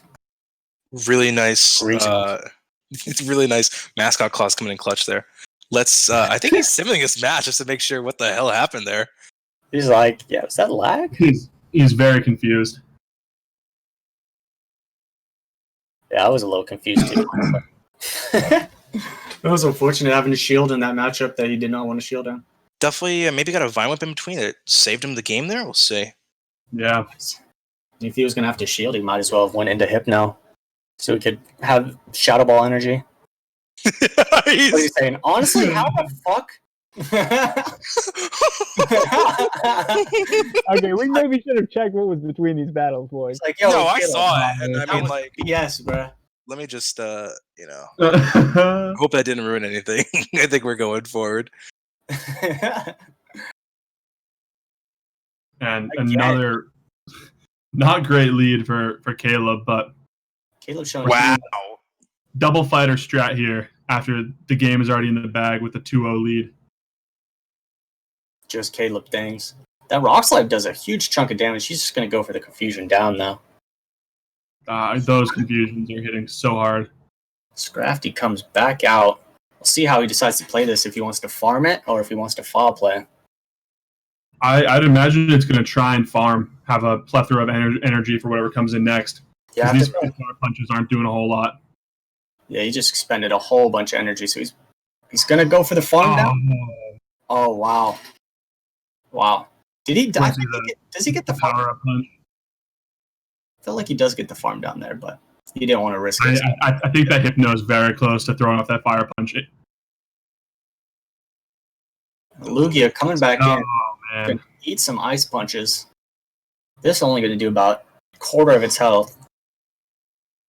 Lugia's Doesn't even matter. He's going not going to risk it. Lugia's so tanky anyway. I don't expect this one to go shielded. Yeah. Save it for the. Still has the Hypno. Oh, did the Hypno die? Hypno is dead. Yeah. Oh, so this game's just this was over. Although these X scissors are They are those neutral? damage. Yeah, it's neutral. Neutral. I don't even know if one kills though. Hard to find out. I guess not. Yeah, probably not. He knows how strong this Lugia is for him. This Lugia is actually huge against this guy's team. Lugi's making big plays here, which is what you love to see from Mascot Claus. Oh, and it is enough, but Oh man, foul play's is gonna it enough to take out? Oh Wow. Dr. Trotter, well done. Slim margin, but he gets it done. Really good game by Dr. Schroeder there. We love to see it. I'm gonna get out of there before we see any Going other. to tell him that's how it should have played out last time.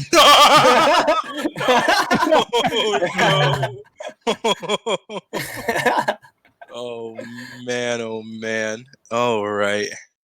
Moving on with our matches there. Gonna be going into Twastel versus Gucci Gang here. Oh, Yeah, pretty tight matchup. You know, both big OK haha fans. So we'll see how they prevail. I wonder who Casey's going to root for here. All right. Between all of us, I believe Chus and I are going to shoutcast this one, gentlemen.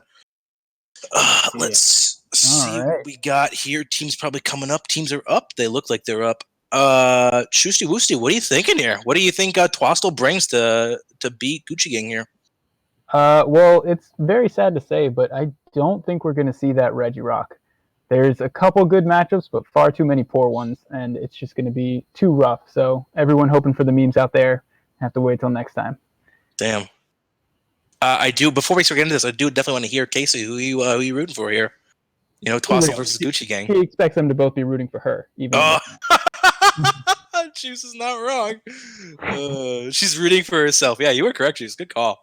All right, heading right into this game here. Twastel versus Gucci Gang. Let's see who prevails. We're taking a minute here. Yeah, I happened to grab a beer during the Umbreon and Azu mirror matches that we saw versus Ali versus Oscar. So definitely had time to go get something. And we've seen Gucci before, but I believe this is our first Twastel matchup of the tournament so far, right? This is our first Twastel matchup of the. Yes, it is. All right. Showing off Twastel here, getting a little action. I hear he had some poison jab Toxicroak mishaps early on. Before In round one, yeah, I believe I remember a clip of watching a poison jab Toxicroak versus a Melmetal. I'm like, damn, that's a bummer. It's a good thing that TMing was allowed in this one. This is a rough lead to start off for Twastel, not starting off in the best spot. Ooh, we're going to see the little Marowak come out in response. This is, in fact, a Hex variant. We got to keep that in mind here. No Grass Knot on this Cresselia, though, so this Future Sight does hit for neutral, which he probably, now he knows, but he did not think he needed a shield yet. I'm getting a call from our producer saying to peep the stream. All right, we're good to go. All right, Hex Shadow Ball variant. also comes through unshielded. Oh, man. Oh, and it's a Bone Club that's going to do it in. You hate to see it. Merrick's going to come out of here, not with any energy, but definitely takes switch advantage here, which you love to see. Az is going to be coming in and probably gets all the farm in the world. Might see a Shadow Ball. I would expect a Bone Club. I don't think it gets to a Shadow Ball. Gets to nothing and likes it. I wonder if they got greedy. I thought they would definitely get to a Bone Club there. Let's get to look a little greedy. And, while Azu does not appreciate these Leaf Blades, a little bit of energy advantage can sometimes flip his matchup here with Shiftry. For sure, because the tankiness on Azu, you can tank one Leaf Blade and it's the second one that kills. But these charge moves, you do not want to let a single one go for that Shiftry. Not at all, no. And so we'll see what Gucci Gang decides to do. Shiftry will take CMP against Azu every time because Shiftry's a monster. So we'll see if Twassel threatens the last shield with his Ice Beam against his Shiftry here. Man, when Shiftry runs Snarl, there's really not. You really got to be careful with the energy advantage and a Simul Swap. Oh my god! Great read to not allow the counter deletion there that really, really needed that to happen. Man, and unfortunately, Gucci sneaks in an extra charm against this Toxicroak that actually might make the game. Mudbombs are going to be threatening this. Man, is he able to get to it? Oh, is able to get to it. That's huge. That being said, though, this Shiftry might be able to get an extra Snarl of energy here. Oh, man, it doesn't kill. Oh! Do you want to know what's really sad? What? Poison Jab Toxie might have been the winner. Poison Jab Toxie against a Charmer and then doing super effective still against the Shiftry. Whoa, but he gets it! He gets it. He gets the W. The wow. bubble down. Oh, man. Yeah. I have not, very rarely do I see a Nizumuro bubble down a Shiftry, but sometimes when it happens, it's pretty great. Moving right on to game 2 here. Definitely get wrecked, Gucci Gang. Oh, Gucci Gang saying he died with a Leaf Blade. It does happen because that is very possible because Shiftry is pretty sick.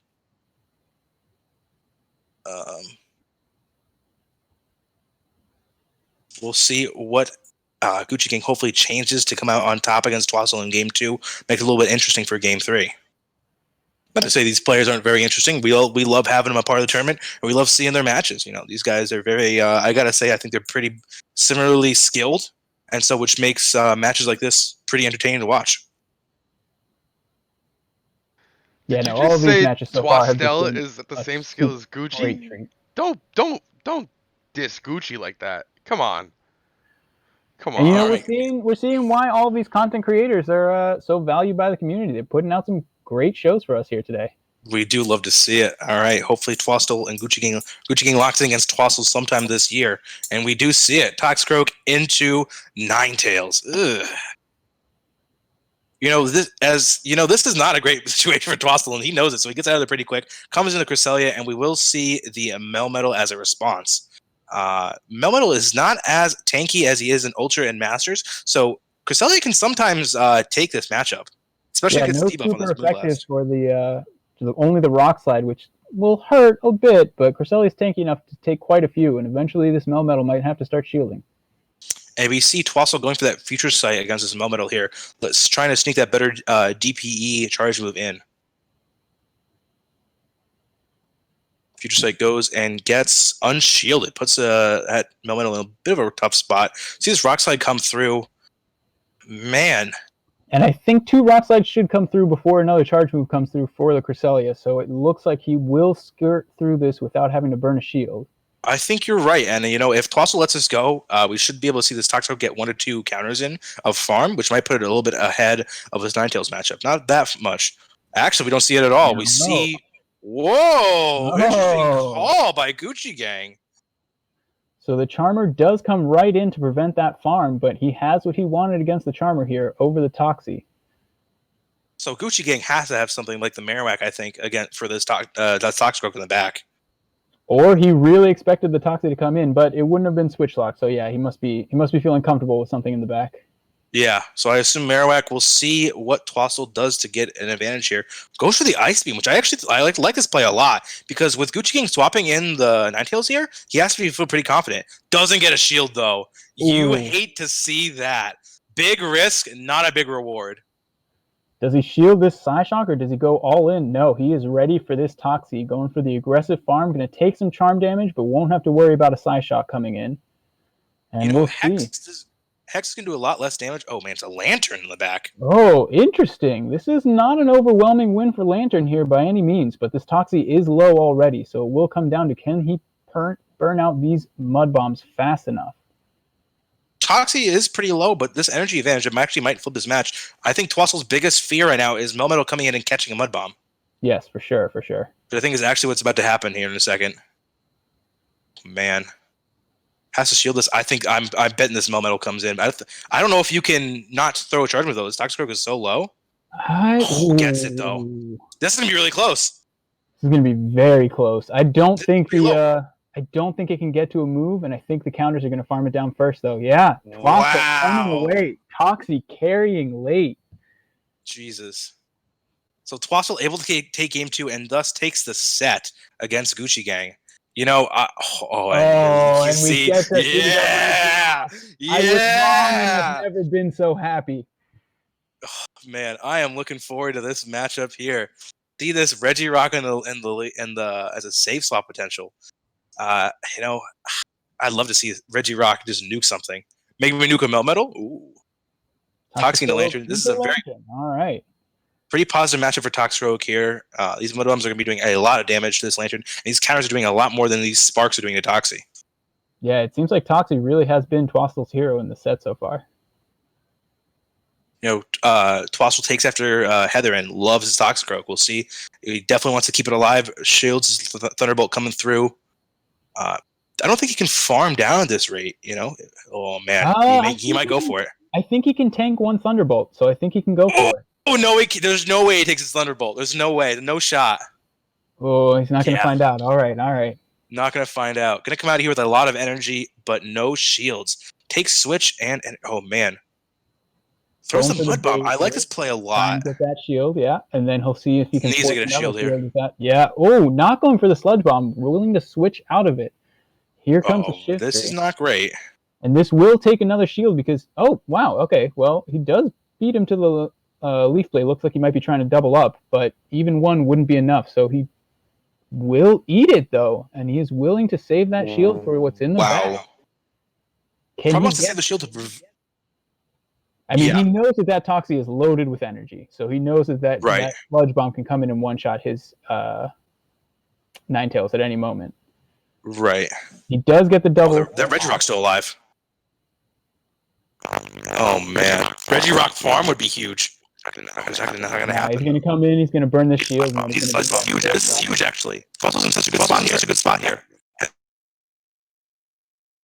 All right, the Sludge Bomb comes in. It does get the shield, and we do see the Regirock come in for the finisher. Super effective Stone Edge. Give the people what they want. Super effective. Oh, yeah. Yeah, stab, super effective Stone Edge. There's no coming back from that. You love to see that, man. That was beautiful. Seeing the Regirock come in, and Twassel able to 3-0 Gucci Gang there. Really nice plays by both opponents there. But we're going to quickly move in, and we are going to actually do the next match, which is going to be Ali Lucky versus the Asian Milkman. I believe we're going to have Jackson and Dapper Muck grab this one, though. Love to see it. Nice. Actually, the teammates. We do not have game 1 of this match cut off halfway through. All you guys need to know is that Ali won game 1, so we're going to moving into the games 2 and 3 here. No surprise there. No surprise there that she won. No surprise that we don't have the game. That she won. well, both of them, honestly. Jesus Christ. Okay. Oh my God. All right. You know, Ali and Milkman are both doing very well in this tournament at this point. I think both are undefeated at this point in time. So it's really going to be a play for who has a chance at first place here. Yeah, this is a very hype matchup. Starting right up. Good luck, gentlemen. Enjoy this gameplay. I do want to preface this match in Twitch chat by saying you are. All right, I'm gonna restart that completely. You guys are gonna see some notifications on Allie's. She was just dying over here because I just stuttered everything. You guys are gonna see some notifications on Allie's phone. Just ignore it. Nothing. You're not finding anything interesting here. Yeah, the most interesting thing here is that Milkman's got the Wormadam. We'll see how that does. It actually has pretty decent matchups across the entire board. Really only scared of that Hypno probably is bringing Fire Punch specifically for the Wormadam. So we'll see how Derek decides to line that up and if he can dodge the Hypno, because if not, that Wormadam is going to run wild. Yeah, speaking of, you and Milkman are pretty good friends here, so you're definitely rooting for Milkman here, right? Me personally, probably not, but I mean, they're pretty good rivals, is I think what you were looking for. yeah. Okay. It's both. It is what it is. I just want to see a good match. And we're seeing it All right, currently. so getting into it, we got this Hypno going up against this Metacham. Positive matchup for the Hypno. Doesn't really need to shield anything here. Even these Psychics won't do that much damage as they are not very effective. Yeah, and that's pretty much the Asian Milkman specialty. Or even if he's in a resisted matchup with the Metacham, he's just going to throw the Psychic and dip every single time. And there's the other Asian Milkman specialty, the Dugong. So if this thing's going to get hit with the Thunder Punch, then this Hypno is pretty much a Swiss knife. This thing's got something for Derek's entire team. So we'll see how he can overcome this Hypno, because it's really dangerous. Yeah, smart play by Ali, not wanting that Umbreon lined up on the Milkman's Metacham. So she's going to bring it in to face the Dugong. This could be another slow matchup because Icy Winds aren't doing a lot of damage. Yeah, this is a Resident Sleeper matchup. Umbreon's about to have 0 attack here in a second, and it's going to be a stall fest. It's going to be like a pillow fight. We're just going to be tickling each other back and forth. I'm excited to see it. Eating another Icy one. I don't really expect any more shields to come out in this matchup. I think Dugong should be able to take switch advantage here. Depends. Maybe. Actually, no. Actually, yeah, Ali's going to... I don't know if this Icy Wind KOs. No, I don't think the Icy Wind's going to KO, and the foul play will KO, so it depends whether or not Derek wants to shield. But was that 4 Icy Winds? So yeah, that didn't. Wow. So we're looking at that Snarl down. Wow. Wow, that Umbreon's got no juice for that Metacham coming back in, but thankfully the Hypno does. Insanely close. Probably she didn't go into the zoom roll, but I guess this thing could take pretty much anything that it's going to be thrown at it.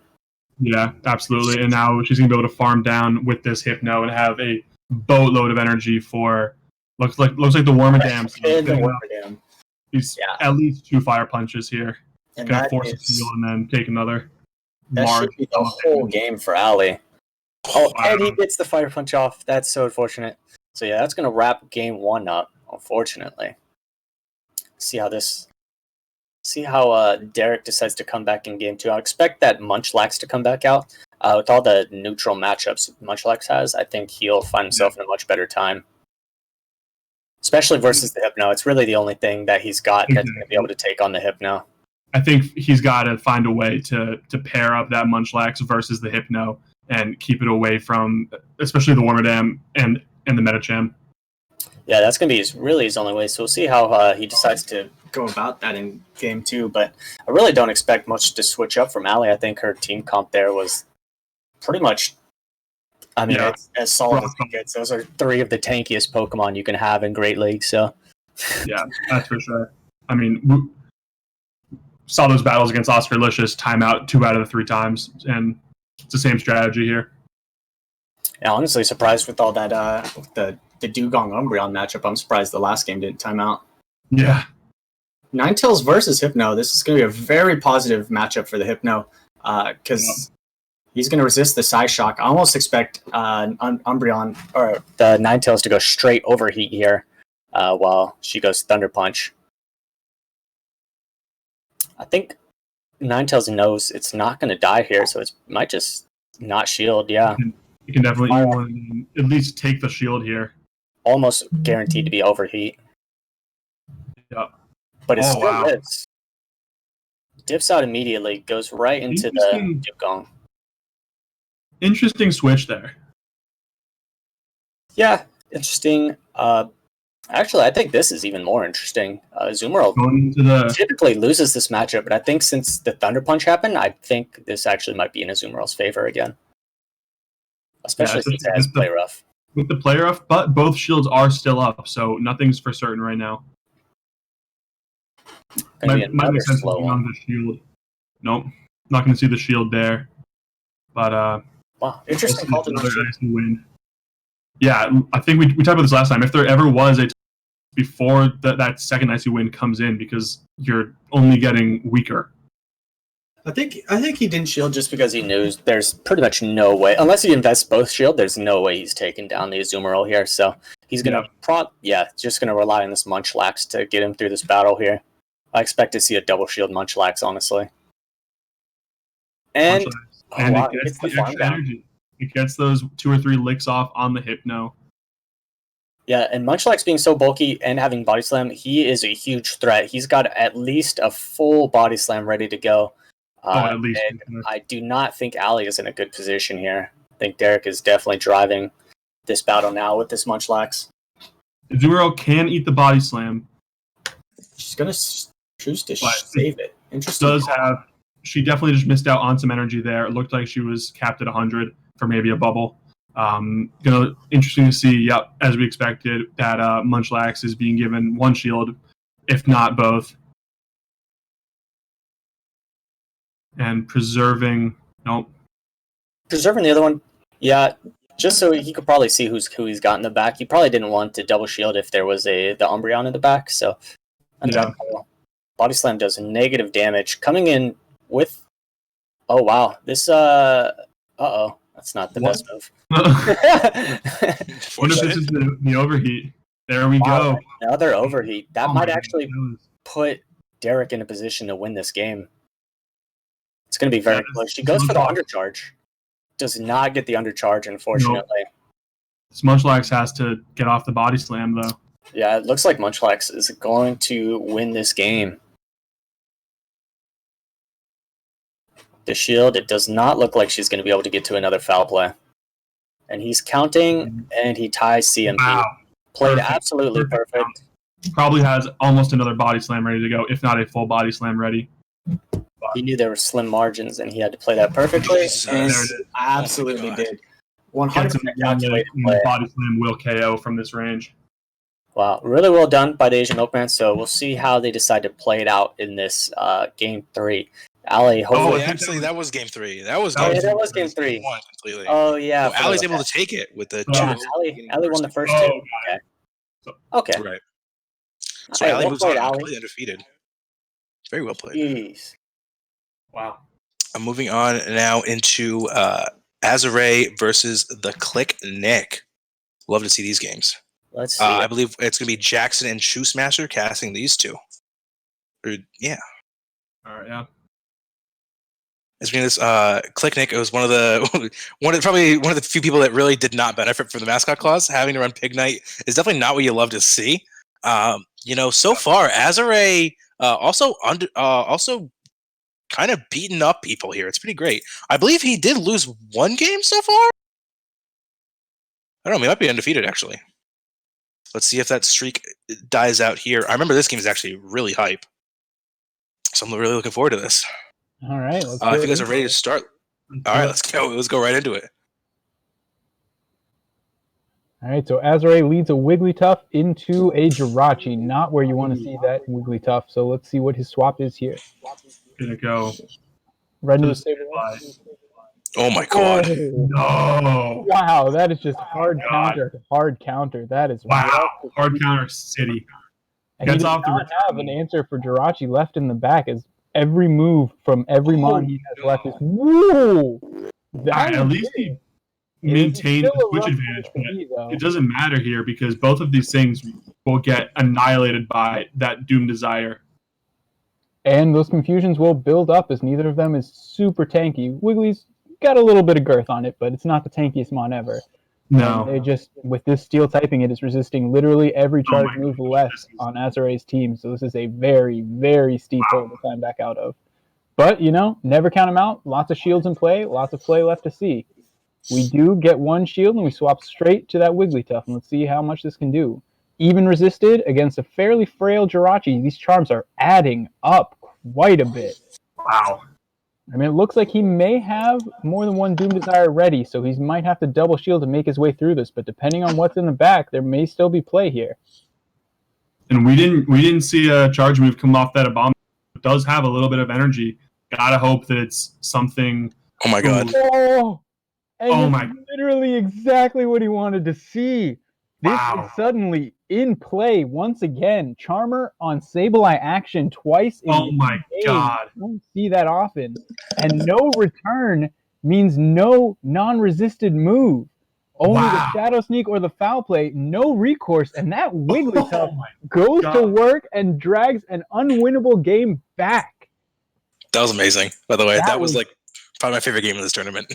Was that one? That was incredible to see. It's not often you see both a Sableye kill a Charmer and then that Charmer come back and kill a Yeah. Sableye in the same game. It's pretty amazing. Click Nick must have been sweating knowing that he had that Sableye in the back. Did not want it to get matched up on that Wiggly.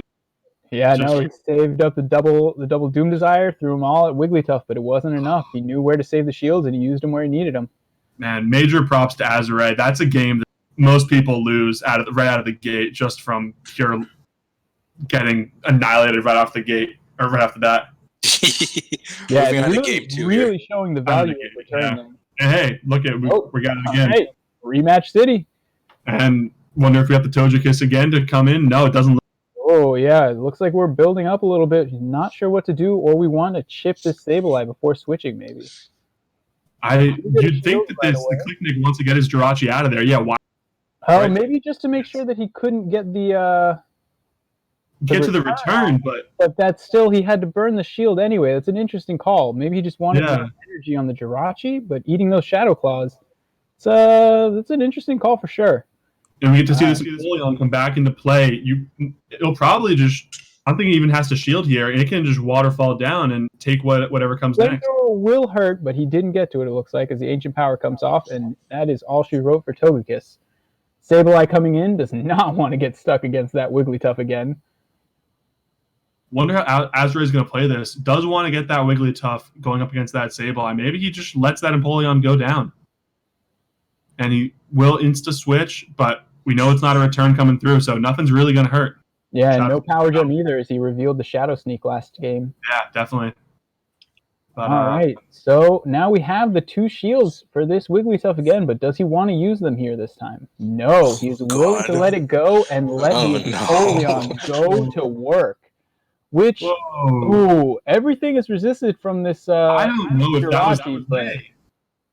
if he can farm this down with shields down on the opposing side, that's GG, but he needs to Both get of these are being resisted, and it gets off the next one. It's a question of whether or not that Sableye is going to be able to Shadow Claw it down.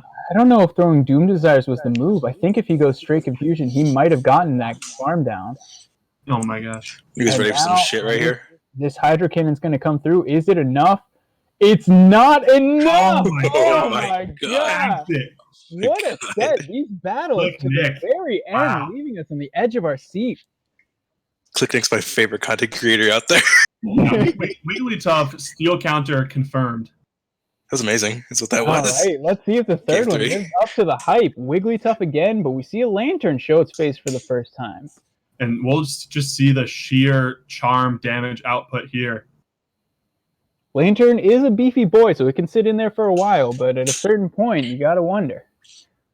All right, well, one Thunderbolt looks like will go. Oh, it's a Hydro! Oh, Big move coming That in. is Can he not get to that ideal. play for rough? Azure. Just get to that play rough, and he will burn a shield if he wants switch. Yeah, he does get that shield, and he swaps out anyway. All right, straight to the Sableye. This time, will get the shield. Click Nick's going to get a little bit of parting damage in, and then is going to go to its own Sableye. And we're into the mirror. Does not want to have that Sableye faced up against that Wigglytuff. Willing to use it here. Wow. Both at 1 shield, but the energy lead for Azure, the health lead before that charge move for Clicknick. So let's see how this one plays out. He does burn his last shield, and he's going for one more foul play. Does he get the shield, or does he get switchback? Looks like he's willing to match and get to that last foul play, which should be just enough, I think, right here. Yeah, that foul play will KO from there. Now it's a question of what's he bringing in. This Empoleon is going to waterfall down. What's in the back? I like that play. Energy is a little more valuable on the Empoleon right now. And once again, now from full health, you can count on the resisted damage coming in from the Jirachi. Tries to catch the move. Will not be enough. Oh, and the charm. I thought he was trying to catch the move on the lantern, but it didn't even matter. The charm was all it took. Does allow for one more confusion to reach, and we're going to see what this Jirachi can do right here. I don't think Dune Desire, nope, not even going to come close. Yeah, no, and he's at the double Hydro Cannon. All of that damage being resisted from the Jirachi onto the Empoleon, making the difference here.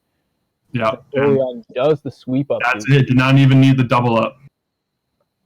Wow, Beautiful. those were very awesome well battles played. from Azure and Clicknick. Actually, enjoyable games. Surprise. Man, I'd just rewatch the first 2 over again. Like, let's just, Yeah. we'll shoutcast it again. Those are pretty great, not gonna lie. All right, moving on to our other undefeated player here. We have Country Nerd versus Shmusif. I think me and Muck are gonna take this one. Looking forward to casting this with you. Both these players are tied for points at this point. Whoever takes this has a pretty good shot at the finals and a pretty good chance at the big final prize. So moving right into it, Country Nerd, you see the teams locked in with Lapras, Medicham, and Noctowl. I remember Country Nerd telling me before this match happened, like, yeah, Noctowl is really good against his team. I feel pretty confident. And then I remember afterwards, this is going to be interesting. Yeah, we'll see what happens to the Noctowl. Yeah. Shadow Lapras into Low and Muck. We love to see that. We see the instant swap into Cresselia, and we know it's running Grass Knot here. So let's see if Country Nerd wants to swap out here. He does not. Doesn't want to swap. It's kind of interesting. Now he's going to have to shield a Grass Knot. I do think maybe he was trying to catch it on the Noctowl. I'm not exactly sure what the play was there, but he's going to load off one of these Surfs, and honestly, I expect him to go to the Noctowl, but we'll see what happens. I could see him going for double Surf here and trying to catch the Grass Knot after he throws his charge move here. Yeah, that sounds like a better play. Yeah, one more Ice Shard and then swap to Noctowl. Oh, what a catch! Well played. Noctowl's going to be in a decent position here with a good amount of energy. And Shmusif, 4 wing attacks. Yeah, Country never swapped out of that matchup. So this is actually, Shmusif was not able to swap the Cresselia out. So now we have this Noctowl that's loaded up on energy against this Amok here. It's going to be locked in for a while, though, so we'll see if Shmusif can punish it. He's got this Noctowl locked in. Noctowl looks like it has decent matchups, but it's just going to get Sludge Wave taken out of the game. Unfortunate. He's going to have to come back in with the Medicham, but 2-shield disadvantage, it's not looking pretty. Yeah, 2-1 out of disadvantage here, not looking great. Might need to pull off a sick bait with Power Up Punch here. It's probably his only play. I doubt Shmusif lets a Psychic go through on his... Yeah, he's going for the bait here. Yeah, it has to. Even though this is a pretty readable bait, but he needs to preserve his Toxicroak because it is his only Pokemon that has energy. And for some reason, almost looked like he swapped in for a second, which would have been really weird. Oh, wow. I wonder if Shmusif knows he doesn't have enough energy for the Psychic here. See how on the ball he is. Wow. It looks like he tried to catch it, but the game did not respond properly.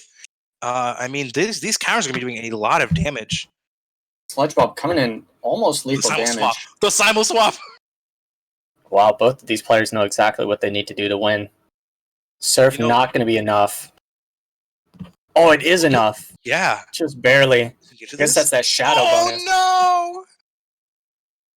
Oh, my God. Wow, Shmusif. And the charge move. Wow, that was really well played. Yeah, really well. It sucks because that was that's probably what you need there. with swapping the Lapras in against the Amok. It just sucks that it actually gave Toxicroak some extra farm to get a charge move then. But I don't really think he had an extra play there. Yeah, I don't know what the play, since he's kind of in a foothold with this power up punch and the psychic build. He doesn't really have a viable way of getting damage onto the Toxicroak like that. Right. See how he tries to play it out this time, but I do think he'd be in a better spot if he had the ice punch. Mm-hmm. All right, let's lock it in for game 2 here. See what Country Nerd possibly does to change up round 1. Definitely just not in a great spot. You hate to see it, but hopefully we'll see some better play. Well, he's definitely in a better spot this time. So he's now Country Nerd's in the driver's seat. So we'll see how he decides to play this. This looks a lot like the last one. So we got the Muck versus the Noctowl. And even shield scenarios is actually a very even matchup. Noctowl's not going to be able to get to the wing attack before the Dark Pulse. So typically Muck comes out on top in this matchup. But loading up on double Sky attacks, we'll see how Shmusif decides to play this with the shields. Knows he could tank one. Oh. This will live, so I doubt he needs to shield. Mm-hmm. So it comes through. Really good call by Shmoo to go for the bigger charge move there. Is Country Nerd going to be able? Oh, no. See if he decides to shield it. I think he'll get to a Dark Pulse if he does, but he decides not to. He wants to happy with shield advantage here. Shield advantage. Yeah. See what comes in. Maybe the Toxicroak comes back in. No, we're going to see Wishcash. Oh. Trying to catch the Sky attack. Nice try. Not going to happen. Hey, Merak able to come in. Wonder if he misclicked, honestly. You never know. You never know. Might have been a really sick play to try and catch that, but wow. Really good call to Shield Shadow Ball here. This Merak going to be putting a lot of heat on this Cresselia. Definitely going to force a Shield or two. Future Sight comes through and does a lot of damage. I do not think Country Nerd was expecting that. That is unfortunate, but he's going to go to make this. Oh, that's so bad. That's so bad. Man, I think you have to come in Noctowl here. Yeah, you cannot come in Metacham. Do we know what he has in the back? Metacham versus Wishcash. Oh yeah, the Wishcash. Okay. All right, now Cresselia is loaded up on energy and see if it can take out this Metacham. Still got the Wishcash in the back, but it's all on Metacham here. Nothing he throws at this Cresselia, though, is going to do a whole lot of damage, so we'll see how he decides to play this out. I doubt even a boosted Psychic takes out the Cresselia at this range, so Country Nerd's in a bit of a hole at the moment, so see how he decides to play this. Really unfortunate spot to be in. Psychic's going to come through, not going to be able to kill this Cresselia in time, and we still have a full health Wishcash in the back. So this is, I got to tell you, this looks like a wrap here, Muck. Yeah, this game is definitely over. Even with the defense fall, allowing him to get some farm doesn't even matter. Unfortunate. Shmusif commanding victory, even in the even not winning the lead or the switch. Pretty impressive, honestly. Came back from a somewhat negative situation, able to bring it home for the W. Going into game 3 here, Shmusif has already taken the full set here. Country Nerd really playing for bragging rights to get a game off the 2019 World Champ. We'll see if not he's going to be able to do it here. It's very positive matchup with a lead there. We're going to see Metacham swap into Amok here. Yeah, and this safe swap Amok is just so strong for Shmusif. Without any ground moves, there's just nothing Country Nerd is going to be able to do against this thing. Right. And you see this Metacham start ramping up with these counters here. Going to be putting a lot of fast move pressure on this Muck, but needs to burn a shield if he wants to keep this matchup alive. And he does. So he has the energy for Power Punch. Really surprised he's not throwing it yet. If he's going to commit to the farm, he actually might. Oh, well, yeah, I was expecting a Power Punch. I'm just going up there. Okay, we'll see how he decides to answer this. I assume he's going to want to get a little bit extra farm on the probably on the Munchlax, honestly. He doesn't have the Munchlax. He has the Cresselia. Yeah. Sees the Cresselia come out. Goes to the correct play, which is a Psychic against this. Cresselia does a good chunk of damage even since it's boosted. Gonna see... Oh, man. Do you show your back mon to bring in the Merak here? I guess you have to. It's a tough call, but yeah, this is going to definitely be the positive matchup, so he's almost certainly has to. Being down 2 shields, though, he's probably going to have to throw some baits here. He just throw some baits, and that needs to make sure the Toxicroak doesn't come out with energy at all. Oh my God, gets baited himself. The grass comes Tough and spot. willingly swaps, which is a very interesting call. Oh, And now man. he's just in a very tough spot. Toxicroak just going to shield up. Or he uses Toxicroak as a sack swap, which he does. Oh, wow, even better. Just using it as a shield to get rid of his energy. And very interesting call because this. Yeah, wait. Criselia's in the red. Yeah, that is actually. Yeah, that was really interesting. I'm not sure if that was the right play there because Future Sight will KO at this range now. So I think it might leave it just a little bit alive. If it does, that might be even better. Man, the Sky Tech comes through. 2 Sky Techs come through. All right, and I don't. Yeah, there's no way a Future Sight kills this range. And yeah, okay. Okay. Country Nerd able to come away with a little bit of bragging rights there. Takes the win against Shmusuf in Game 3. However, that is set. Shmusuf moves on completely undefeated in this matchup. Moving on to the next set, we have Scientist E versus Call Me Jake YT. I remember in the beginning of this tournament, Call Me Jake was doing a lot of work against the field here. Whoa. So not Game 3 first. Come on. Definitely a little bit of an issue with organization here, but that's okay. I think Jackson and Schust are going to be able to take this one for shoutcasting here. We love that it is now the Invitational has gone from Nightwing to Quimby to now Dat Boy Muck Invitational. Yes. And we're going to keep cycling the names here. Who wants it next? Twitch chat. Let's see what you guys want. Start a poll. Ooh, Jared Hunter's not here. He can't start a poll for me. Bummer. Wait, can they hear you say that just now? Okay. All right. If you guys are ready, we're going to start this matchup right now. Alrighty. All right, let's send it. Now, we do see Scientist E's mascot here as Raichu. His normal mascot is a Pikachu, so is going to stick with his Raichu here. Ooh, rough lead to start off with is that Muck is happy to see that Venusaur from Scientist E here. Looks like he's going to stay in it for a while, do a little chip damage. Nothing this Venusaur is going to do to this Muck is going to damage it slightly. Yeah, I mean, as we've seen before, it does take multiple Dark Pulses, and those Frenzy Plants do add up. So at a certain point, you have to start matching shields if the Venusaur chooses to shield. But it's true. You know you can tank the first one or so. Oh, and he does get to the second one. Before the Dark Pulse, so this might force a shield here. Yeah, and we saw actually a very similar matchup early on where Mardo did not shield, knowing that he would just barely survive it and get that Dark Pulse off. But it seems in this case, either the IVs weren't there or he just did not have faith in the Amok to be able to tank that one. And we're going to see the Raichu here. Not just any Raichu, the Hatchu. The winter hat. Very festive. Are we going to see this farm down? Wow. Very aggressive farm down. Pays off for it. We are loaded with electric energy for the next guy coming in. Looks like he's going straight for that Thunder Punch, do the chip damage while there's still a shield in play before debuffing himself with a Wild Charge. Does go through unshielded. And those Volt Switches are going to hurt that way with such a low defense. We do now get the shield and the swap as we get the Wormadam. Oh, man. This is an interesting one. I don't know about this one. Nothing's hitting anything super effective, but... It is resisting the ice shards, but everything else is hitting neutral back and forth.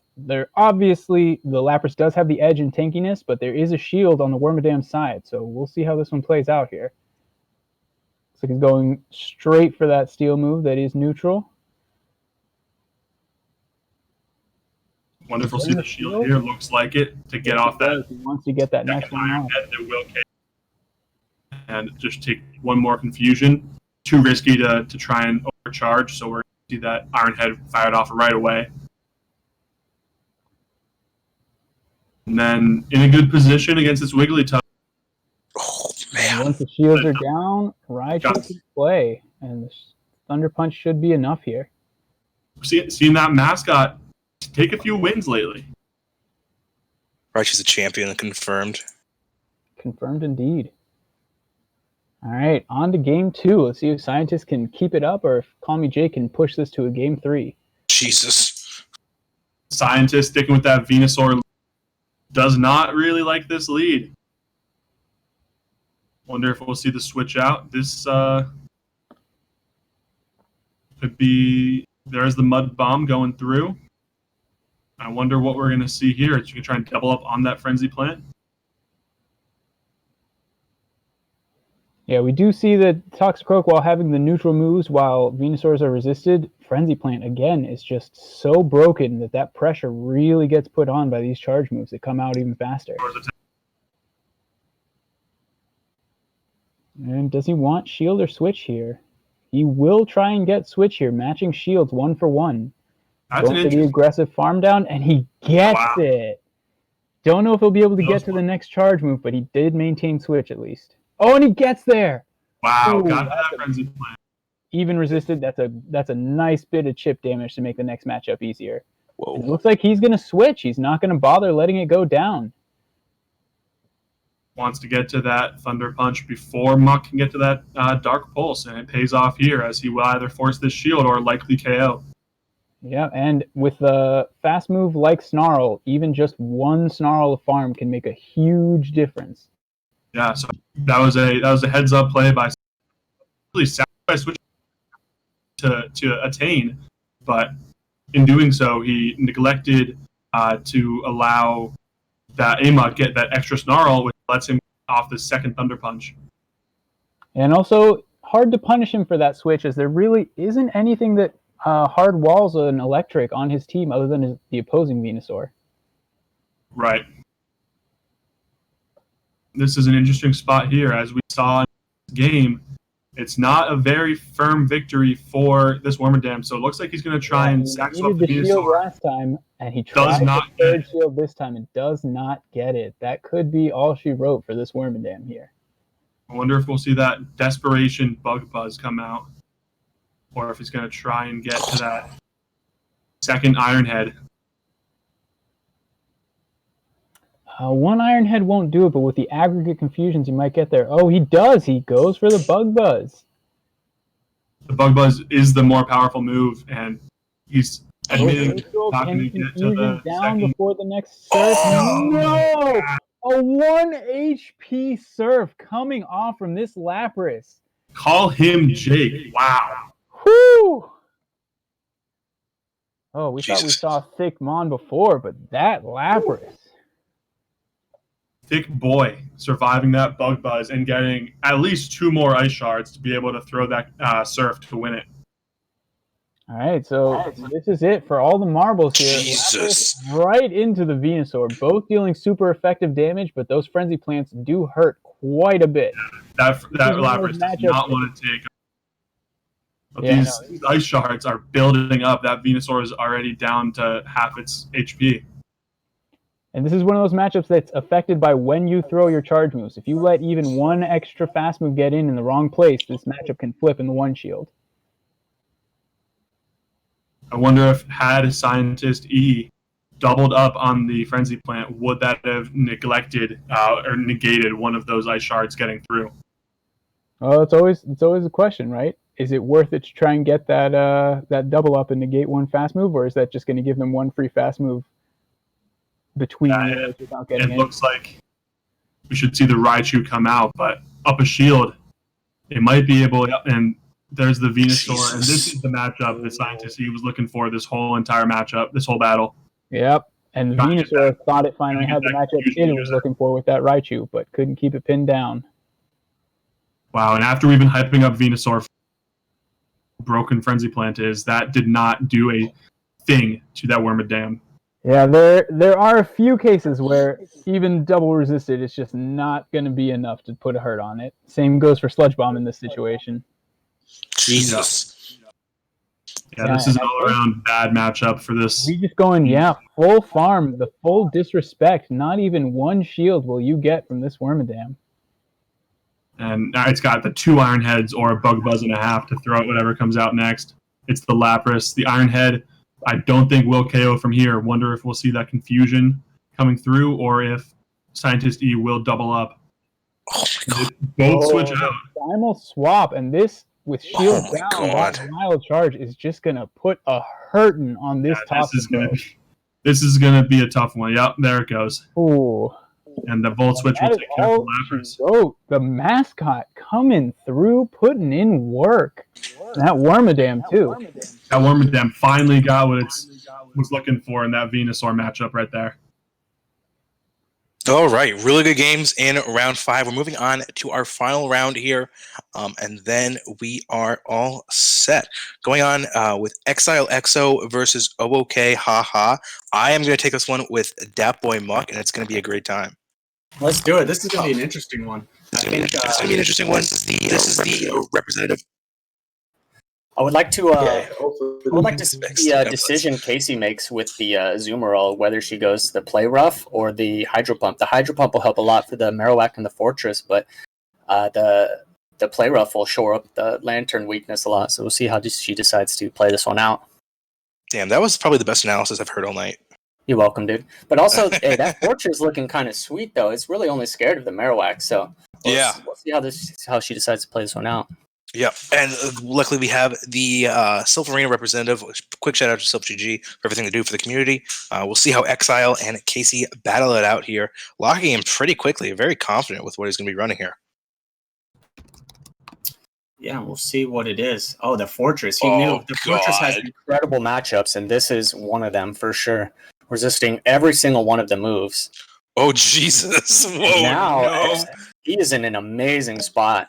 Completely called everything Casey was about to do.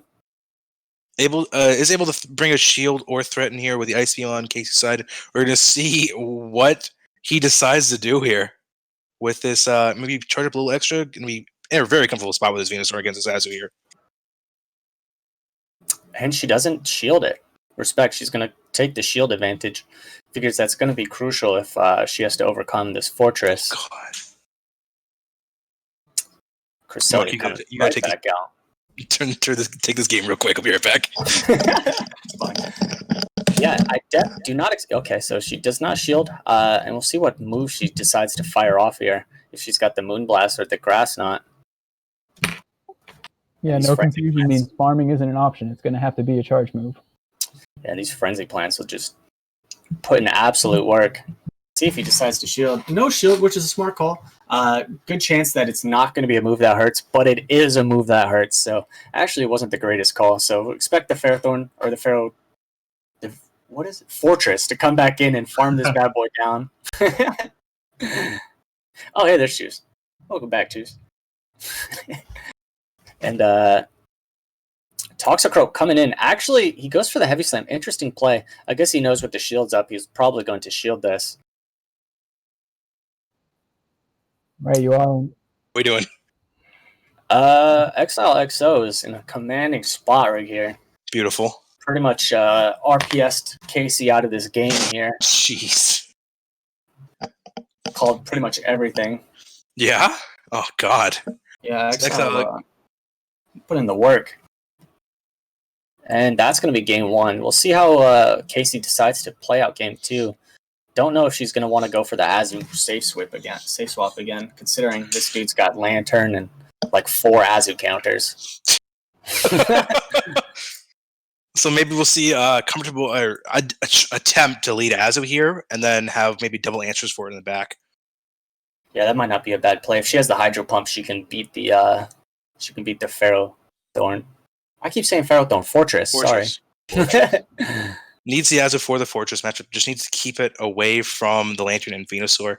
We'll see how she manages to pull that off, or if Exile brings the Fortress at all, which I would be very surprised if he didn't, because this Fortress is so good against her team. Yeah, and Fortress kind of flies under the radar. It's got amazing typing. It's got an amazing stat product. Earthquake and all that good stuff. It's amazing we don't see more Fortress. I think that's why Speedy's the world champ, dude. He's the only one that knew. Yeah, really taking his time thinking about it here. Definitely taking his time to think about it here. We'll see what he's able to come up with here. Man, that camera up looks pretty satisfying. 1500 perfectly. It's kind of amazing. I'm actually sad Mason didn't bring that, but it is what it is. You know, I was a little bummed too, and I'm like, are you really not going to bring this camera up? He's like, nah, come on. I'm like, I could make you do it, but I'm not going to. I want to give people a chance at least. I respect. It could take out the Abomasnow, though, and Abomasnow is ranked pretty highly, so who knows, dude. But coming into game 2, Casey's still thinking about it. Noctowl lead against the Toxicroak. Jesus. Completely unfortunate. Yeah. XO playing chess. This dude's a genius. Oh, no. Fortress coming out, and that might be all she wrote. Unless there's something in the back that we don't know We about. need a miracle for this matchup here. Yeah, this one's unfortunate. Exile XO, representing Pittsburgh, I believe it is, very well. Yeah, actually, I think you're right there. Yeah, I remember getting wrecked by him when we went to Pittsburgh, so. Nice. Ooh, running a heavy slam on his fortune instead of the very common mirror shot. That's really interesting. Mirror shot doesn't do too much less damage than the heavy slam does, so that's really interesting. That comes through. She needs to get this low enough that something else can farm without getting hit by an earthquake, and that's not going to happen. That's not good at all. No, there's a lot of pressure on what's coming in. Yeah, if this Toxic comes in, do you think it's just going to get one shot or what? No, yeah, I was going to say he's just going to bait 2 shields. Man. Has to shield. There's too much pressure for him to not shield. Yeah, you're not wrong. Oh, man. But at least he's going to get the counter down. Oh, that was really close. Very close. Well played, Casey. But yeah, Noctowl is just going to come back in. I assume she's going to swap to her Zoomerall, and Venusaur is going to end the game. We'll see how it plays out. Hopefully she should bring an Azu, but, I kind of feel like she did.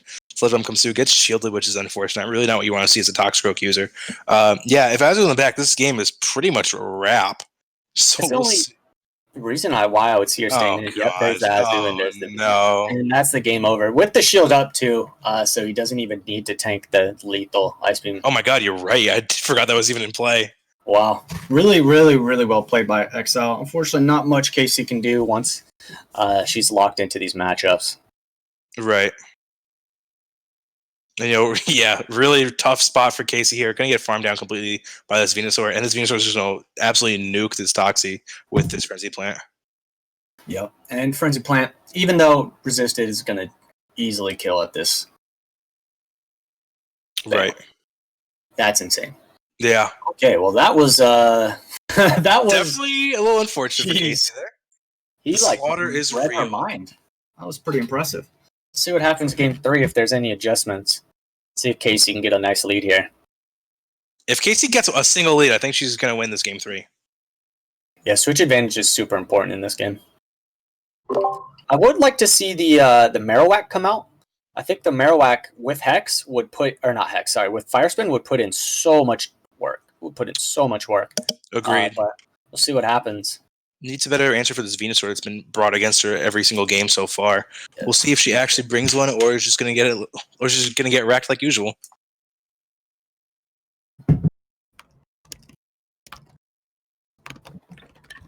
Oh man! Again, thank you everyone in Twitch chat for tuning in. Really appreciate everyone's support as we go through some of the highlights of this tournament here. We are wrapping up pretty quickly. So we're trying to power through these last games, showcase some more good battles, and wrap it up.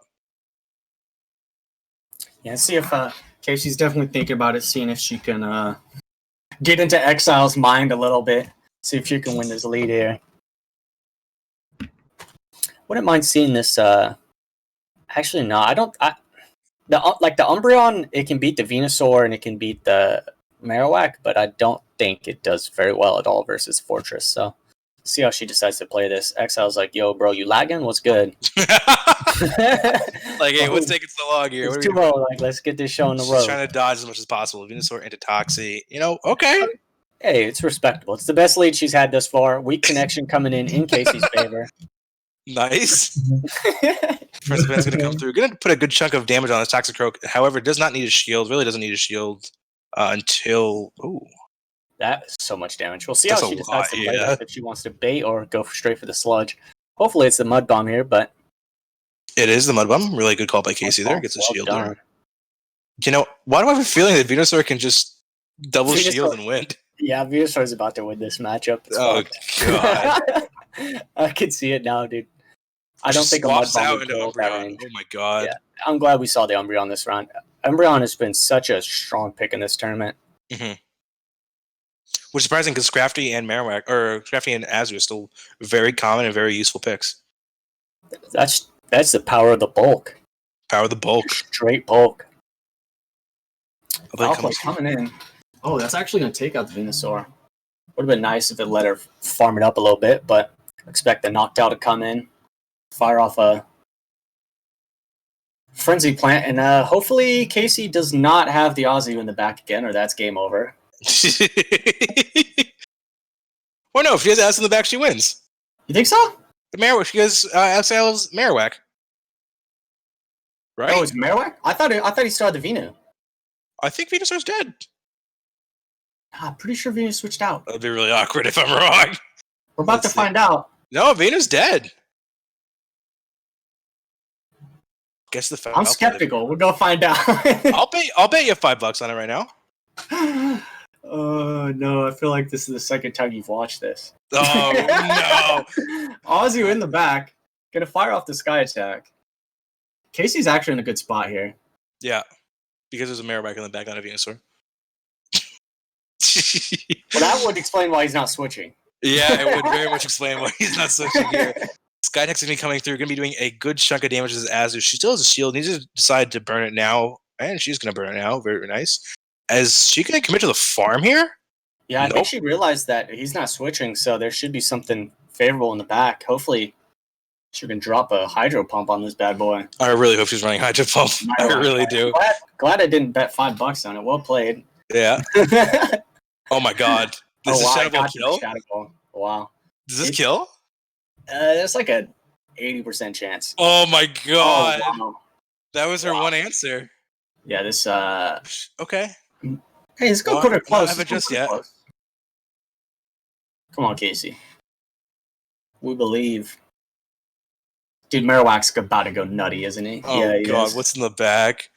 Oh no. Casey. Oh, so close. He had a good adjustment. I respect bringing the Umbreon out. Definitely, you'll ever see the Umbreon. Really unfortunate we couldn't get a win there against XILXO with OKAHA. But, you know, it is what it is. All right. Yeah. I was just say that Noctowl and the Noctowl Marowak combo is strong right there. Noctowl Marowak combo was very strong.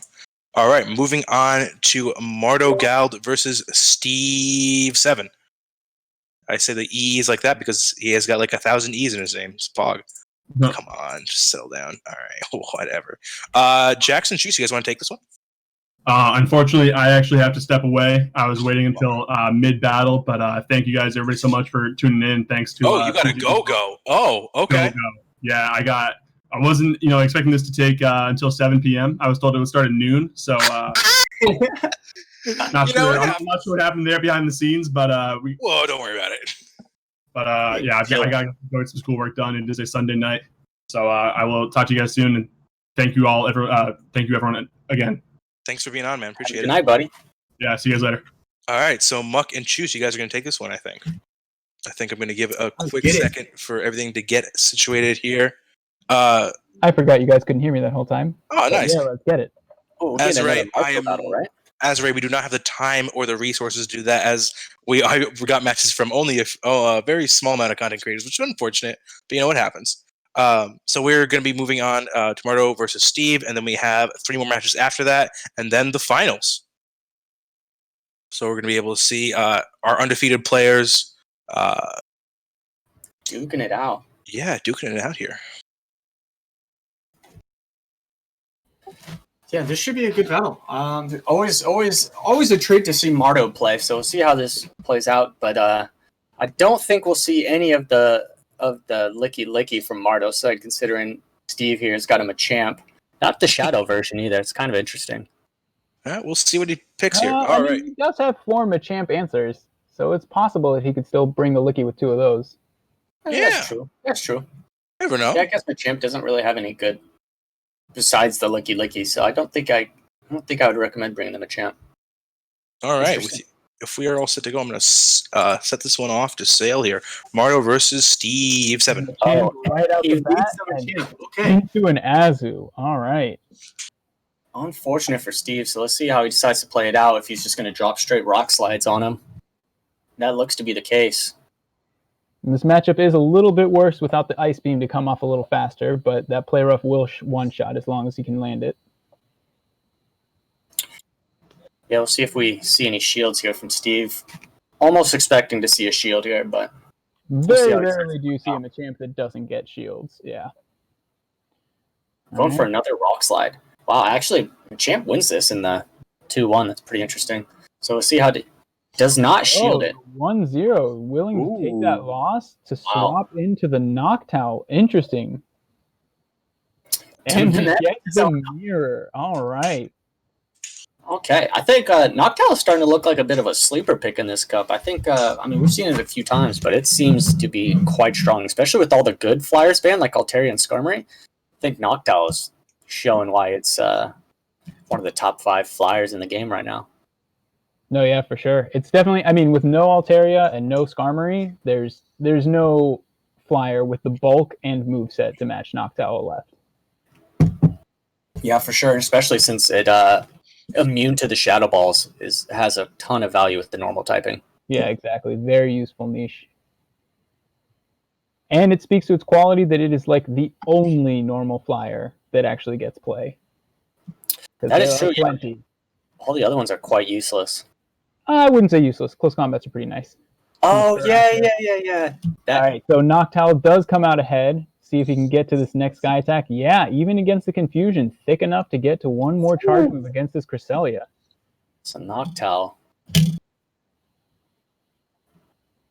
Cresselia with a little bit of energy, but not going to do it too much good against this Amok that will get to these Dark Pulses pretty fast. Can tank one Moonblast. There it is. Hope there's no attack fall. No, he's fine. So, how much does he farm? No! He's going to have to shield if he wants to keep this alive now. And he does not have a Noctowl left to fight against it. He's going to have to kill this with move and then beat the Cresselia to the Dark Pulse again before another Moonblast comes off. Yeah, he should be in a good spot. Yeah, luckily it's on Confusion, so it shouldn't get there too fast. But I'm not sure if one Dark Pulse KOs from here. It's going to be so close. You might have to win with Snarl here. Yeah, it's gonna be very close. Oh no, it's enough. It's enough.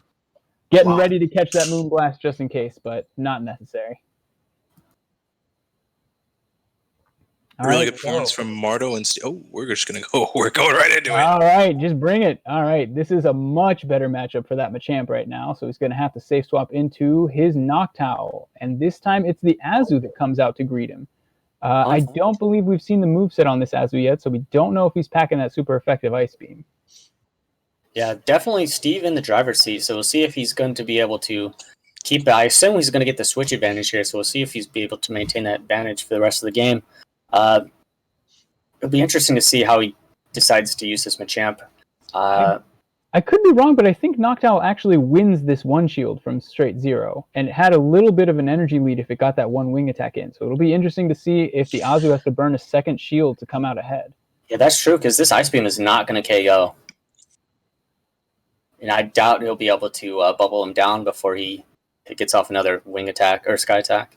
Yeah, we saw earlier where a Hydro Pump came in and it was able to win that switch advantage with some serious farming after the fact. But very aggressive farming. He does not want to give any farm afterwards if the Azu does let him kill it. No, and he will give up that second shield to take switch advantage here, as he wants to make sure that that Machamp is in the right place. Machamp, no shields. We'll see how he does, but I assume a Dark Pulse is going to come out soon after this charge move. Going to get a whole bunch of farm. That'd be the most aggressive farm of all time to try and snarl down an Azu from there. And he's willing to just take the hit, saving that shield in the back for that Azu that he knows is going to be able to match up on that Machamp later. Ton of energy, but not going to matter too much. Dark Pulse is only going to do about 35 to 40% of Machamp's health bar, but probably just go straight for a Sludge Wave. Switches to the Azu. And there's the Cresselia, which I don't believe we know if it has Grass Knot, but he is up a shield and he can tank one. With this Hydro Pump, he will be putting some serious pressure on, and it looks like he is sitting pretty okay with a full Dark Pulse loaded on that Muck in the back. He will need to get to a Sludge Wave to kill that Machamp, though. I'm surprised we don't see a shield here from Marto. Such a strong matchup from Azu versus these two. I'm surprised to not see him preserving it, because now Ooh, he needs to get. Oh wow, he doesn't want to get this. I was That's very interesting. surprised by that no shield. I thought for sure he needed to put that Cresselia in. Oh, Oh my God! What just happened? did he just undercharge to try and farm? Yeah. Oh, that was a mistake, I think. Now the Amok can farm, and with a shield left, it can get to a sludge wave for that. Oh no! He Oh, man! Wow. Confusion too strong. Wow. That was a crazy game. I do think Marto would have had the game, though, if he just shielded the Azu. I think it had such a positive matchup versus the two in the back that I think he could have pulled it out. I don't know if he would have been able to get to another charge move, but if the Machamp had to use its energy to get there, then yeah, you might be right, because then the sludge wave could come off. And this is game 3 already we're watching? Yep, game 3. All right, so that swap came through, and we are back into the Noctowl, into the Azumarill matchup. Sky Attack's coming in. We'll see if they play it out the same way. 2 shields to keep switch. Worked out for him last time. Yeah, big brain play. If you have a super squishy Bond like Machamp that has 4 bad matchups, you pretty much have to go for the switch advantage here. Although, interestingly, because common sense usually dictates that something squishy as Machamp, you have to save your shields for. So, once again, comes which big brain play do you want to go for? And just gets to that Sky Attack once again, forcing either that second shield or switch advantage. Let's see if he's willing to play it out the same way. And yeah, it looks like Steve wants to go the same way. That's interesting. I think Azu could live that Sky Attack. I'm also surprised he didn't go for a farm down there, to be honest. That looked like only maybe 3 bubbles worth. Yeah, I think he might have put himself in a hole here. Venusaur is just going to shield this Ice Beam and just get way too much energy for Steve to deal with. Yeah, we are already up, still 1 shield up after shielding this Ice Beam, and that Venusaur is going to put in work. Even if Venusaur shields another Ice Beam, oh yeah, this game's over. Venusaur is going to put in way too much work. So loaded with energy right now. Steve, unfortunately, doesn't have much that's going to want to fight a Venusaur here. Even Cresselia is going to fall from 2 Fantasy Plants. I think it'll just survive the second one still, but not by much, and not fast enough confusion damage will be coming through with those charge moves. Just a sliver of health. He will have to burn the shield if he wants. No, he's willing to save the shield for what's in the back, get a little bit of an energy run. Oh, and the bait! He doesn't even get the KO there. And the Machamp is against a full-strength Azu with a shield. This time, Marto finds the way to play around it. And he is not going to have any more of this. Marto showing while he's a legend rank. That was absolutely well played. Player of coming in, going to do lethal damage, and that is good game. Very good game. Really good games by Marto and Steve there. We love seeing that. Game 2 was actually really hype. Yeah, thank you both of them for joining us in this tournament. We are in the final round here, so these are some of the last matches you guys are going to see. Moving on now to Azure versus Ale Jonivea. And moving into the finals here, and you can tell who he is by his beautiful Mischievous hat. I think Truce and I are going to take this one here. Going into it, we can see these teams pop up on screen soon. Man, I really got to fix my fucking lighting, huh? It's pretty bad. Yeah, a little bit. Yeah, we'll see if it fixes now. It's pretty bright here, but whatever. You're just the shadowed, mysterious, and ominous figure. It works for you. It's great. Was it really perfect? I'm being told it was perfect French. I took French when I was in high school. Hopefully, it translates over to pronouncing his name properly. That sounded pretty good. Yeah, man. We are seeing some Bonsai hype in Twitch chat, so I'm really hoping that we see the Bonsai gets broken out here. We're going to go right into this match here. I didn't set it. Oh, I did. Beautiful. All right. Sableye into Fortress. You know, this is a pretty neutral matchup, in my opinion. I think Fortress comes out ahead, but I'm not entirely sure. That might be the Shadow variant. You know, these Shadow Claws are doing a lot of damage, and I think he gets to this foul play right before he gets to the Mirror Shot. So we're going to see Azure is going to forego this shield with this Fortress. Mirror Shot's going to come in. There's a good chunk of damage, and actually gets the debuff. Drop. That is huge for this fairly neutral matchup. I believe you're right. I think this is going to tip the scales in Fortress's favor. Let's see if it actually does. Foul play still coming out here, doing a lot of damage. Might try and catch a charge move, and he maybe does. Maybe we just wanted to throw the charge move just to Sand Tomb actually comes out. Sand Tomb. Oh, that is a spicy set right there. Yeah, it is. Bugbyte not having the fastest energy generation, that is some interesting utility to have both of those. But now these These Hydro Cannons are going to be coming off against a squishy Sableye and forcing that shield. Man, Sableye just throws a charge move here. Actually didn't need to. Probably could have farmed down. But definitely wants to stop this waterfall damage from chunking this down. Gonna maybe see the Sableye mirror? Yeah, with a shield disadvantage. I don't know how much health the Sableye has. Wow, not a lot. Oh my god. Oh, I thought he had the energy advantage, but he waited until he had 2 before he threw to kill that Empoleon. He made sure he would have 1 for the swap in. Yeah, really good timing by Azrael's opponent here. We're going to see the foul play come in and either grab the last shield or take the Sableye down. Does kill a Sableye. We're going to see what's in the back, and it is going to be a Bayleaf with Razor Leaf. Let's go. Oh, man. And this is a little bit rough as Toxicroak doesn't love eating those Razor Leafs because he is a bit squishy, but they are resisted, so he can take them for a bit. Sludge Bomb coming in should draw the last shield unless he reads the Mud Bomb bait, but that would be lethal. He shields correctly. Oh, man. Shields correctly. Probably an Ancient Power coming out for the very last minute boost attempt boost here. Is the only chance for him right here. I don't even think this. I think even with the boost, this Sludge Bomb kills. There's no way. No shot. Yeah, it's true. It's true. Even boosted, those Razor Leafs wouldn't have killed it fast enough. Jeez. Man. Bayleaf, Bonsai. I will say, though, it is beautiful to see that golden autumn-colored Bayleaf right there. Yeah. What's the perfect CP for a Hundo Bayleaf? It's 1450, I think. But his is best buddied.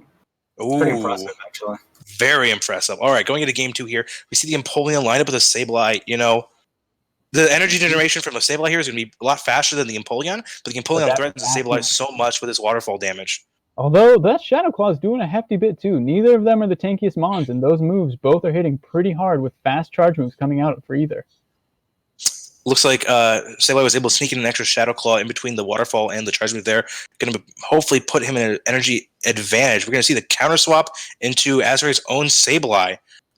Definitely has a pretty significant health advantage, but loses out on the energy advantage. Looks like they even CMP tied for the foul play. I wonder if he was trying to throw and swap out similarly, but it looks like that CMP will hold him in place if he was. Foul play is going to come through here. Let's see if it gets shielded. It does get shielded. Oh man, this Sableye actually might be able to farm down. He doesn't have the energy lead. No, he's just going straight to that fortress. Oh, but he gets the 1 HP foul play.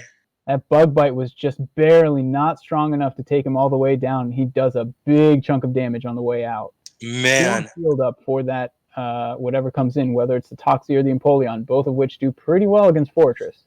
Wow, actually, you've seen the Empoleon come out, which is surprising here. These Sand Tombs are going to be super effective. Going to definitely threaten this Empoleon a little bit. Won't KO, but it might put be in range. That he doesn't want to get caught against a Razor Leafer in the back. He wants to make sure that Toxie is the one to face it if the Bayleaf is out to play again. And we actually see the debuff come through, and gets he charged will over have to eat a move, and again, also super effective if this is the Sand Tomb. It is not, though. Did not get there. Let's see what is in the back, and it is going to be the Shadow Gardevoir. Wow. Oh my god. Denies the Mud Bomb. Going to be doing a lot of damage This is going here. to hurt real bad, though. I don't know if he can tank a Hydro Cannon. I think he can. Wow. Oh, just barely. Charm comes through. What's in the back? Charm is just enough to GG. survive that. Shadow Claw finishes off. Very big finish with a shield left over that does him no good. Shadow Guard just came in and deleted all the little bit of energy that Toxicroak had and really made up for it in the end of the day. And that's not even super effective charm. That's just regular old charm. Neutral Shadow Charm. Gardevoir, just such a monster. All right, and that's 1 apiece, right? We're at the 1-1, yeah. Final decisive match. Yeah, very decisive match. This is actually not the finals, but we are in the final round here. Whoever takes this actually takes 3rd place. So we'll see when these opponents decide to lock in. Hopefully it's this year. Gonna see. Maybe we see the Bonsai in game 3, but I don't know. It might be a little too risky to run it. We'll see. Go big or go home. Go big or go home is right. Tiny baby or go home. All right, Wigglytuff into the Bayleaf. Oh, man. Lots of neutral damage flying back and forth from these fast moves. These Razor Leafs are chunking, but these charms are also chunking in return. I actually don't know this matchup, but it actually looks like Bayleaf's going to come out on top. Yeah, and Bayleaf has the cheaper move with that Ancient Power, which at this point would be enough, so it draws the shield. Can we get the boost? If we get a boost here. Oh, no boost. Not quite. Ice Beam's going to come in. Come off. will maybe grab a shield and Bayleaf wants to keep switch advantage, or he's going to let it go and come in. Nope. And he comes in Sableye. Gives up the switch, and he's fine with just doing a little bit of Razor Leaf damage, taking more than a third of that Sableye away on his way out. Yeah, that's a lot of damage out on the Sableye, and with it being so close. Whoa! Oh, man, the return here is going to do a lot of damage. I don't know if it's a better DPE move with shield still in play. If the shield comes up here... That is a big hit right there. Big return. And even if he doesn't shield here, the Sableye will go down, but it did its job. No, he wants to keep going. He wants to farm this thing down.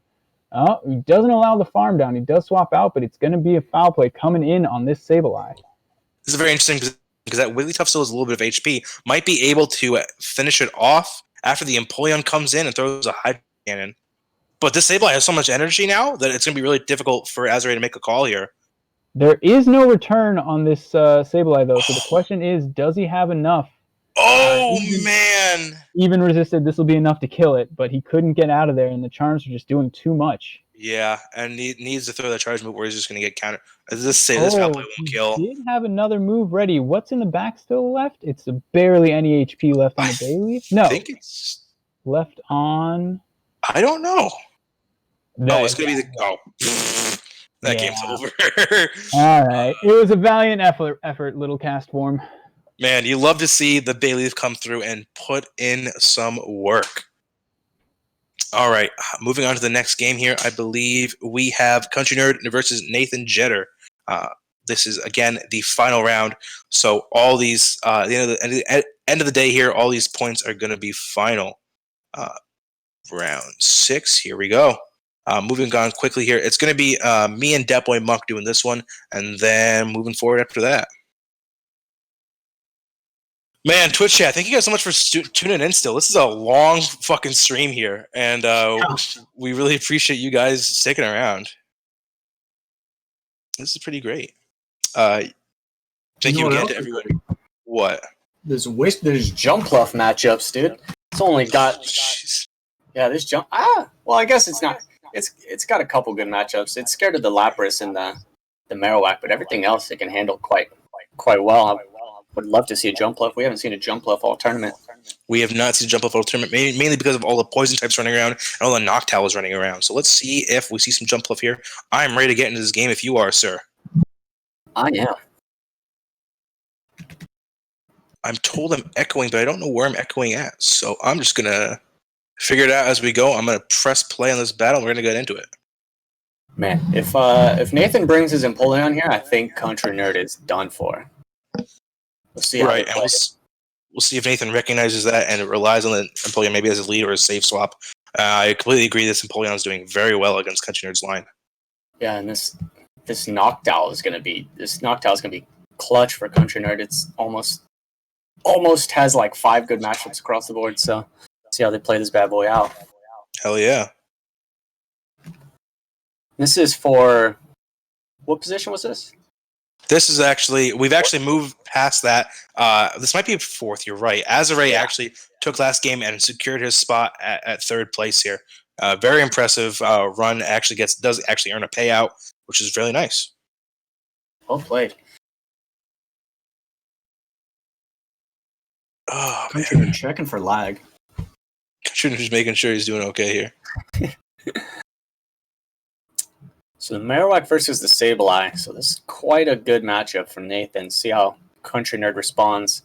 Swaps right into that Munch. Oh, this is actually really interesting. He's got the double normal comp, so I expect after Munchlax puts a bunch of damage down here to him to go ahead and farm this bad boy down with the Noctowl. Surprised he didn't build up a little farther and beta Bulldoze though. Yeah, at the end of the day, these body slams are doing a lot of damage, but you're right. Bulldoze would have threatened the Toxicroak a lot more than these body slams do. But did get a shield out of it, so can't really complain. Body slams are threatening a lot onto this Toxie. See if he decides to shield. Wow, goes shields twice. Burns really both shields. Gonna rely on the Toxicroak. Even if the Noctowl comes in here, he's gonna have to eat a Sludge Bomb, which is not gonna be fun.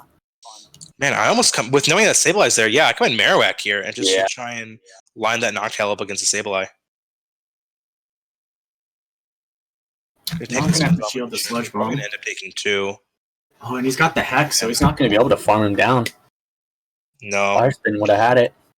Might have to just sack this Marowak. Yeah, and come in, knock down, and farm all the way down. Okay. Man, a little rough. Yeah, if that Bullion's in the back, he is in trouble. No, he's not. Okay. Foul play going to be coming from the Sableye here. Definitely puts a good chunk of hurt on this Noctowl. Does see his shield. Nice to shield. And I think that's a good shield. You know, seeing Sableye come out as your Noctowl answer with when there's still something in the back with shields down, I think shielding that foul play early on is probably pretty safe. Yeah, I wonder what he's got in the back. Is it the jump bluff? Oh no, it's the Hypno. Okay. I wonder if this thing is Fire Punch, Shadow Ball, or something, and that's why he didn't. That would be really rough. I could see it being Fire Punch though, but we'll see what happens. Or even I could even see Ice Punch, honestly. I think even with Fire Punch, this game was still pretty set and matched. You know, this Noctowl was getting into the low yellow here. I don't think it's a win con at all. Yeah, unfortunately not. Unless Nathan lags, but oh wow, actually PBL win con. Yeah.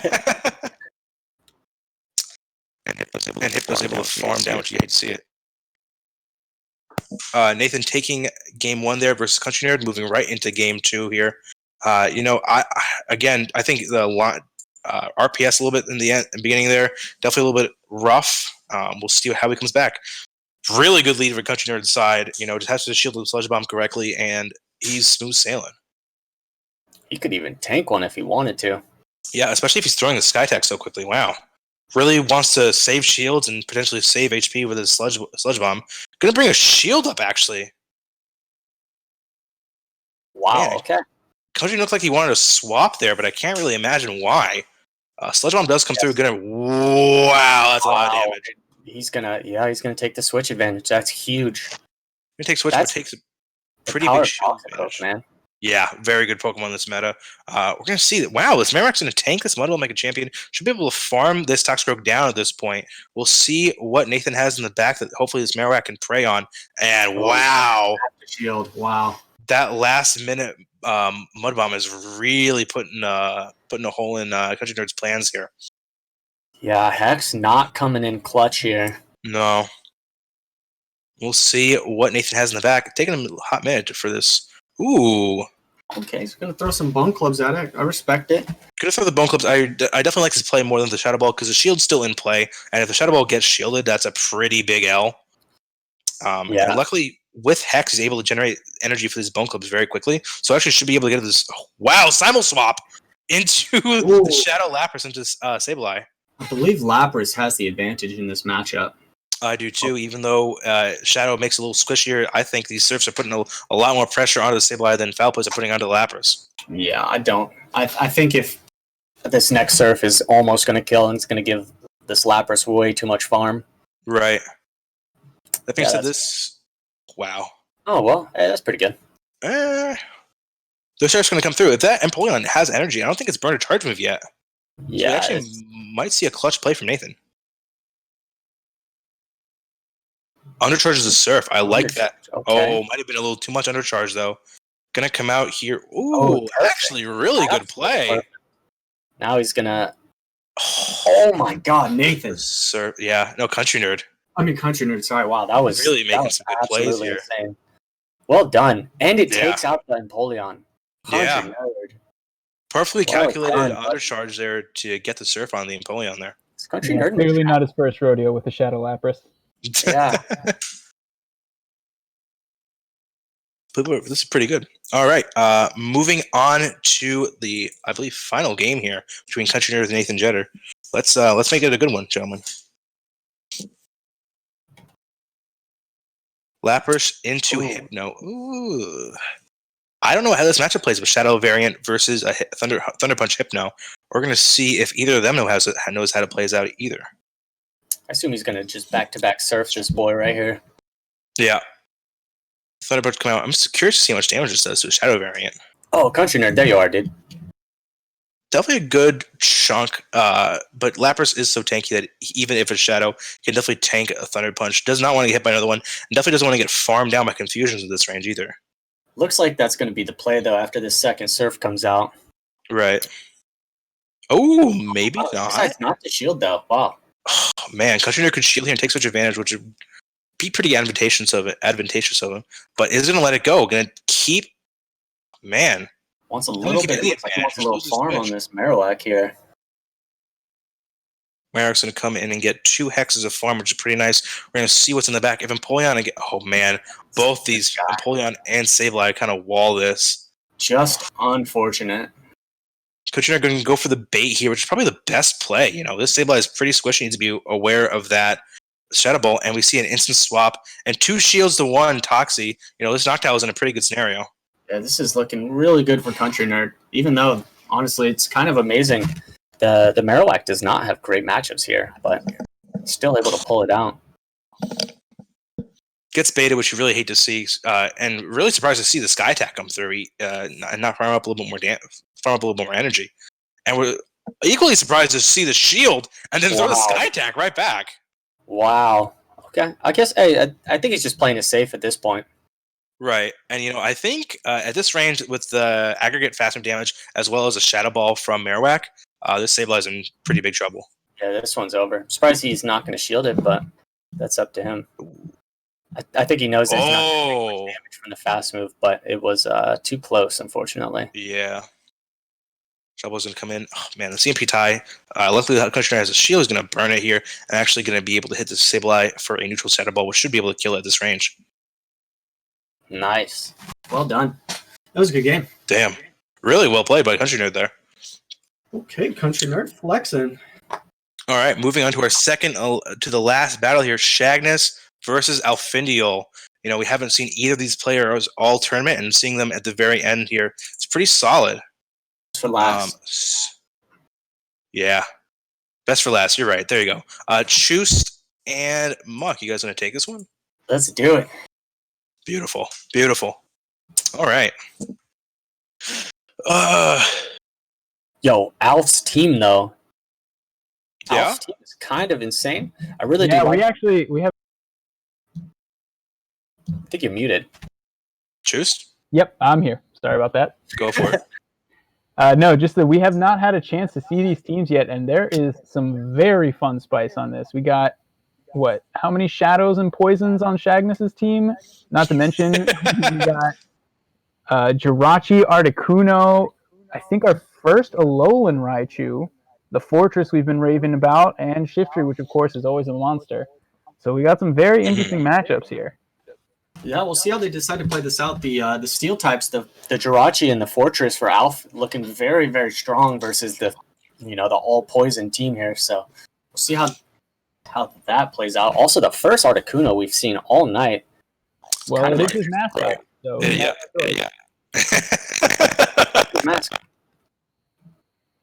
But yeah, it'll be interesting to see that Machamp, that Shadow Machamp, could end up being the key player with 3 fighting weak. Well, only two steals aren't actually fighting weak, but some very solid matchups for Machamp and some very, very negative matchups against Metacham especially. All right, let's head right into it. All right, let's do it. I believe we are. Yeah, we're definitely seeing from Shagnus' side here. Gonna see how she plays it off, going for the Poison Claws as well as the Mascot Claws, which is kind of unavoidable, but you hate to see it. Machamp, though, doing pretty well overall in this tournament, so really not that limited with this Mascot Claws. I think it's been one of the first Shadow Machamps we've seen, though, actually. Unless I'm mistaken. Most people are opting for the regular Machamp, which is really interesting. Yeah, especially because GBL, you barely see regular anymore. All right, so we do see the Drapion into it. Oh, and it is a bite Drapion, so that thing needs to go running. And we see the Shadow Machamp come right into that Articuno, dealing neutral damage against the Flyer because of that Ice subtyping, and those Rock Slides will 100% one-shot if he can land one. Yeah, expecting Alf to shield just out of the straight threat for the Rock Slide, but if he was counting, he knows he doesn't need to shield this. Although it's a lot. I mean, think about how much a cross chop does to a Skarmory, and Articuno is even squishier. That cross chop might have been enough. Yeah, you're right. Well, unfortunately, I don't see what play Articuno has here, unfortunately, besides literally just getting punched in the head. Well, I mean, it looks pretty, and Alf likes it. It do look pretty. We do see coming in and doing some serious work on this Machamp, but Machamp is just putting out the damage, taking down 1 2/3 of a Pokemon all by itself, The biting Drapion is coming back in a second to put the hurt on the Shirashi too. What does Alf have in the back to try and save this game? That looks like all she wrote. Yeah, Fortress isn't going to be able to. Ooh, not enough. It is quite pretty also. Oh no, this counter damage is racking up quick. Yeah, and that bug bite being double resisted by Toxicroak just means that unless he can get to an Earthquake, which he has to bait first also, it's going to be a rough day for that Fortress. Yeah, there's no way he gets to both. Shagness pretty much just shielding just because. Does get the attack fall, but I think it's still not going to be enough to save him from this Mud Bomb coming in here. Oh, just survives to get to Earthquake? I don't think he had time, but that would be a nice little perk for this Fortress. No, he wasn't going to get there through the last little bit of chip damage while he could. Didn't even swipe the bubbles. He knew. Oh, hang on. This thing's Oh, the bite. I think he might have been one off.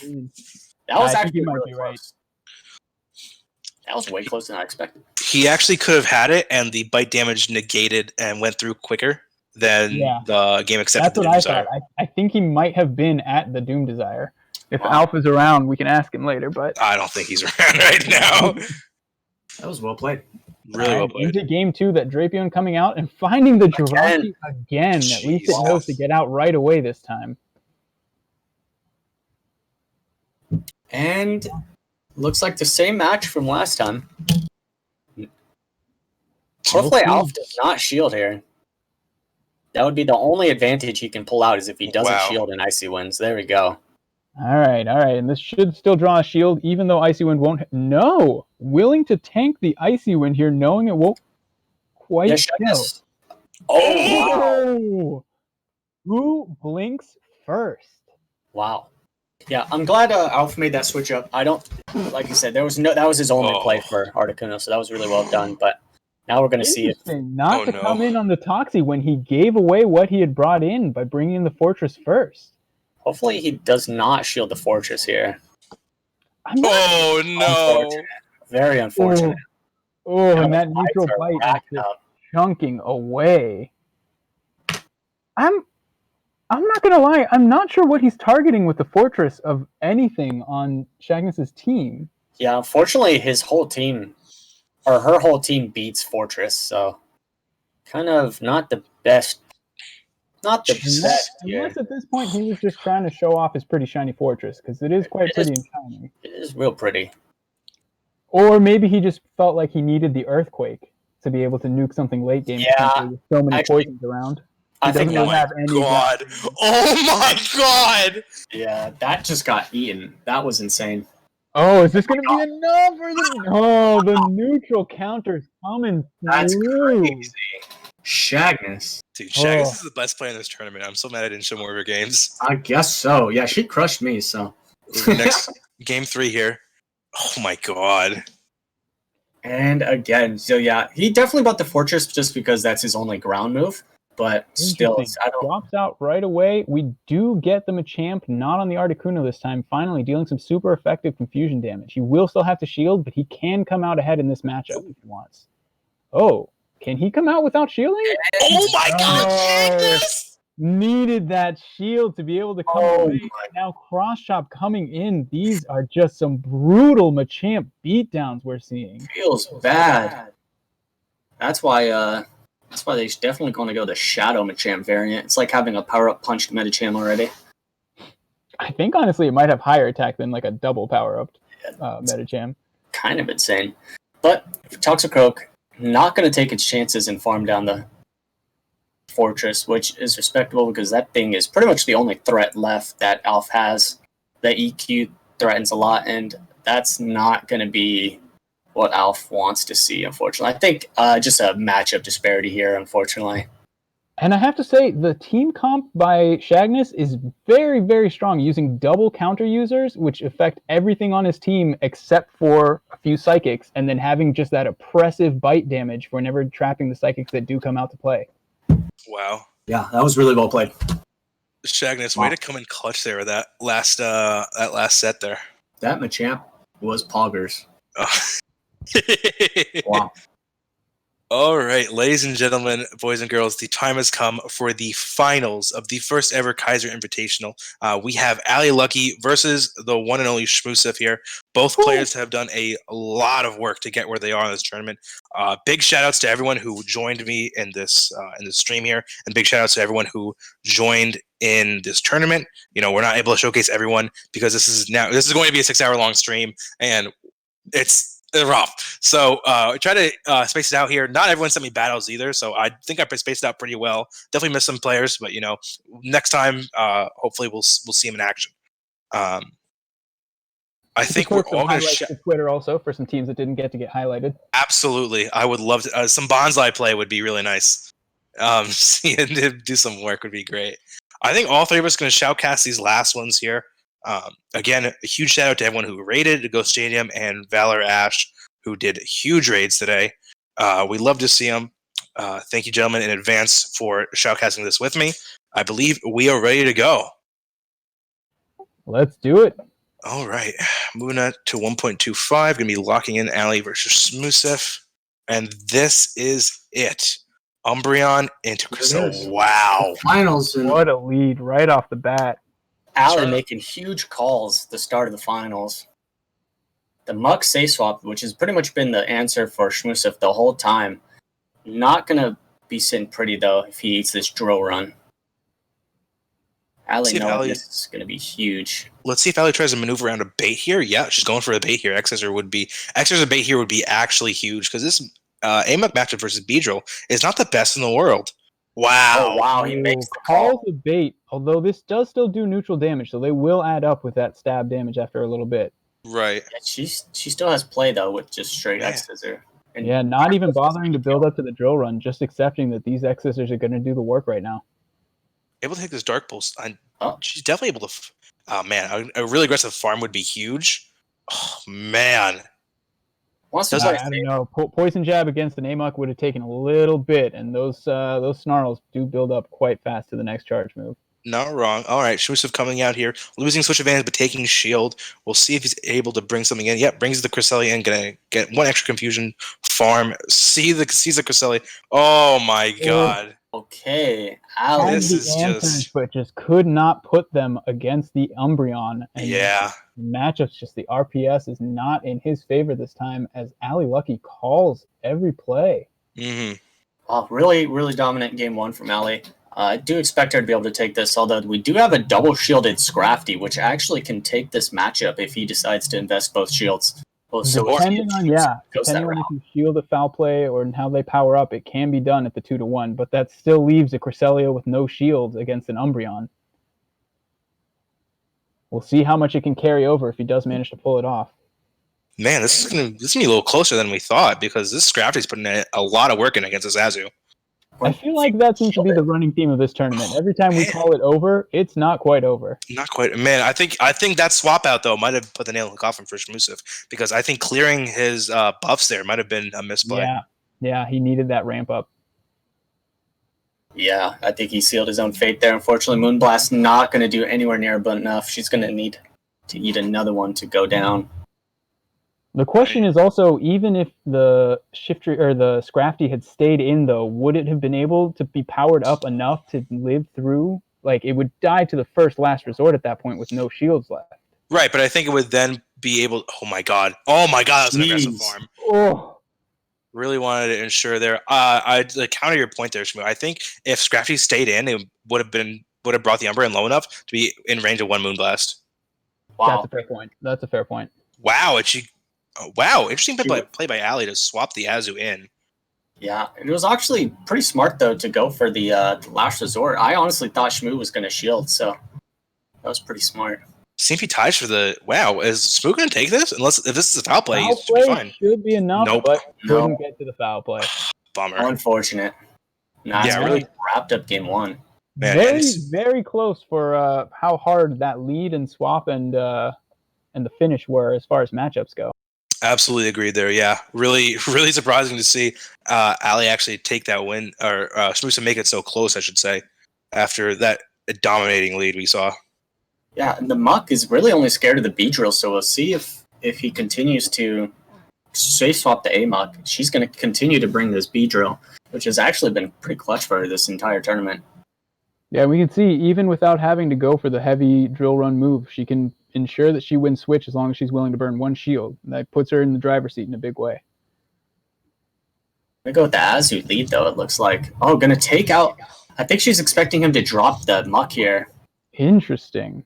Yeah. Or that she's just counting on being able... Well, every single one of hers actually has a losing matchup. Yeah, she's either beating it by committee or banking on it not being there. She's making a big call here, so we'll see if it plays out. Shmushif has used the Amok the entire tournament, though, as a safe swap, so I don't know. It's 50-50. I'd be surprised if we see him leaving on the bench here. You're right. He has brought it almost every single game as into the... Oh, man. All right. Right there. All right. By committee it is, it looks like. Let's see if Ali can pull this off as pretty favorable lead matchup for Shmoo right here. You know, out of all of her... everything in the back, I'd say Azu is probably the most favorable matchup here. Yeah, at least it has to go for those big sledge waves and doesn't resist what you're throwing at it. Yeah. Go for the Ice Beam. That's actually interesting. Definitely, I think wants to put some shield. Basic chip damage on. Wow, we see this swap, too. Oh, interesting play there. And now the Hypno just comes out to do some serious farming. Now Hypno's going to be in the driver's seat now. X's are coming in super effective. It's going to hurt, but it shouldn't do too much. 25%. Second one will, though.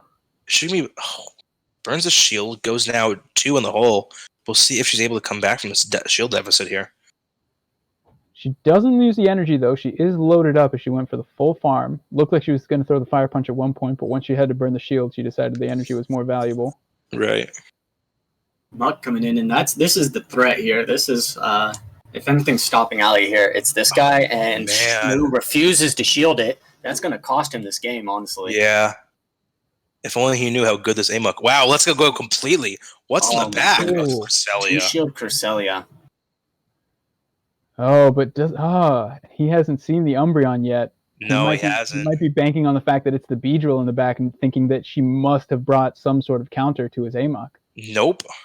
Smart play by building up to the Shadow Ball so he has force to shield. Yeah. Oh, this is definitely a grass slap from Shmusif. We're going to see... Not going to be quite enough, though. Won't kill it. Yeah, might be able to confusion down. Man, after going for that play rough, I don't know if she makes it to another play rough. She might make it to an Ice Beam, though. Yeah. She might I don't think so, though. Oh, she definitely gets to a charge move here. Yeah, wow, it goes to the play rough, too. Double play rough, yeah. Wow. Same number of moves. Shmush is going to have to shield. Yeah, and this Umbreon on the back, this game still hasn't even revealed the Umbreon. Yeah. He's probably doing the math. How fast can I confusion down this Beedrill? And then just all his hopes and dreams are dashed as this Umbreon comes in.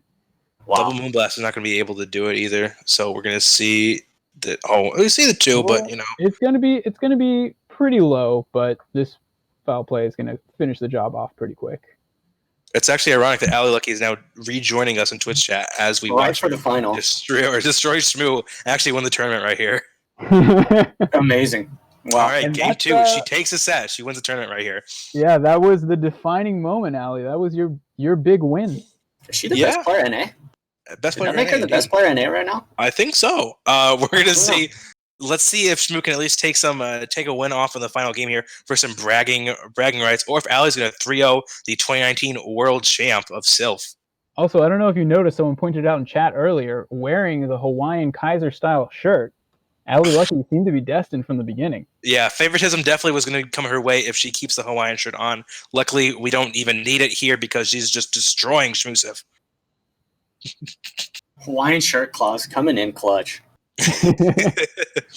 All right, well, favorable lead for Shmoo here. Yeah, definitely with Grass Knot Cresselia, we're chilling. See the Hypno swap. We'll see maybe an Amok counter swap, or he's going to stay in a Moonblast. Did he drop the Amok? Oh, that'd be wild. He dropped. Oh, Scrafty. Okay. Catches the Shadow Ball with Scrafty. Yeah. Very well timed swap. Wow, that Shadow Ball does nothing. Yeah, these fire punches are neutral at least, but they won't be doing too much either. We've seen Shmoo favor Scrafty this entire tournament, so I'm not surprised to see a swap back to what he's familiar with. You see the foul play gets shielded correctly by Ali, which is a pretty big shield. Gonna see if Hypno threatens the shield with his fire punches. No. Yeah, fire punch was definitely the way to go. Shadow Ball does nothing to this thing. And if we see if wow, she's gonna burn both shields. Two shield here. Did not One switch advantage. Jeez, goes right into the Azu here. Knows that Hypno will be valuable later and doesn't want to give it up. Man, I think the only reason Shmoo is not swapping here is because his timer's not up yet.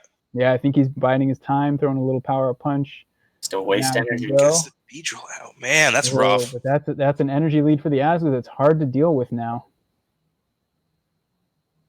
Wow, doesn't shield either. How aggressive will this farm down be? Not that aggressive. Going to see a charge move coming out here. Might be... Have we seen both moves from this Beedrill here? We have not, but I think that's the only move we've seen from his Beedrill. Right. So Ice Beam is going to definitely bring a shield out, or he's going to save everything for what he has in the back, which I believe is Cresselia. Nope. He's going to throw the shield up here. Beedrill's going to get some nice farm here. Allie is not going to be able to get into the charge move. All the way down. He's loaded up with energy, but what to throw it at here? It's going to be the Hypno. Nothing Smooth throws here is going to be enough to kill. And this confusion went through. Actually might be enough to kill, and it is. Oh. Cresselia coming back out, baiting with the fire punch. See if he gets the shield. Baits the fire punch. Doesn't really even need to, because this Umbreon is still in the back, and so Allie is... Oh my god, yeah. Doesn't even matter. Shields the fire punch. The Cress is left alone to this little Umbreon. Oh my god. Wow.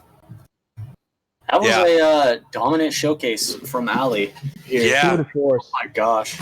2 undefeated champions of this tournament, and Allie just comes out on top aggressively with calling the... Not necessarily calling leads, just calling team comps. This Umbreon Hypno Core is really good against Shmoo's line.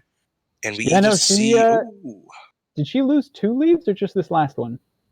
I think just this last one. Everything else was neutral.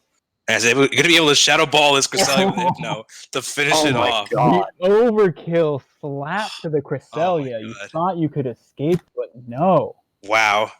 Allie does not only is undefeated in this tournament, but 3-0s Shmoosif in the finals here. Jesus. Wow. All right. And with that, guys, we are wrapping up the stream. I want to thank everyone so much for coming in Twitch chat and supporting us as we go through this tournament here. We went through a lot of battles together, and I'm really happy that we came together as a community, as content creators, to produce this amazing tournament.